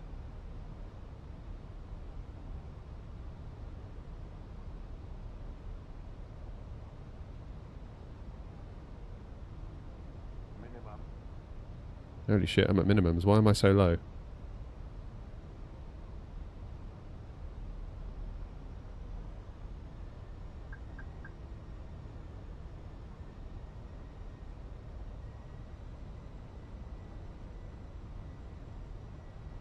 Right, 3 miles will need to be at 9:20. I've gone way too low here. Ah, it's annoying.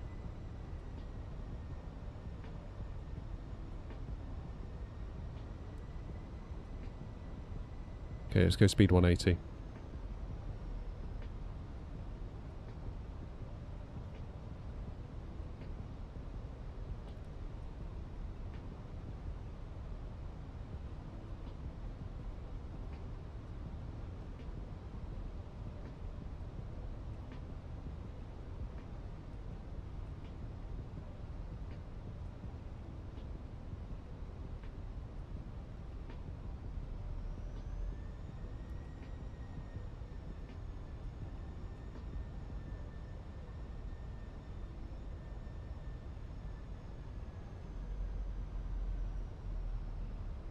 Okay, let's get gear down.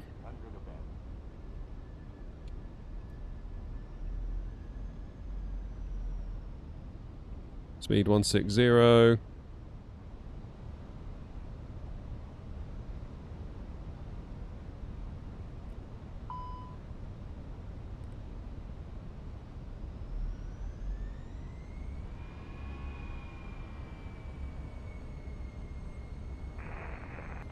Gibraltar traffic air 056 Papa, reducing speed to 180 again for traffic separation.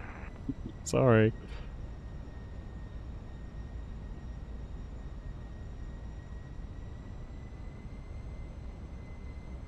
Okay, let's go. Gibraltar traffic, air not 06 kilo, slowing to final approach speed now on for Charlie Foxtrot for a 09 arrival, Gibraltar traffic. Come on. Alright, gear down. Let's do it. There we go.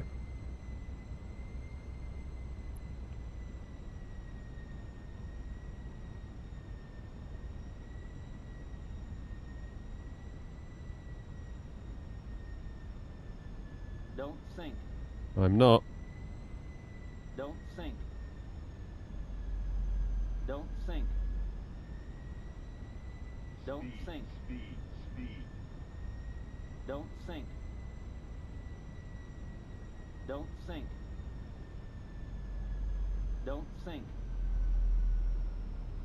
Don't sink. Don't sink. Okay, there's the airport. Don't sink. Don't sink. Don't sink. Alright, let's get all of those off because that's going to get annoying. Real quick. 500. Gibraltar traffic, air not 06 kilo on final for 09 Gibraltar traffic.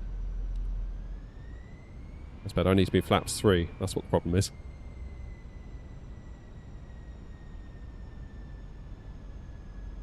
What the hell is going on here, man? Oh, man, I'm making a mess of this. I don't like it.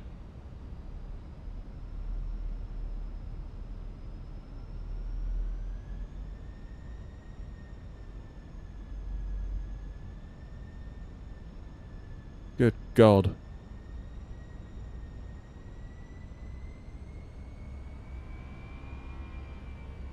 This is a mess. Absolute mess.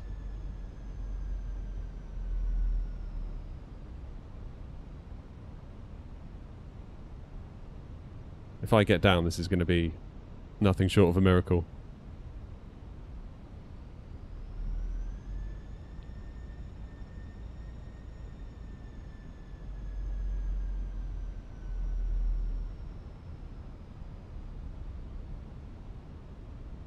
Should have been a go around long back, really. 100.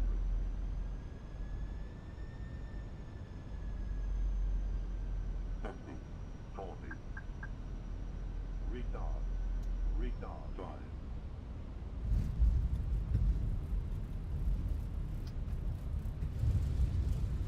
Sorry, cars.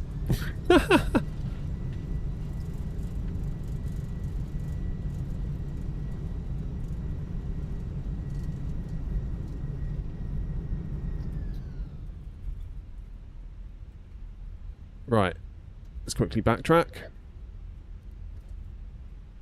Oh, bloody hell.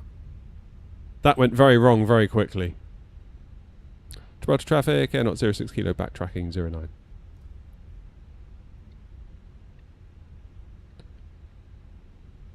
Yeah, moment of silence for the car.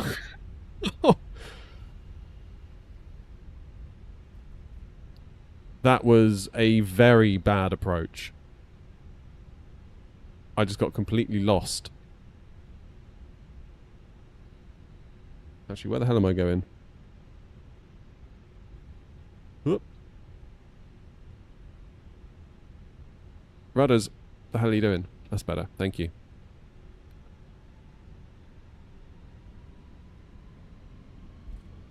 Okay, let's go on to Echo and get out of Grumpy's way. Yikes. I feel like I should have gone around then, because we were like 4 reds sinking, you know? Quite a way back.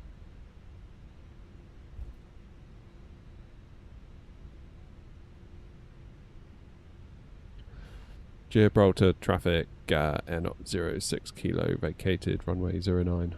Good luck.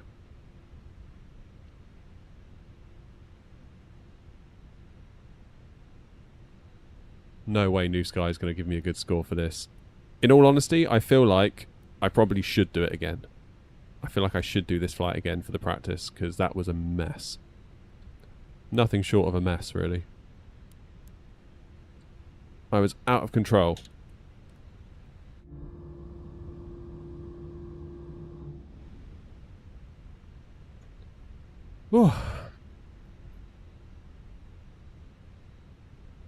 Where am I going?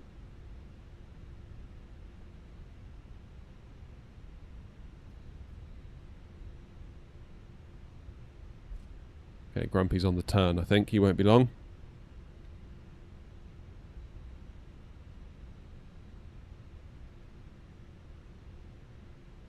Gibraltar traffic Air not 56 Papa, turning final, runway 09. Not over Spain. Did I go over Spain? Did I cause a diplomatic incident again? He bloody is over Spain.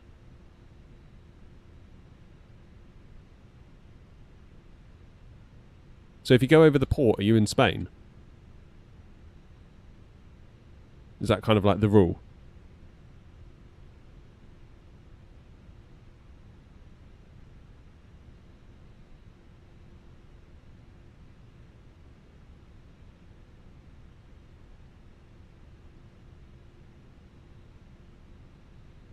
Right, let's have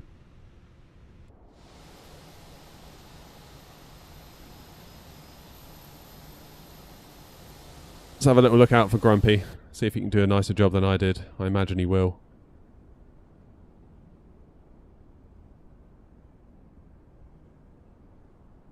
Yeah, so I'm confused.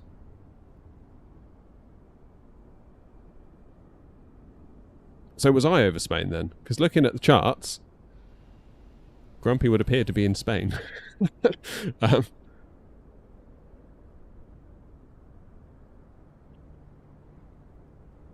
don't know. I don't know anymore. I feel like I need to do that again.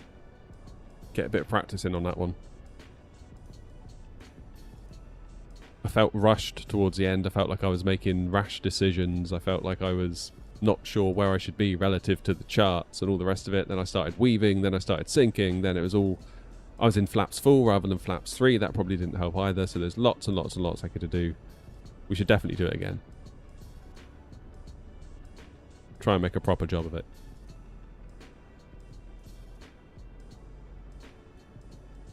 Go on, Grumpy, you can do it.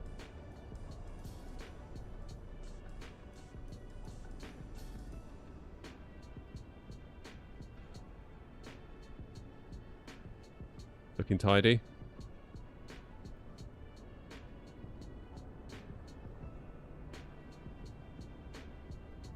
Yeah, of course he did, all day long. Never in doubt. Never in doubt. Right.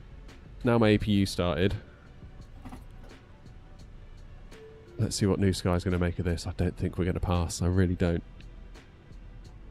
There's a couple of good YouTube tutorials. Yeah, I need them. God. Late landing configuration, below airline SOP altitude of 500 Gibraltar feet. traffic M56 Papa, runway 09 vacated. Ouch. What's the limit for this one? Is it 8.5? Did we just make it? Yeah, flipping heck, we just made that. Just made that. All things being equal, I feel like I should maybe do that one again. Maybe not immediately, but I feel like I need to improve. Because that basically showed a lot of weaknesses in that flight. Passenger's bus is coming. Well, well, well. Well, we made it. Albeit only just. Only flipping just. Gibraltar traffic, BZ 528, heading round for final for runway 09, Gibraltar traffic. Oh, man. What's my config? What do you mean, what's my config?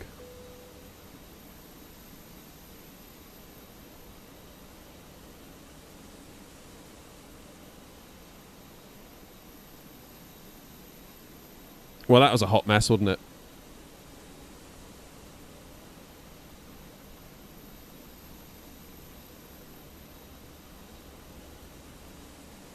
I won't for the minute, Linus, because it will disconnect me from VATSIM.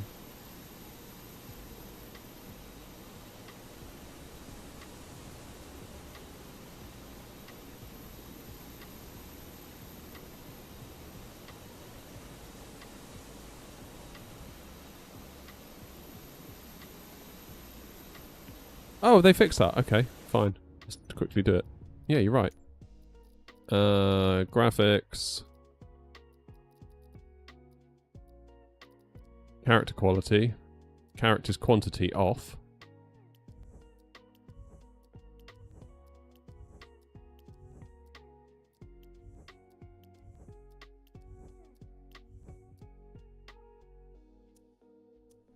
Yeah.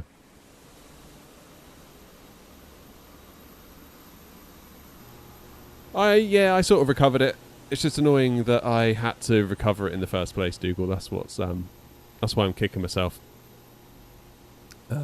Yeah. I shouldn't have been in flaps 4, because we kept getting that speed warning, and I should have paid more attention on the approach that we were in a flaps 3 config and not flaps full. I think we should definitely redo it. we'll definitely redo it. Not right now, but on another stream we'll do it. Okay, I do believe Matt is incoming.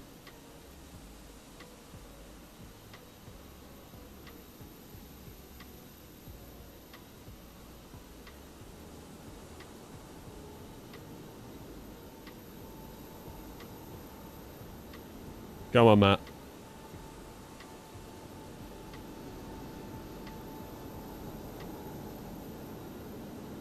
Where you going? Go Matt? around. Yeah, there he goes. Give it another go.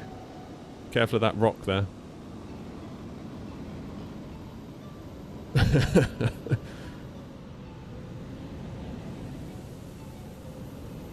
It happens.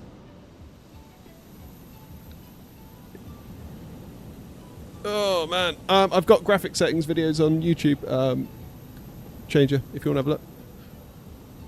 Right, I need to have a breather now. I've been live for over 4 hours. I'm going to take a little break and leave that one there. I've definitely got to come back and redo this flight again. I will not be beaten. I will not be beaten by Gibraltar. Will not be beaten by it. Need to have another go. Maybe I should have took manual flight more soon, I guess. But yeah, it's definitely a challenging airport, this one that we need to get better at. Anyway, I'm going to say thank you all very, very much indeed. I'm going to have to go now and get something to eat because I haven't eaten much all day. I'm getting quite hungry. So I'm going to go and get something to eat, and I will see you all in the next stream. Thank you all very much for your company and all the support, all the likes, all the subs, all the memberships, all that good stuff. And I will endeavour to do a better job of Gibraltar next time. Until then, though, you all take the very best care of yourselves. Thank you once again for your company. And I'll see you very soon. Ta-ra.